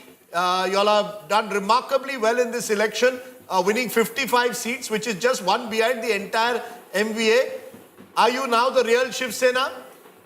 Sadhana Sahib, first of all, congratulations to you too, because you come from Maharashtra. And as we have seen, I have followed you closely on Twitter, that your tour all over Maharashtra, then your tour to Varsha as well. Sir, I would like to point out one great stat here. 45 lakh women voters come out, fresh women voters comparatively to 2019. That is the Shinde effect, that is Eknath Shinde, and that is Ladki Bahin Yojana. That has worked. And 20,000 voters, women voters, have increased in every assembly. So that is the major difference if you see the winning margin of the alliance. And likability factors, if you see any survey across media channels, Eknath Shinde has been the most likable CM candidate. So that is what Maharashtra is looking for. But are you concerned, Rahul, that given this kind of a verdict, where you're at 55, the BJP at 125 plus, 124 at this moment, I mean, the numbers are stacked in their favor. Their man is more likely to be chief minister unless they themselves decide that they don't want it. Rahul, you're a great fan of cricket as well. So if you see, whoever scores a century, it's about the man who takes the right time, the right wicket at the right time. And it is purely about captaincy. Whoever scores hard, the captain always is credited for the same. So I feel the captain has really played well for the state, for the Mahayuti alliance, and for each and every Karyakarta like me. But Rahul, has Eknath Shinde's hegemony over now what the real Shiv Sena is, that referendum been given, or do you think the BMC election is going to be the next test? Ma'am, BMC election would be much, much bigger by God's grace. But I would tell you, like rightly said by Rahul ji and Sardesai ji, the Gaddar factor, the XYZ, what they started with in the last election. Now this time the mandate given by the citizens. Now how do you counter that? Now they will come up with, Mr. Raut came up with EVM batteries and EVM machines. So where were they during the Lok Sabha? Sardesai ji closely followed Maharashtra. Now he has apple-to-apple comparison of both the elections. So it is just being sour losers. If you are mature enough, take the win, take... You know, I think there's some problem with your audio. Rahul, because you were also close to Aditya Thackeray at one time. So till a few months, till what, a year ago, you were one of his close aides. And there was a sense that because you're being investigated in a particular case, that's why you switched over. And that's what the Shiv Sena says, ki inko agency ka dar tha, isliye ye gaddar ho gaye. You believe that narrative is over, or it will still continue till BMC? Sir, thank you for giving me this opportunity. Before joining Shinde Sahib, I had a clean sheet of the income tax. And as you read and closely study Maharashtra, why was that raid there, first of all? And if that raid was there, and if I was in any way negative, or if you could say I was involved in any type of illegitimate doing, I took my clean sheet from the income tax and then entered Shinde Sahib. So earlier they started with something that it was all about money. So you can ask them whether they took money from me or I gave them money. So that is for the Thackeray. So when they say money, power. I want to ask you one more last time. Who should be the next chief minister? Who do you think? You said Eknath Shinde is the most popular. As a Maharashtrian, as a party worker, hands down, Shri Eknath Shinde. As a Maharashtrian, as a party worker, hands down, Eknath Shinde should be the next chief minister of Maharashtra. Rahul, am I correct? Yes, sir. But the BJP has got twice as number of seats as you. They have got over 120. You're at what, 55? Sir, they are 124. Sir, you understand cricket more than me. So the strike rate narrative, what was there in the last Lok Sabha, if you see this as a cricket game, the captain is always credited for the victory. Strike rate. No, the strike rates are more or less the same. So 55 out of 87 versus 124 out of 149. I think they have a better strike rate also than you. Either way, you feel this election was fought under Eknath Shinde's leadership. He should be CM. Am I correct? Right, sir. As a party. Okay, Rahul, I'm going to be, we are going to cut what you said and show it to the BJP, because the BJP is going to have to take that call. As a party worker, you can surely show this. As a party worker, you can surely show this. Okay, Rahul Kanal, there of the Eknath Shinde Shiv Sena, now should be called the Shiv Sena, of course, which is their official name. with the bow and arrow symbol. They will claim that they are the real Shiv Sena. Appreciate your joining us. One more time, let's set that. You're hearing every Shiv Sena, Eknath Shinde group guy saying, हमको मुख्यमंत्री चाहिए. He's one under our leadership. But Rajdeep, this is actually the right time to debate on the chief ministership. Yeah, please Look at for the parties in the Yuti, they should, come out, show their logics, various kinds of logic to claim the throne. Yes. The problem with MVA is that till yesterday they were only fighting for who is going to the chief minister without even winning the mandate for it. They had a misplaced priority throughout the election. Look at every single utterance of Mr. Sanjay Raut over the past 1 month. Other than chief minister topic, he did not pick up even a single issue in any of the pressers that he did, any of the press conference. He shamelessly, every morning, 9 a.m., he's before the pressers. All the press people are sitting there. He's only debating, we should get these many seats because we are the natural claimant of the chief minister position. That was not the time to debate that because you completely belittled the voters in the entire equation. You were not talking about the voters' concerns. You were concerned more about your own party leader claiming to be the next chief minister. That was one of the biggest mistakes that he did, and he led the entire Mahavikas Aghadi completely on a wrong trajectory, only fighting about chief ministership when, there was nothing in hand left. And there was a fight yesterday, before the results were announced, that who will be the chief minister, Nana Patole or Uddhav Thackeray, between the Shiv Sena and Congress. So, they were celebrating forget that. They've now, I don't know whether Nana Patole, I must check. He's leading. He's leading. Okay, so he's one of the few candidates who's surviving this tsunami. He could well end up then as the leader of the opposition. There is a BJP rebel there. I don't think he's going to be the leader of opposition. Shiv Sena UBT is getting more than Congress. He's doing better than Congress. So we'll have to see the final numbers. We'll have to see. But UBT is the number one party. Let's put it this way. But you need to have the numbers in the state also. No, you'll be okay. You can get your 10%. You need 10% of that. Who has 28? But Rajdeep. As a grouping, they will announce that. But Rajdeep, something that was said, right? That Sharad Pawar worked through it all. How the NCP Sharad Pawar of the entire Mahavikas Aghadi grouping was the one who was most prepared on the ground. They've done terribly. They've done terribly, yes. Lower than others. Way lower than others. Maharashtra Vikas Aghadi will survive. It just shows that the leaders went with Ajit Pawar. The local leaders all went with Ajit Pawar. And Sharad Pawar, who was able to get the sympathy in Lok Sabha. Development, रस्ते, पाणी, वीज, Vande Bharat, metro म्हणजे अप्रत्यक्ष लाभाचं राजकारण आणि प्रत्यक्ष लाभाचं राजकारण म्हणजे लाडकी बहीण, शेतकरी सन्मान निधी, शून्य बिल या दोन्हीचा बॅलन्स एकनाथजी शिंदे, देवेंद्रजी फडणवीस आणि अजितजी दादा या तिघांनी केल्यामुळे our alliance has benefited from our welfare and development schemes coming together under the leadership of Eknathji Shinde and Devendra Fadnavis. जी नैसर्गिक युती होती ती शरद पवार साहेबांनी उद्धवजींनी 19ला तोडली. In 2019, we had an alliance with Shiv Sena which was broken by Sharad Pawar and by Uddhav Thackeray.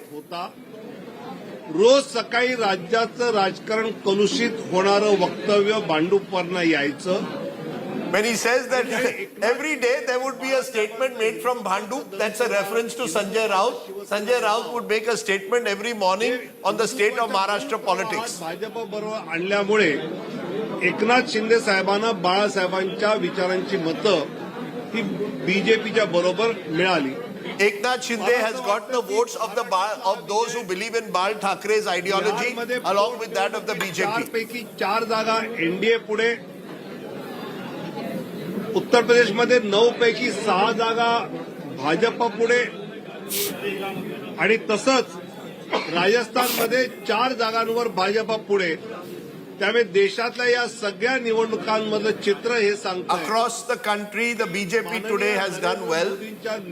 We have won 4 seats in Rajasthan, 6 out of 9 आपला विश्वास दाखवलेला आहे. in Uttar Pradesh. The public of the state has stood by us. पुढचा प्रश्न असणार मुख्यमंत्री पदाचं काय. तर एकनाथ शिंदेजी, देवेंद्र फडणवीस, अजितदादा पवार आणि भाजपचं केंद्रीय नेतृत्व याबाबतचा निर्णय. Your next question will be who will be the chief minister. That will be decided by Eknathji Shinde, Devendra Fadnavis, Ajit Pawar, along with the BJP leadership in Delhi. Maharashtra में मतदाताओं ने जो भाजपा महायुति को जबरदस्त जीत दिलाई है, माननीय नरेंद्र मोदी जी के नेतृत्व में एकनाथ जी शिंदे, देवेंद्र जी फडणवीस और अजीत दादा पवार, रामदास आठवले आरपीआई के इन सब ने मिलकर जो चुनाव अच्छी तरह लड़ा, जो सरकार अच्छी तरह चलाई, विशेषकर मुझे लगता है कि प्रत्यक्ष लाभ की राजनीति और अप्रत्यक्ष लाभ की राजनीति होती है। अप्रत्यक्ष लाभ की राजनीति में जो पायाभूत सुविधा होती है, इंफ्रास्ट्रक्चर डेवलपमेंट होती है, वंदे भारत ट्रेन होती है, मेट्रो होती है, सड़क होती है, पानी होता है, और प्रत्यक्ष लाभ में लाडली बहना होती है, किसान सम्मान होता है, जीरो इलेक्ट्रिसिटी बिल का विषय होता है। इसका एक बहुत सुरेख मिलाप एकनाथ जी शिंदे, देवेंद्र जी और अजीत दादा ने किया, और इसलिए जनता ने पूरा भरोसा रखा। साथ ही 2019 में माननीय शरद पवार साहब ने आदरणीय उद्धव जी को लेकर बीजेपी का अलायंस जो तोड़ा, वो माननीय बाला साहब ठाकरे जी के वोटर्स को पसंद नहीं आया। और जब एकनाथ शिंदे बाला साहब जी का हिंदुत्व का धनुष्यबाण, हिंदुत्व का शिवसेना ये नाम भाजपा के साथ मेन स्ट्रीम में ले आए, तो लोगों ने उनको भी बहुत अच्छी तरह से उसका स्वीकार किया। ये आज दिखाई दे रहा है। मुझे लगता है कि बिहार में 4 में से 4 जगहों पर एनडीए आगे है, उत्तर प्रदेश में 6 जगहों पर एनडीए आगे है, और राजस्थान में 4 जगह पर आगे है। तो देश में ये बता रहा है कि देश की जनता का फिर एक बार आदरणीय प्रधानमंत्री मोदी जी पर उन्होंने अपना विश्वास जताया है। आपका सवाल ये होगा कि मुख्यमंत्री किसका होगा, कौन होगा, तो एकनाथ शिंदे जी, देवेंद्र फडणवीस जी, अजीत दादा पवार और भाजपा का केंद्रीय नेतृत्व साथ मिलकर इस विषय में निर्णय करेंगे और आपको बताएंगे। आज महायुति विजय का जश्न मना रही है और महाराष्ट्र की जनता को बहुत बहुत धन्यवाद दे रही है।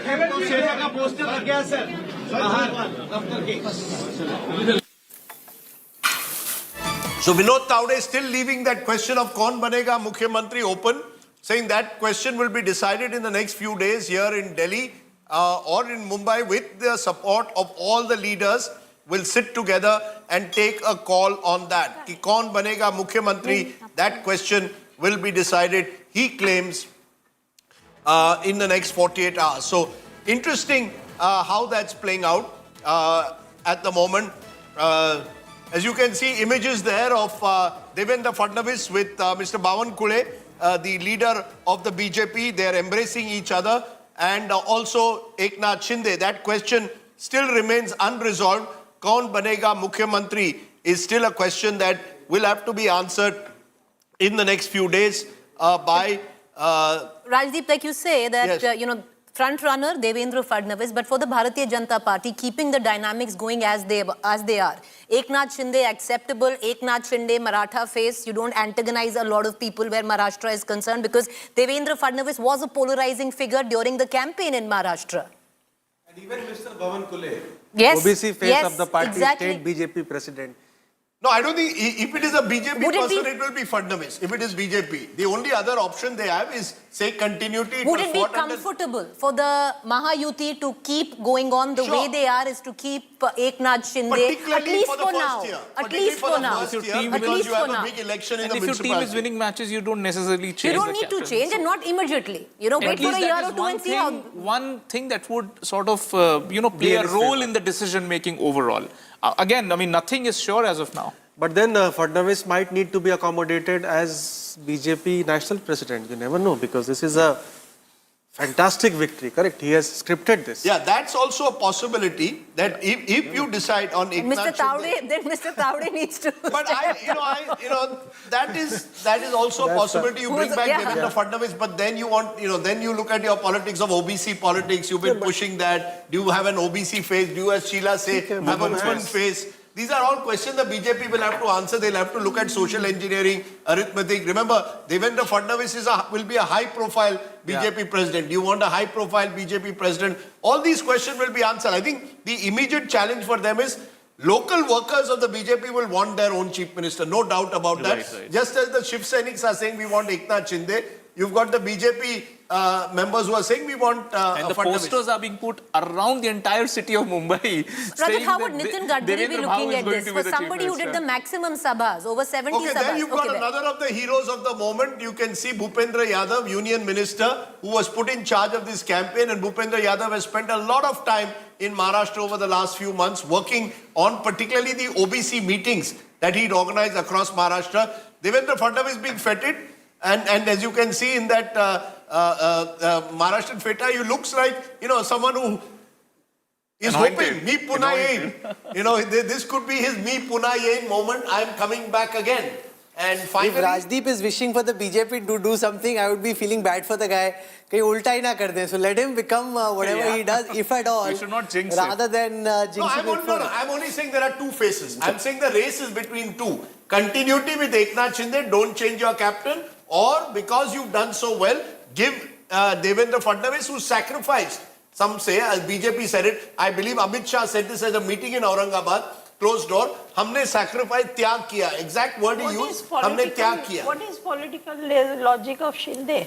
This is a huge BJP victory. So you believe it should be Fadnavis? You think it I should be don't Fadnavis? believe anything, but we know BJP how it functions. So and what do you believe? No, Indian politics, they are very mature people. They will take a very firm. What's your belief? I think it's Fadnavis. You think it's Fadnavis? I also think it's Fadnavis. Bhavan could be a very bold decision, but which I don't expect. Bhavan as a sort of as an OBC face that you take No, because we exactly don't know, but internal BJP balance of power, the way things happen between Mumbai and Delhi, seeing that Bhavan Kule could be there, but I don't see any other political logic. Because this time, even Congress party is, when they win the election, then they are very mature. And they take decisions slowly, steadily, firmly. Okay. So I don't see any other reason. Why? Zafar Islam joins us from the BJP. Zafar bhai, many congratulations. This is a historic verdict in favor of your party. Thank you, Rahul. I'm sure that you remember that day what I had told you. Both you and Rajdeep, rather on your show I had told you. So, century for Bharatiya Janata Party, half century for Shinde, quarter century for Ajit Pawar ji, and put together double century for Mahayuti, something which has proven right whatever I had said that day. And all credit goes to our leadership, all credit goes to the leadership of the Mahayuti parties, all parties together. The three pillars, big pillars, Shinde ji, Fadnavis ji and Ajit Pawar ji, they fought like a team. And we didn't fight in one particular constituency or the constituency which has been allocated to us. We fought in all Mahayuti partners, fought in every constituency, all 288 constituency we have fought. And result is for everyone to see that it is a collective effort and something we had decided, it worked. And today I'm sure that everybody will acknowledge the leadership we have, the Bharatiya Janata Party has, the Honorable Prime Minister's guidance, the Home Minister's strategy, which has really worked in favor of Mahayuti partners. So, Zafar bhai, kaun banega Mukhyamantri? Zafar bhai, kaun banega Mukhyamantri is the next big question. I know that this was I know, Rajdeep, that's why I only jumped the gun. And say, because I knew that you will ask this question, but let me tell you very honestly, we are not authorized to speak anything about this because it is something which is to be decided by our leadership. But let me tell you, whether it's Fadnavis ji or for that matter Bhavan Kule ji or for that matter any other party leader, even though it's a massive victory, it's a landslide victory for all of us Mahayuti partners and particularly Bharatiya Janata Party. We played a pivotal role in this for this victory, but the position is merely responsibility. So if Fadnavis ji has been made Chief Minister and then subsequently Deputy Chief Minister, but he fought like a tiger. And see, the result is for the Bharatiya Janata Party. So what would you prefer? Sir, Shiv Sena, Karyakartas coming on the program are saying it should be Eknath Shinde. What are you saying as a BJP Karyakarta? Say whether it's Eknath Shinde, whether it's Fadnavis, for that matter, XYZ, whatever to be decided by our leadership, it is acceptable to us. Everyone will accept what one name will come out after the discussion of three leadership, our leadership, Mahayuti party leadership, put together, whichever name will come, it will be acceptable to everyone, irrespective of which but there is party, whether it's the only downside on this big day for you is Jharkhand. Do you concede somewhere? And there you had a high-profile campaign. You put up Hemanta Biswa Sarma, Shivraj Singh Chauhan, some very high-profile central leaders were handling your campaign. So while you celebrate Maharashtra, and rightly so, is Jharkhand the big disappointment? Well, it is disappointment. Yes, we are disappointed with the outcome in Jharkhand because we were expecting that we will cross 50 plus seats in Jharkhand, but this is definitely a disappointment, and we will definitely introspect what went wrong in Jharkhand because the traction which we had with the voters and the kind of feelers we had from our from the booth level Karyakartas was very, very encouraging, very positive. In fact, we were not expecting, even though I had gone short on various channels, including your channel Aaj Tak in the morning, that at 8 o'clock that we will make double century. But in heart to heart, we felt that maybe we are closer to 175 or maybe 180. Dr. Islam, considering... But in Jharkhand, we were absolutely damn sure that we will get a 80 plus. But Dr. Islam, considering the success of Ladki Bahin Yojana in the state of Maharashtra, going ahead for the BJP, will now, call it what you may, freebies, Revdi, Yojanas, welfare schemes, be the calling card, keeping in mind that the central leadership has been averse to it? Is Delhi coming up now and you're facing off with the king of Revdi? No. Preeti ji, you have to differentiate between Revdi culture and a government who's been elected to deliver the welfare scheme to the people of that particular state. But Saffron Islam, if Ladki Bahin is not Revdi culture, how is Ladki Bahin different than what is happening in Delhi? It is our or what is happening in Karnataka? No, let me tell you. If we didn't promise before the election, we delivered while we are in the government. It is our governance model where we have to deliver few welfare schemes to the most deserving section of the society. And more importantly, you have to understand that we have done the budgetary provision and allocation for this scheme, unlike many political parties who made the announcement, but they didn't do any maths behind that, whether it will work or not work. You have to understand the finances. We have understood every single, the pros Islam, and cons. that is what each political party says, but the question now, going ahead, you have an election in 2 months. Will the same model that was applied in Maharashtra be reapplied in the national capital? Because you are facing off with what I said is somebody who's, who made the mold. Not at all, Preeti ji. We were in the government, and it doesn't matter whether it's 2 months before the election or 2 days before the election. We were elected for the entire five years, and once we are in the government, it is our responsibility, and it is at our discretion. We'll decide when to launch which welfare scheme. And certainly, every decision which we have made, we have understood the financing, the pros and cons, and of course they taken the budgetary allocation, made the budgetary allocation before making such announcement. Unlike Congress party, they made the announcement today. They said that they have no funds. Sir, but sir, you see, that's the problem. That's not true, sir. Sir, in Maharashtra, that's not true. Sir, you have a 7.5 lakh crore debt and climbing. You're a man of finance. You know it's a problem. Why not acknowledge that? No, I said that every decision has been made understanding the constraint we have within the government, and the allocation, once the budgetary provision is made, then it is part of the budget. It is not the statement which has been made without providing any budgetary support. That is the differentiating factor which you need to understand. Unlike the Congress parties where they have made announcement without doing any maths. And that is something which that is why they are suffering. And we know exactly how to raise resources to service what the commitment we have made. And we are not overly concerned because we know we have done maths behind this.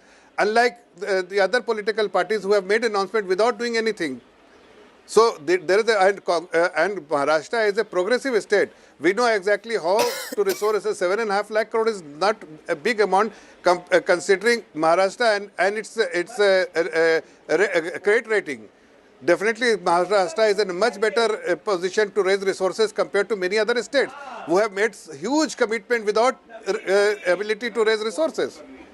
So that you have to understand. The fact that the Congress and in particular Rahul Gandhi made this anti-India ink and in particular anti-Adani such a major issue of his campaign. Are you reading this also, in your view at least, as the rejection of the kind of politics that Rahul Gandhi was trying to do on the issue of the rehabilitation of the slums of Dharavi and the kind of divide that they were trying to create on the Maharashtra and Gujarat issue?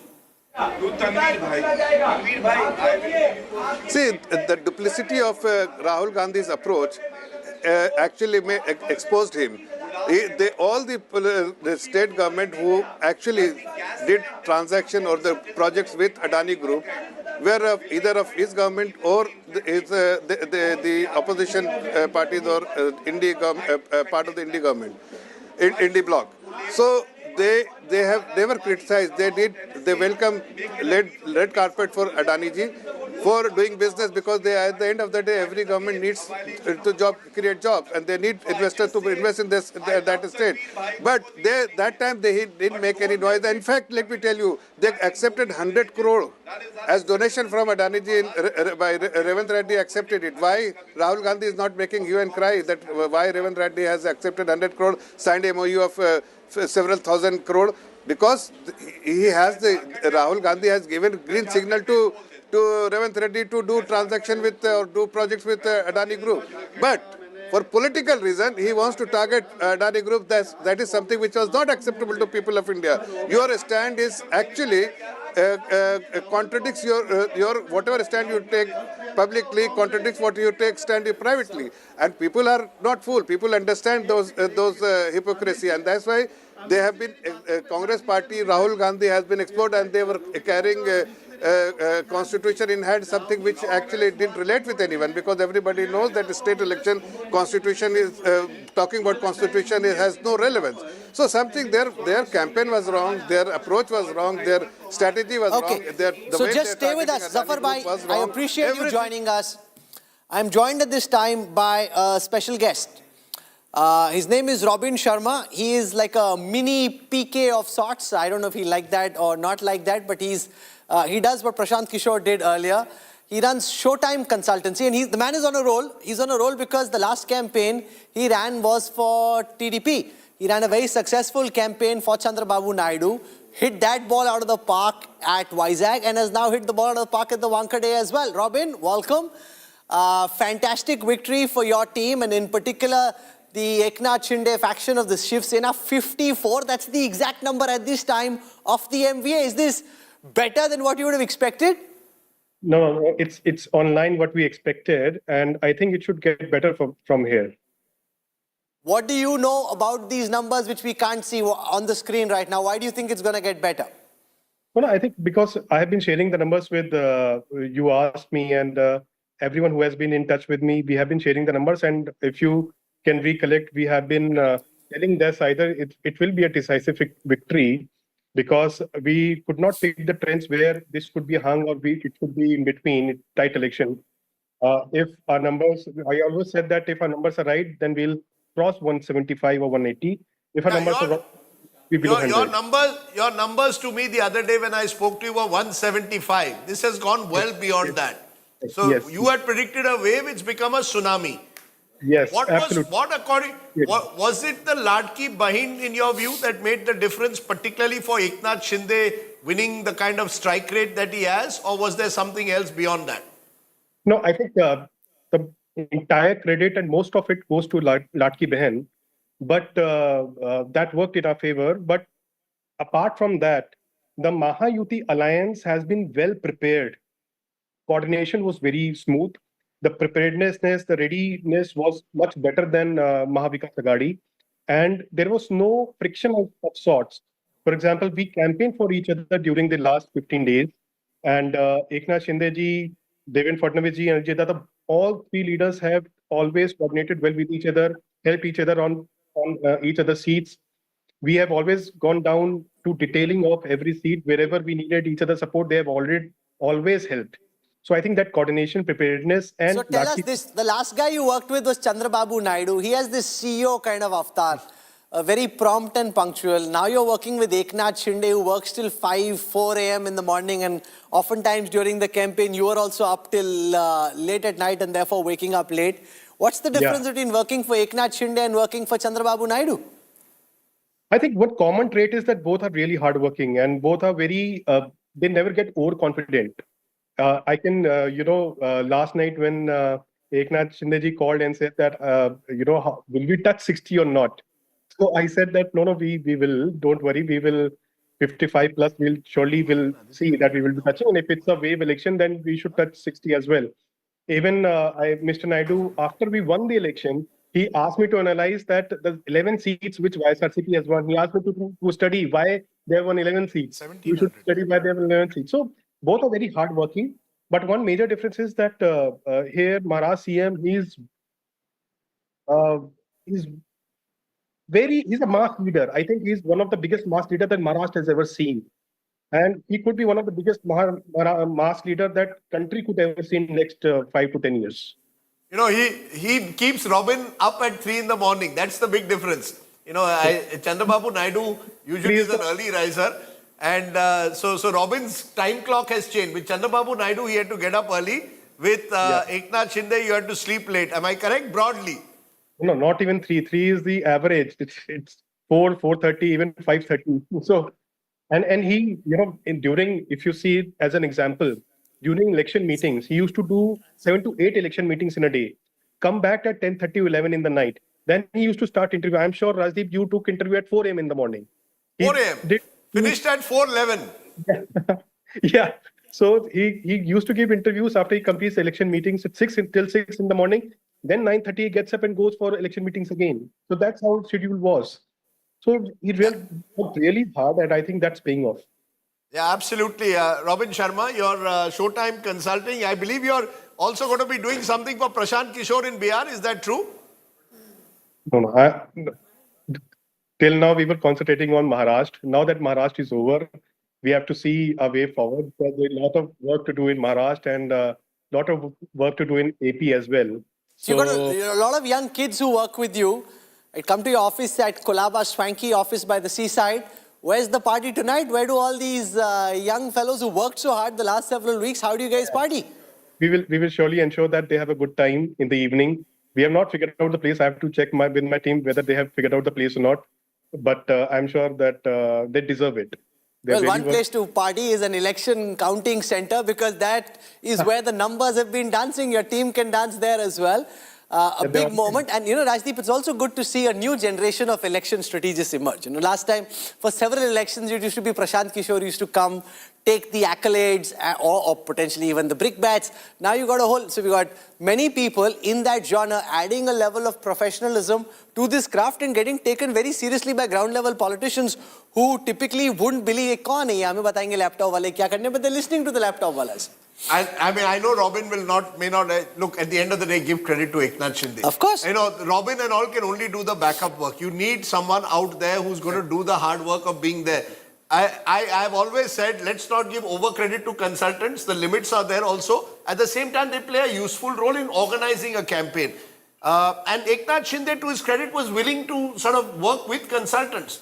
I don't know whether even he didn't have a party structure. The first election he was fighting by himself. But at the end of the day, if I'm going to sleep 3 hours every night for 3 months, be out there going to 200 constituencies, it's the individual. Robin can only provide the sort of superstructure. The support staff. I'm not even saying it is the individual leaders. I mean, I don't think Prashant Kishore made Mamata Banerjee win. Mamata Banerjee won that election. I don't think Prime Minister Modi won 2014 because of Prashant Kishore. Prime Minister Modi won that election. You know, the backup comes from the consultants, and the good consultants like Robin recognize that, and I think work effectively with different leaders. I agree and disagree with you. I disagree with you to the extent that no matter what an anchor may know, unless the election intelligence dashboard fires, you'll be misfiring on it, right? So a lot of example, the DMAs, the daily moving averages, the polling that they were doing, telling the politicians where to concentrate their firepower, that is very precise and important information. You could be campaigning randomly based on your gut and your hunch, as politicians back in the day used to. Here you're looking at 7-day, 15-day, 21-day daily moving averages for each seat, giving you a very good sense of where you're faring badly and where you're faring well. Rahul, so where should you concentrate your effort, and what seats can you, take for granted? I'll give you an example. Prashant Kishore worked with Mamata Banerjee in Goa. 0 seats to the Trinamool Congress. Because the lie of the land was not there. Akhilesh Yadav and Rahul Gandhi together, 2017 UP. Didn't work. Akhilesh Yadav won a pretty decent victory in the Lok Sabha. It didn't happen 2017 Assembly. There is a limit to what any consultant can do. At the end of the day, people decide. Janta Janardhan, let's please not give, let's give Janta credit. We're speaking as if Robin's not there. Robin, go ahead. Robin, how do you see this question of the role of the... we are delighted that there is a high level of professionalism. There's so much statistical inputs, a lot of analysis that really gets me very excited. But tell me, as a practitioner, how do you see this question and the debate between the strategist, the brain power, and the boots on the ground? See, ultimately, I totally agree with Rajdeep that it's the leader who wins the election. It's his hard work. If we do not have a good leader, hardworking leader, and someone who listens to us or understands what's going on and what has to be done, whatever we do in back office doesn't matter. It's of no use. If we might have daily moving averages, we might have statistics, we might have campaign plan in place, but we do not have a leader who can execute that. All of this is useless. So where do you think the MVA lost this campaign? What were you most concerned about? Soybean prices, cotton prices. What was getting your goat the most? Where do you think they could have run some circles around you but missed a trick? I think, because we started this Latki Behan and women started getting the money, they were not able to come up with a counter narrative, because as an opposition, it is their responsibility to come up with a counter narrative to convince people that why they should be replaced with the current government. So I think that the counter narrative could not work, number one. Number two, they continue to speak about caste and Samvidhan. So my belief was that Samvidhan would not work in Vidhan Sabha election, number one. Number two, people have already voted and pressed the EVM button with that issue in Lok Sabha. There is no reason for people to press the button again on the same issue. So number three, they could not counter Latki Behna effectively. They had... no, so if I were to ask you this, Robin, since you look at the data as closely as you do, to what extent do you think this election turned on the Latki Behna issue? And to what extent do you think it's an overall mobilization, including on factors like batenge to katenge, which has landed you this historic victory? I think it's a combination of all. Latki Behna was the fillip that we got to come out of the Lok Sabha performance and created a positive environment in the state. And all these, and the last push was given by batenge katenge. If you look at even turnaround, voter turnout in Mumbai, especially in North Indian dominated seats, it has increased. So we believe that it has at least helped consolidate North Indian votes in Mumbai region. It has helped consolidate votes, Hindu votes in remaining Mumbai region, rest of the Maharashtra region. And Latki Behan has helped us increase the women turnout in our favor. Let me ask an out-of-syllabus question. Are you concerned that given how well the BJP has done, that they could potentially now want their man as CM at 55, they can play off Eknath Shinde versus Ajit Pawar and say, dono mein se ek bhi chalega, dono nahi chahiye, boss. Apna CM, varna, we don't really need you any longer. I think that's out of syllabus, as you said.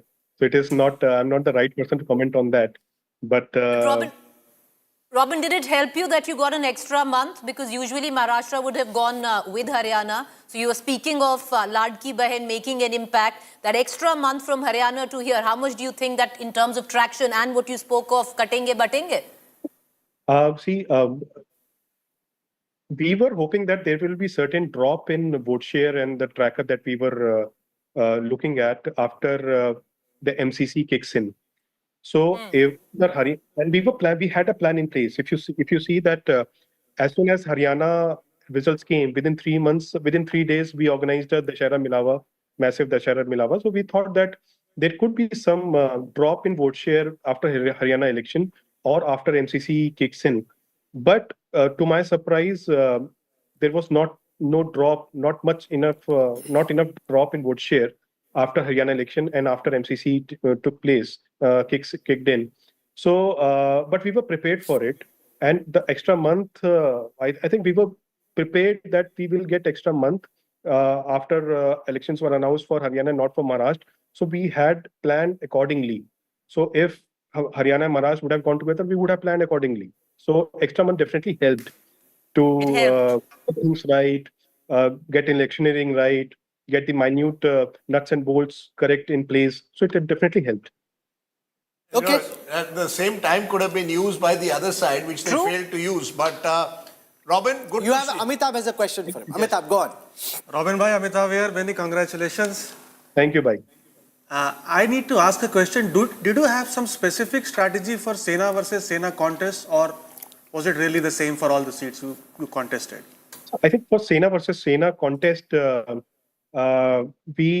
one thing I can tell now that we utilized that confusion of CM face that they were having, Mavika Sagadi, because there are two factors that helped, I think. One is that Katengo Batenge was able to break certain core Uddhav Thackeray, Uddhav Sena votes in favor of us. Number two, the confusion of CM face, that Uddhav ji might not be the CM face and Congress will have a CM face, that also helped us in Sena versus Sena contest.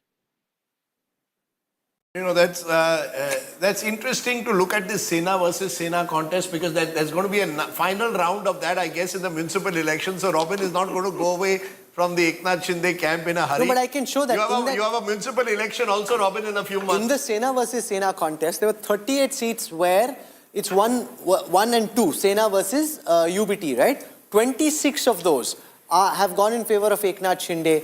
12 of them have gone in favor of Uddhav Balasaheb Thackeray.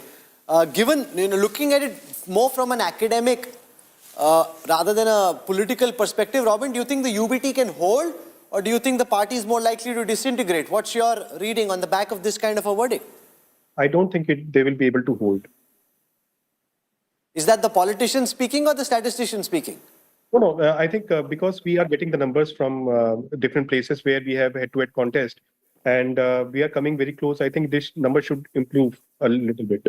So what is your final number that are you looking at 60 possibly out of 85? I think we should touch 58, is my sense. 58. So you should be, that means that the alliance itself should be about 225 is what you're looking at, the Mahayuti around that, which means that you will be higher than the MVA put together. Now that's, that's astounding. But less flamboyant than Prashant Kishore, but arguably as effective. That's Robin Sharma. Thank you very much, Robin, for joining us. Great to have you with us, and all the best. I hope you guys have a great time tonight. Let us know where the party is. Anyway, we can't come. We are here, so there's no party. Okay, you guys have a good time. Thanks, Robin, for joining us. Wish you all the best. Campaigns which were going well, like those guarantees, it's so much so that even so that's one of the election strategies. Always good to speak to them to try and get a sense of what went into the campaign and how this was mastered. But the good thing though is whether it is, say, Naresh, and I just invited him to join us, so he'll be with us as well. He runs Design Box, and that's the agency that worked with Ajit Pawar during this campaign. It's good to see how these local satraps, Sheila, you've been covering politics for so long. Typically, kaun hai laptop wale bachcha log aa gaye, inko kya aata hai? Now they're being taken very seriously. Yeah. And it's about huge financial game. This election is not much of a politics. It is about 100 of businessmen with crores of rupees at stake fighting an election. This is not an easy election to understand, actually. Particularly Maharashtra. I mean, all states in general, but in particular in Maharashtra. See, and my friend has just written that what kind of an election where onion, soybean and all prices were above. But still they have but won. the Congress really didn't make it much of an issue. Right till the end, Rajdeep, is when they started speaking about soybean prices.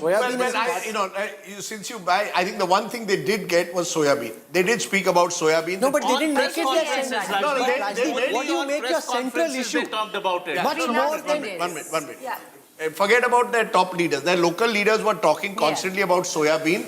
They announced a minimum support price in the last week. You know where they got the problem wrong? Is that they have no coordination between their central leaders and their state leaders and their local leaders. The central leadership is talking about Samvidhan, Article 370, taking on Modi, continuously bashing Modi, Adani. Now that doesn't resonate in some rural Buldana. Rural Buldana is worried about soybean. So the ability to localize an election is something the BJP mastered both in Haryana and in Maharashtra. And I think that's the big change. Look at the BJP. I keep maintaining, I know you all don't like, but this is the difference between 2014, 19 and 24. In 2014 and 19, BJP put all its eggs in Modi's basket. They don't need Mr. Modi's basket this time. They will give credit to Mr. Modi and he deserves it. So that's why this is an election which was won by the successful attempt of the BJP to hyper-localize And that's why it was confusing, Rajdeep, because you look at rural Buldana. You gave the example of rural Buldana. Yes. That is where maximum farmer unrest was. It was one of those pockets. Amravati. It was one of those pockets, right? Saw 84% voter turnout. Saw maximum women turning out. Now, you don't know what it was. Was it before the verdict? You don't know whether it was the farm unrest which was pulling them out or the fact that you had Ladki Bahini Yojana. All I'm saying is that the BJP's flexibility showed in Maharashtra that a party which is otherwise seemed to be so centralized and run through Delhi empowered or at least chose a strategy that was designed for Maharashtra and decided we will make you travel. I'm just giving you a simple. You travel from Mumbai to Nashik. Every hoarding had Eknath Shinde, some had given, and Ladki Bahin. It didn't have Prime Minister Modi. 5 years ago, 10 years ago, their hoardings were about Modi. Even the general election was Modi ji ki guarantee. They realized it didn't work. You see, people don't like this to be said. Modi ji ki guarantee didn't work as effectively as Ladki Bahin has worked. You're looking at it completely the wrong way as you often do. No, Rahul, your problem is you are what have I got wrong? It's a complex issue. Can I explain my point of view before you say I've got it wrong? Yeah, It's a bit bizarre. You're saying I've already got it wrong without hearing my point of view. I'm saying imagine if Prime Minister Modi is like Don Bradman and he's the one batsman who's scoring century after century and that's why the BJP won between say 2014 and 24. Now you still have that Don Bradman who's still the Don Bradman that he was and even without having him you have enough Kohlis and Rohit Sharmas and the others to be able to win. That shows how mighty the political machine has become. Wrong. I'll tell you why wrong. Wrong. This is the fact. Simple. You went with Don Bradman into the Lok Sabha election. You got 17, they got 30. Please understand, same state, same constituency. In a year when every incumbent lost across the world, how can you look at data in such a half-baked fashion?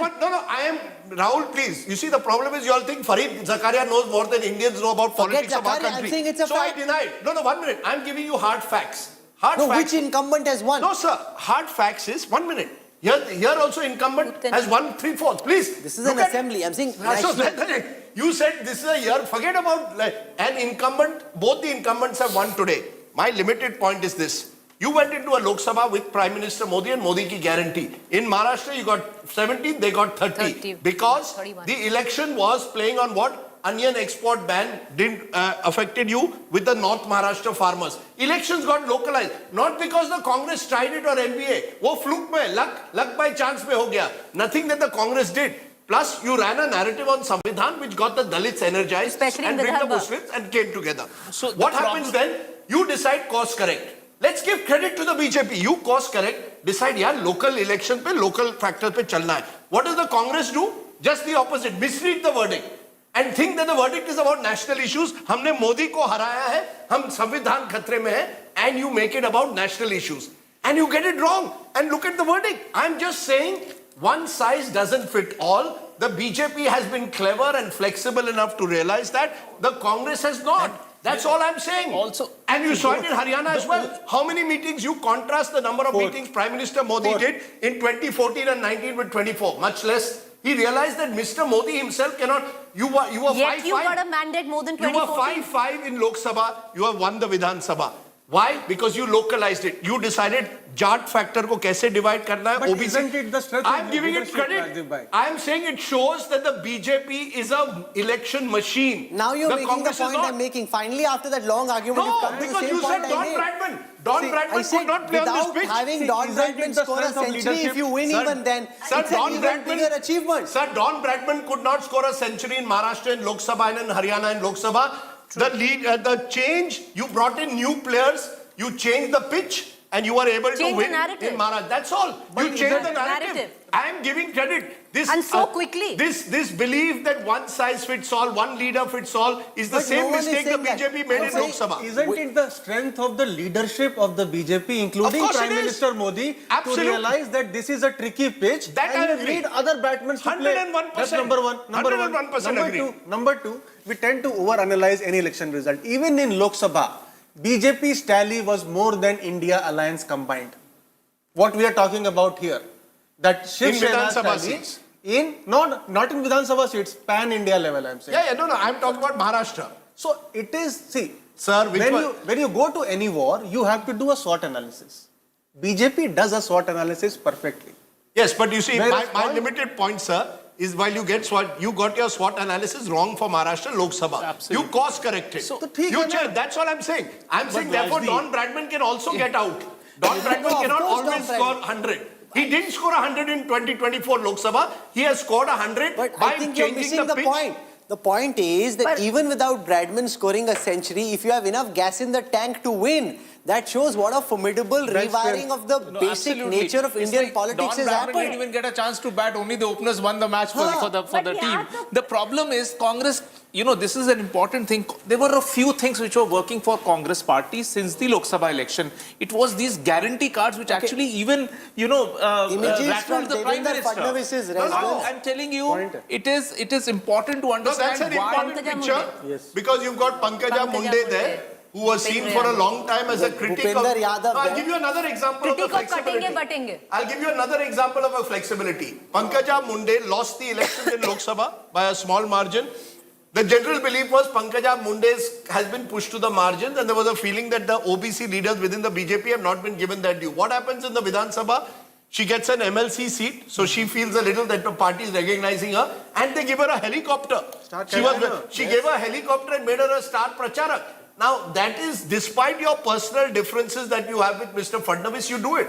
I maintain the BJP is is ideologically strong, but politically nimble and flexible. The Congress is just the opposite. The Congress is not politically nimble and flexible. A politically nimble and flexible party would have gone for a hyper-local election if you thought Uddhav Thackeray, Priyanka Chaturvedi made the point. If there was a belief that Uddhav Thackeray in the month of August was coming #1 in all polls, who do you want as chief minister? What stopped you from projecting No, but the him? Congress's fear there was it might lead to an anti-Maratha consolidation. Arey, yes, where? These are all, you see, the point is That they're was only- already happening. But that was already happening on ground, technically. They wanted No, it's to be not my analysis, the Congress's analysis. Rahul, they're lying. The truth is the Congress thought that hum to jeet gaye, hamara mukhyamantri hona chahiye. You see, this is the real problem of the Congress. The Congress party thought one size fits all. Chunav jeet gaye Lok Sabha, ab to Vidhan Sabha jeetna hi hai. How do you see the BJP realize hum haar gaye Lok Sabha, hame kuch naya karna hai. I'm giving the example of Pankaja Munde. You can see her on the screen. They decided that maybe Pankaja Munde can help us consolidate the OBC vote. So you give her a chopper. You remember what happened in Lok Sabha, Vidhan Sabha in Rajasthan, Rahul? When did you give Sachin Pilot some space? Right at the very end. If they had given Sachin Pilot and Ashok Gehlot had worked together for 6 months earlier, They would have who won knows? that election. They might They have could have won it They would have won easily, yeah. Rajasthan.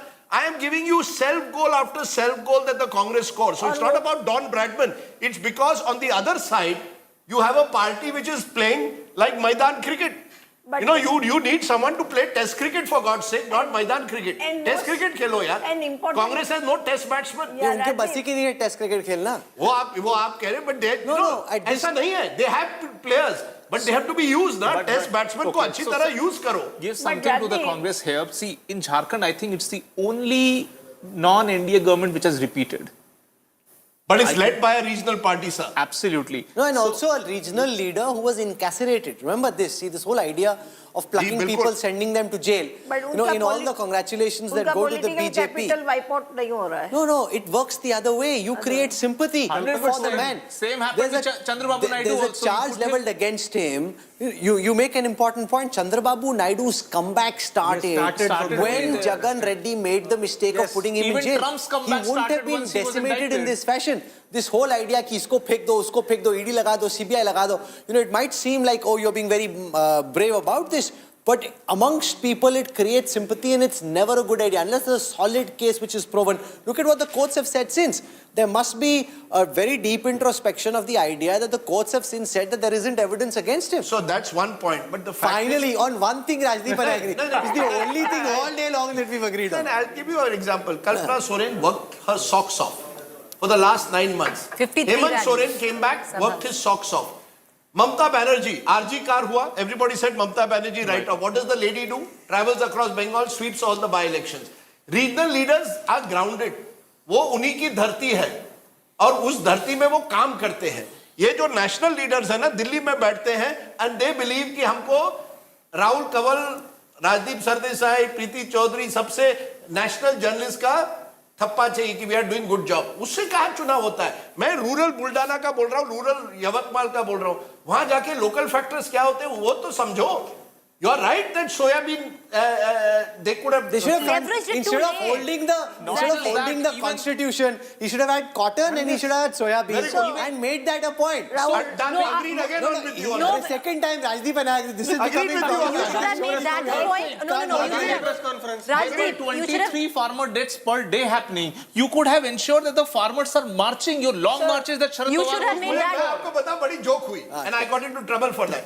I went to interview a farmer in Amravati, taken by the Stringer, interviewed her, the story went viral on Marathi thing. I get a call from Mr. Thackeray's office, I want, can you send us the link? He then goes to the rallies, says, this story was, अरे ये तो farmer तो कब से चल रहा है? It's not as if Rajdeep Sardesai doesn't have to go to the ground to tell you farmers are committing suicide. But Rajdeep, You it's should not be just telling the people. taking the cause of the farmers, getting on too late, yes. The second thing, the minute that the Eknath Shinde government comes up with the Ladki Bahin Yojana, you criticize it. Because you there is actually no consistent downplay it. communication. Then you realize 20 days on that this is backfiring. But ma'am- Then you come out and say, we'll give 2100 for a scheme that you've taken to court criticizing. But you see, Preeti, that's because there are a lot of freelancers. Every morning, 9 a.m., what Binod Taude said is right. At Bhanduk, which is where Sanjay Raut way, he has a place where all the cameras come and ANI comes there. He gives a bite. Next day, everybody is reacting to it. Now, Sanjay Raut, he's a feisty spokesperson, but he's never fought a Vidhan Sabha election or Lok Sabha. He doesn't know probably what is happening in rural Yavatmal or rural Amravati. He can't set your strategy. You see, Robin, that's where the consultant is better. Consultant would have told Uddhav Thackeray, sir, The consultant, Rajdeep, take it in writing. Rajdeep, take it in writing. The issue of the toll tax must have come through the consultant. It must have come through the consultant somewhere down the line because, and it's really worked on ground. Politician बेवकूफ नहीं है. लाडकी बहन is not some consultant idea. Who is saying Ladki Bahin is a consultant idea? I'm saying the feedback was taken. Yeah, sure. So I'm saying, please see the Nana Removal Patole. of toll tax Nana was a big Patole, issue. good local politician, but Nana Patole would also sound out every time a mic was put. Mana Mukhyamantri Vaitse. What's the message? It's not as if there were no fights within the Mahayuti, but the fights were kept within closed doors because you're afraid fight karoge, Amit Shah aapko bolega, डांटेगा. यहाँ किसी का डर नहीं है. You need some fear. कोई डरता नहीं. Everybody's a freelancer. Everybody says what they want. Ladki Bahin was Madhya Pradesh Shivraj Singh Chauhan's idea, And it not was here. Shinde's idea. Not Shinde's No, idea. for Maharashtra. But BJP took it to the Maharashtra. He tweaked it. Ma'am, 1 minute. He tweaked You the see, scheme. this idea, now word guarantee was a Congress word. Brought in Karnataka, before that in Assam. BJP took it and took it to another level. You take good things that your opponents also do. In politics, I keep repeating one side. Maybe I should take over Robin Sharma's job. I'll make more money. That's another matter. But one size doesn't fit all. But this time, what is more pinching to secular liberal people is that pitch was not favorable to BJP NDA. Like my friend who is a staunch secular liberal, he is writing to me, probably the first ever election won by a ruling party with potato, onion and tomato prices of over rupees 50 a kilo. When have you got such a So what stopped the MVA from going around Maharashtra, as Rahul rightly says, with a potato in one hand, onion in one hand, and say, "Dekho, inflation kaise बढ़ी?" You don't do that, na? You have to do it. Okay. We are joined at this time live by the IT cell chief of the Bharatiya Janata Party. Amit Malviya joins us now on India Today. Mr. Malviya, welcome. A historic victory this was Adelaide when India last toured, or 17-5 Kapil Dev in the 1983 World Cup. During the Lok Sabha elections, you were down and out. Arey, itna serious kyun lag rahe ho? Haso, itni badi jeet hui hai. Why are you giving us your most serious look? What do you make and how do you describe this massive turnaround in the fortunes of the NDA in Maharashtra to be able to snatch a historic victory from what looked like a very tough political situation to be in? Rahul, thank you so much for your kind wishes. I think this is a great win, no doubt. And if you looked at the Lok Sabha results of Maharashtra, more people were in a hurry to write off the BJP-led alliance in the state. However, a closer look at the numbers will actually tell you a very different story. The BJP, in fact, led in most of the assembly segments in the Lok Sabha election. Our vote share was the highest, and we were 9% more than the Congress, which is significant in a state like Maharashtra. The NDA's vote share was also more than the Mahavikas Aghadi's vote share. Not just this, while our vote share dropped by about 1.7%, the Congress and the MVA's vote share did not rise, commensurately. So it got split. There were several seats that we lost by very narrow margins. And to give you an idea, about 37 assembly constituencies we lost with a margin of less than 10,000 votes, 18 by less than 5,000 votes, and 19 assembly constituencies in a margin of 5,000 to 1,000. So given a tough contest on any day in the assembly election, we would have done really well. And now the most heard word, vote jihad, that we heard in Maharashtra elections. There were 6 Lok Sabha seats that the BJP lost because of massive Muslim polarization in just one assembly segment of the entire Lok Sabha. So translate that into assembly seats. We won actually 30 assembly constituencies and lost 6, but we lost 6 Lok Sabha seats. Fast forward to the assembly constituencies, it is now showing in the results that we have. And more importantly, the NDA's vote share in all the region was higher than the MVA. The BJP had the highest vote share in all the region except to Konkan, where the UBT faction had a higher vote share than the BJP. The Shiv Sena combined and the BJP led in Konkan as well. So given this kind of a scenario, it was only for us to win this election. We were always in the pole position, but the pollsters... Okay, Mr. Malviya, since June this year, this narrative was sought to be created somehow that Prime Minister Modi's graph was on the decline, that the BJP's fortunes were on the downslide.